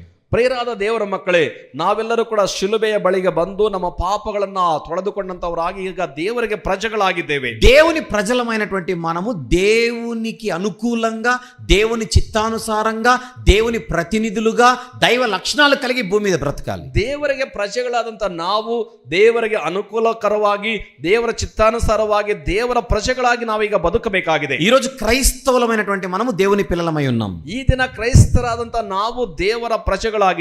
కానీ మనము దేవుడు ఏర్పరచుకున్న ప్రజలమని, దేవుని లక్షణాలను ప్రపంచ ప్రజలకు చూపించవలసినటువంటి వారమని మనం మర్చిపోయి బ్రతికితే, ಆದ್ರೆ ಈ ದಿನ ನಾವು ದೇವರ ಪ್ರಜೆಗಳೆಂದು ದೇವರನ್ನ ಈ ಲೋಕದಲ್ಲಿರ್ತಕ್ಕಂಥ ಪ್ರಜೆಗಳಿಗೆ ತೋರಿಸುವಂತ ಜನಾಂಗದವರು ಎಂಬುದನ್ನ ಮರೆತು ಹೋಗಿ మనము కూడా దేవుని ఎదుట ఓడిపోయిన వారుగా కనబడతాం. ನಾವು ಕೂಡ ದೇವರ ಮುಂದೆ ಸೋತು ಹೋದಂತಹ ಜನರಾಗಿ ಕಂಡು అది ಬರುತ್ತೇವೆ. జరగకూడదనేదే ఈ యొక్క సందేశంలోని సారాంశం. ಅದು ಜರಗಕೂಡದು ಎಂಬುದೇ ಈ ಒಂದು ಸಂದೇಶದಲ್ಲಿರುವಂತಹ ಸಾರಾಂಶವಾಗಿದೆ. అందుకే ప్రభు అయిన యేసుక్రీస్తు వారు కార్చిన రక్తంలో మన జీవితాన్ని కడుక్కున్న తర్వాత ಆದ್ರಿಂದ ಕರ್ತನಾದ ಯೇಸು ಕ್ರಿಸ್ತನು ಸುರಿಸಿದ ರಕ್ತದಿಂದ ನಮ್ಮ ಜೀವಿತಗಳನ್ನು ತೊಳೆದುಕೊಂಡ ನಂತರ దేవుని వాక్యముతో దినదినము మన జీవితాన్ని మనం కడుక్కుంటూ ఉండాలి. ದೇವರ ವಾಕ್ಯದಿಂದ ಪ್ರತಿ ದಿವಸವೂ ನಮ್ಮ ಜೀವಿತಗಳನ್ನು ತೊಳೆದುಕೊಳ್ಳುತ್ತಾ ಇರಬೇಕು. ప్రార్థన ద్వారా దేవునితో నిత్యము మనం సహవాసం కలిగి ఉండాలి. ಪ್ರಾರ್ಥನೆಯಿಂದ ದೇವರ ಜೊತೆಯಲ್ಲಿ ನಿತ್ಯವೂ ನಾವು ಸಹವಾಸವನ್ನು ಮಾಡುವಂತರಾಗಬೇಕು. వాక్యముతోను ప్రార్థనతోను నిత్యము సహవాసం ఉంటేనే మనం దేవుడు అనుకున్నట్టుగా భూమి మీద బ్రతకగలం. ವಾಕ್ಯದಿಂದಲೂ ಪ್ರಾರ್ಥನೆಯಿಂದಲೂ ದೇವರ ಜೊತೆಯಲ್ಲಿ ನಿತ್ಯವೂ ಇದ್ದಾಗಲೇ ನಾವು ಈ ಭೂಲೋಕದಲ್ಲಿ ಆತನ ಜೊತೆಯಲ್ಲಿ ಬದುಕಲಿಕ್ಕೆ ఈ ಸಾಧ್ಯವಾಗುತ್ತೆ. వాక్యం వినుచుండగా ఈ రోజు ఈ రాత్రి మీలో ఎవరైనా యేసుక్రీస్తు ప్రభువును సంపూర్ణంగా రక్షకునిగా స్వీకరించకుండా ఆయన శిలువలో కాల్చిన రక్తంలో మీ జీవితాన్ని కడుగు కొనకపోయి ఉంటే బైబిల్ ఆహ్వానిస్తోంది, నేడే రక్షణ దినం, ఇదే మిక్కిలి అనుకూలమైన సమయం అని. ಈ ವಾಕ್ಯವನ್ನು ಕೇಳಿಸಿಕೊಳ್ಳುತ್ತಿರುವಂತಹ ನಿಮ್ಮಲ್ಲಿ ಇನ್ನು ಯೇಸು ಕ್ರಿಸ್ತನ ಬಳಿಗೆ ಬಂದು ಆತನ ರಕ್ತದಲ್ಲಿ ತೊಳೆಯಲ್ಪಡದೆ ಜೀವಿತವನ್ನು ಯಾರಾದರೂ ಜೀವಿಸುತ್ತಿರುವುದಾದ್ರೆ ಇಗೋ ಬೈಬಲ್ ನಿಮಗೆ ಆಹ್ವಾನವನ್ನು ಕೊಡುತ್ತದೆ. ಇದೇ ರಕ್ಷಣೆ, ಇದೇ ದಿನ, ಇದೇ ಆ ಒಂದು ಸುಪ್ರಸನ್ನತೆಯ ಕಾಲ. ఈ జీవం ఏ పాటిదని రాత్రి కూడా మాట్లాడుకున్నాం మనం. ನಿನ್ನೆ ರಾತ್ರಿ ಕೂಡ ನಾವು ಮಾತಾಡಿಕೊಂಡಿದ್ದೇವೆ. ಈ ಜೀವಮಾನವು ಎಂತದ್ದು, రేపేమి సంభవించినో మనకు తెలియదు. ನಾಳೆ ಏನು ಸಂಭವಿಸುತ್ತೋ ನಮಗೆ ಗೊತ್ತಿಲ್ಲ. అసలు మనంతా కూడా గాలిలో గాలిలో దీపాలు ఉన్నట్టుగా మన ప్రాణాలు ఉన్నాయి. ನಮ್ಮ ಪ್ರಾಣಗಳು ಗಾಳಿಯಲ್ಲಿರ್ತಕ್ಕಂಥ ದೀಪಗಳ ಹಾಗೆವೆ. ఎవరి ప్రాణం ఎప్పుడు రాలిపోతుందో తెలియదు. ಯಾರ ಪ್ರಾಣಗಳು ಯಾವಾಗ ಉದುರಿ ಹೋಗುತ್ತವೆ ಗೊತ್ತಿಲ್ಲ. గనుక ప్రభువును స్వీకరించడానికి ఆయన రక్తంలో జీవితాన్ని కడుక్కోవడానికి ఎప్పుడు కూడా ముహూర్తాలు చూడకూడదు, వాయిదాలు వేయకూడదు. ಅದಕ್ಕಾಗಿ ಕರ್ತನಾದ ಯೇಸು ಕ್ರಿಸ್ತನ ರಕ್ತದಲ್ಲಿ ತೊಳೆದುಕೊಳ್ಳುವುದಕ್ಕೋಸ್ಕರ ಆತನ ಬಳಿಗೆ ಬರುವುದಕ್ಕೆ ಯಾವುದೇ ಮುಹೂರ್ತಗಳನ್ನ ನೋಡಬಾರದು. అందుకే బైబిల్ చెబుతున్న మాట నేడే రక్షణ దినం. ಅದಕ್ಕಾಗಿ ಬೈಬಲ್ ಹೇಳುತ್ತದೆ ಇದುವೇ ರಕ್ಷಣೆಯ ದಿನ. మీరు ఎవరైనా ఇంకా బాప్తిస్మం పొందకపోయి ఉంటే, ನಿಮ್ಮಲ್ಲಿ ಇನ್ನು ಯಾರಾದರೂ ದೀಕ್ಷಾ ಸ್ನಾನ ಹೊಂದದೇ ಹೋಗಿದ್ದರೆ, విశ్వాసముతో మారు మనసు పొంది విశ్వాసముతో ఇంకా బాప్తిస్మం పొందకపోయి ఉంటే, ನಂಬಿಕೆಯಿಂದ ಮಾನಸಾಂತರವನ್ನ ಹೊಂದಿ ವಿಶ್ವಾಸದ ದೀಕ್ಷಾ ಸ್ನಾನವನ್ನು ಹೊಂದಿಕೊಳ್ಳದೆ మంచి ಇದ್ದರೆ, నిర్ణయం త్వరితగతిన తీసుకోమని నేను మనవి చేస్తూ ఉన్నాను. ಒಳ್ಳೆಯ ಹೃದಯದಿಂದ ಬೇಗನೆ ತೆಗೆದುಕೊಳ್ಳಬೇಕೆಂದು ಮನವಿ ಮಾಡುತ್ತೇನೆ. ఆల్రెడీ బ్యాప్టిజం తీసుకున్న వాళ్ళు ఎవరైతే మనం ఉన్నాము ఇక్కడ, ಈಗಾಗಲೇ ದೀಕ್ಷಾ ಸ್ನಾನವನ್ನು ಮಾಡಿಸಿಕೊಂಡಂತವರು ನಾವು ಯಾರು ಇಲ್ಲಿದ್ದೇವೆ, మన క్రైస్తవ జీవితాన్ని ఎవరైతే ప్రారంభించామో, ನಮ್ಮ ಕ್ರೈಸ್ತ ಜೀವಿತವನ್ನು ಯಾರೆಲ್ಲ ಪ್ರಾರಂಭ ಮಾಡಿದ್ದೇವೋ, దేవుని వాక్యంతో మనకున్న సహవాసం ఏమిటి అనే ప్రశ్న మనం వేసుకుందాం. ದೇವರ ವಾಕ್ಯದಿಂದ ನಮಗಿರುವಂತಹ ಸಹವಾಸ ಏನು ಎಂಬುವಂತ ಪ್ರಶ್ನೆಯನ್ನು ನಾವು ಹಾಕಿಕೊಳ್ಳಬೇಕು. వాక్యానికి దూరంగా ఉంటూ, ప్రార్థనకు మనం దూరంగా ఉంటూ, సంఘ సహవాసానికి మనం దూరంగా ఉంటే మనము సరైనటువంటి ట్రాక్ లో ఉన్నట్టు కాదు. ವಾಕ್ಯಕ್ಕೆ ದೂರವಾಗಿದ್ದು, ಪ್ರಾರ್ಥನೆಗೆ ದೂರವಾಗಿದ್ದು, ಸಂಘ ಸಹವಾಸಕ್ಕೆ ನಾವು ದೂರವಾಗಿರುವುದಾದ್ರೆ ನಾವು ಸರಿಯಾದಂತಹ ಟ್ರ್ಯಾಕ್ ನಲ್ಲಿ ಇರುವಂತವರು ಅಲ್ಲ. మొదటి శతాబ్దంలో పెంతెకోస్తు పండుగ దినాన బాప్తిసం పొందిన వారు అపోస్తలుల బోధ యందును, సహవాసమందును, రొట్టె విరుచుట యందును, ప్రార్థన యందును ఎడతెగక ఉన్నట్టుగా బైబిల్ చెబుతోంది. ಮೊದಲನೇ ಶತಮಾನದಲ್ಲಿ ಪಂಚಾಶತ್ತಮ ದಿನದಲ್ಲಿ ಆ ಯೇಸು ಕ್ರಿಸ್ತನನ್ನ ನಂಬಿದಂತವರು 4 ಕಾರ್ಯಗಳನ್ನು ಮಾಡಿದ್ರು. ಅವರು ಅಪೋಸ್ತಲರ ಬೋಧನೆಯನ್ನ ಕೇಳುವುದರಲ್ಲಿಯೂ, ಸಹೋದರರ ಅನ್ಯೋನ್ಯತೆಯಲ್ಲಿಯೂ, ರೊಟ್ಟಿ ಮೊರೆಯುವುದರಲ್ಲಿಯೂ, ಪ್ರಾರ್ಥನೆಗಳಲ್ಲಿಯೂ ನಿರತರಾಗಿದ್ದರು ಎಂದು ಬೈಬಲ್ ಹೇಳುತ್ತದೆ. ఇది క్రైస్తవ జీవిత విధానం అని బైబిల్ సెలవిస్తోంది. ಇದು ಕ್ರೈಸ್ತವ ಜೀವಿತದ ವಿಧಾನವೆಂದು ಬೈಬಲ್ ಹೇಳುತ್ತದೆ. అలా కాకుండా మనం నిర్లక్ష్యంగా బ్రతికితే, ಆಗಲ್ಲದೆ ನಿರ್ಲಕ್ಷ್ಯವಾಗಿ ಬದುಕುವುದಾದರೆ, దేవుడు మనకిచ్చిన రక్షణను మనం నిర్లక్ష్యం చేస్తే, ದೇವರು ನಮಗೆ ಕೊಟ್ಟಂತ ರಕ್ಷಣೆಯನ್ನು ನಿರ್ಲಕ್ಷ್ಯ ಮಾಡುವುದಾದರೆ దేవుని ఉగ్రతకు మనము పాలవ్వాల్సి వస్తుంది. ದೇವರ ಉಗ್ರತೆಗೆ ನಾವು ಪಾತ್ರರಾಗಬೇಕಾಗಿ ಬರುತ್ತದೆ. అలాంటిది జరగకుండా జాగ్రత్త పడదాము. ಅದು ನಡೆಯದಂತೆ ನಾವು ಜಾಗ್ರತೆ ಉಳ್ಳೋಣ. అప్పుడు మాత్రమే మన జీవితాలు క్షేమంగా ఉంటాయి. ಆಗ ಮಾತ್ರವೇ ನಮ್ಮ ಜೀವಿತಗಳು ಕ್ಷೇಮವಾಗಿರುತ್ತವೆ. అలా క్షేమంగా ఉంచడానికే, క్షేమంగా ఉండడానికే ఈ సంఘ క్షేమాభివృద్ధి సభలు. ಹಾಗೆ ನಮ್ಮನ್ನ ಕ್ಷೇಮವಾಗಿ ಇರುವುದಕ್ಕೋಸ್ಕರವೇ, ಕ್ಷೇಮವಾಗಿ ನಾವು ಬದುಕಬೇಕು ಅನ್ನೋದಕ್ಕೋಸ್ಕರವೇ ಈ ಸಭೆಯ ಕ್ಷೇಮಾಭಿವೃದ್ಧಿಗಾಗಿ ಕೂಟಗಳು. సంఘము క్షేమంగా అభివృద్ధి చెందడానికే ఈ వాక్య ధ్యాన సదస్సులు. సభయు క్షేమాభివృద్ధిಯನ್ನ ಹೊಂದುವುದಕ್ಕೋಸ್ಕರವೇ ಈ ಸಭೆಯ ಕೂಟಗಳು. గనుక నిన్న రాత్రి నుంచి, నిన్న ఉదయం నుంచి చెప్పబడుతున్నటువంటి మాటలన్నీ కూడా మన క్షేమము కొరకన్న సంగతి మనం ఎవరు మర్చిపోకూడదు. ಆದ್ರಿಂದಲೇ ನಿನ್ನ ರಾತ್ರಿಯಿಂದಲೂ ಈ ದಿನ ಬೆಳಗ್ಗೆಯಿಂದಲೂ ಕೂಡ ಹೇಳುತ್ತಿರುವಂತಹ ಮಾತುಗಳು ನಮ್ಮ ಕ್ಷೇಮಾಭಿವೃದ್ಧಿಗೆ ಅನ್ನುವಂಥದ್ದನ್ನ ಮಾತ್ರ ನಾವು ಮರೆಯಬಾರದು. మనము విని విడిచిపెడితే ఈ యొక్క ప్రయాసకు అర్థం ఉండదు. ನಾವು ಕೇಳಿ ಮರೆತು ಹೋದ್ರೆ ಅಥವಾ ಬಿಟ್ಟು ಬಿಟ್ರೆ ಈ ಪ್ರಯಾಸಕ್ಕೆ ಅರ್ಥವಿರುವುದಿಲ್ಲ. గనుక ఇన్ని ఏర్పాట్లు చేసినది కేవలం మనందరం కూడా ఆత్మీయంగా అభివృద్ధి చెందడం కోసం. ಅದಕ್ಕಾಗಿ ಇಷ್ಟೆಲ್ಲ ಏರ್ಪಾಟುಗಳನ್ನು ಮಾಡಿರುವಂತದ್ದು ಕೇವಲ ನಾವೆಲ್ಲರೂ ಕೂಡ ಆತ್ಮೀಯವಾಗಿ ಅಭಿವೃದ್ಧಿಯನ್ನು ಹೊಂದಿಕೊಳ್ಳುವುದಕ್ಕಾಗಿ, మన భక్తి జీవితాన్ని పెంచుకోవడం కోసం, ನಮ್ಮ ಭಕ್ತಿಯ ಜೀವಿತವನ್ನು ವೃದ್ಧಿ ಮಾಡಿಕೊಳ್ಳುವುದಕ್ಕಾಗಿ, దేవునితో మన సహవాసాన్ని పెంచుకోవడం కోసం, ದೇವರ ಜೊತೆ ನಮ್ಮ ಸಹವಾಸವನ್ನ ಹೆಚ್ಚಿಸಿಕೊಳ್ಳುವುದಕ್ಕಾಗಿ, దేవుడు మనకిచ్చినటువంటి స్థితిని మనం గుర్తించి దాన్ని పోగొట్టుకోకుండా కాపాడుకోవడం కోసం. ದೇವರು ನಮಗೆ ಕೊಟ್ಟಂತ ಸ್ಥಿತಿಗಳನ್ನು ಗುರುತಿಸಿ ಅದನ್ನು ಕಳೆದುಕೊಳ್ಳದಂತೆ ಕಾಪಾಡಿಕೊಳ್ಳುವುದಕ್ಕಾಗಿಯೇ. ఒకనాడు ఇశ్రాయేలు ప్రజలు చేసిన తప్పు మనం చేయకుండా బతకడం కోసం, ಒಂದು ದಿನ ಇಸ್ರಾಯೇಲರು ಮಾಡಿದಂತ ತಪ್ಪನ್ನು ನಾವು ಮಾಡದೆ ಬದುಕುವುದಕ್ಕಾಗಿಯೇ, ఓడిపోయినటువంటి ఇశ్రాయేలీలను చూసి మనం వాళ్ళు ఓడిపోకూడదు అని పాఠాలు నేర్చుకోవడం కోసం, ಸೋತು ಹೋದಂತ ಇಸ್ರಾಯೇಲರನ್ನು ನೋಡಿ ನಾವು ಸೋತು ಹೋಗಬಾರದು ಎಂಬುವ ಪಾಠಗಳನ್ನು ಕಲಿತುಕೊಳ್ಳುವುದಕ್ಕಾಗಿಯೇ. గనుక మనం ఏమి వింటున్నాము, ఎందుకు వింటున్నాము అనేది చాలా ముఖ్యం. ಆದ್ರಿಂದ ನಾವು ಏನನ್ನ ಕೇಳುತ್ತಿದ್ದೇವೆ, ಯಾಕೆ ಕೇಳುತ್ತಿದ್ದೇವೆ ಅನ್ನುವಂಥದ್ದು ತುಂಬಾ ಮುಖ್ಯವಾದದ್ದು. అలాగనే ఏం చెబుతున్నారు, ఎందుకు చెబుతున్నారు అని కూడా ఆలోచించవలసిన బాధ్యత అందరిది. ಅಂದ್ರೆ ಏನನ್ನ ಹೇಳುತ್ತಿದ್ದಾರೆ, ಯಾಕೆ ಹೇಳುತ್ತಿದ್ದಾರೆ ಎಂಬುದನ್ನು ಆಲೋಚಿಸುವಂತ ಬಾಧ್ಯತೆಯು ಎಲ್ಲರ ಮೇಲೆ ಇದೆ. మనం మధ్యాహ్నం భోంచేసాం కదా, ನಾವು ಮಧ್ಯಾಹ್ನ ತಿಂದೇವೆ ಅಲ್ವಾ, రాత్రి భోంచేస్తాం కదా, ರಾತ್ರಿಯೂ ತಿನ್ನುತ್ತೇವಲ್ವೇ, ఉదయం కూడా నాస్టా టిఫిన్ చేసాం కదా, ಬೆಳಗ್ಗೆ ಕೂಡ ನಾಷ್ಟಾ ಟಿಫನ್ ಮಾಡಿದ್ದೇವಲ್ವೇ. ప్లేట్ లో గరిటె తీసుకొని అన్నం వడ్డించారనుకోండి, సర్వ్ చేశారనుకోండి, ಆ ಪ್ಲೇಟ್ ಅಲ್ಲಿ ಒಂದು ಸ್ಪೂನ್ ತೆಗೆದುಕೊಂಡು ಅನ್ನ ಹಾಕಿದಾರೆ ಅನ್ಕೊಳ್ಳಿ.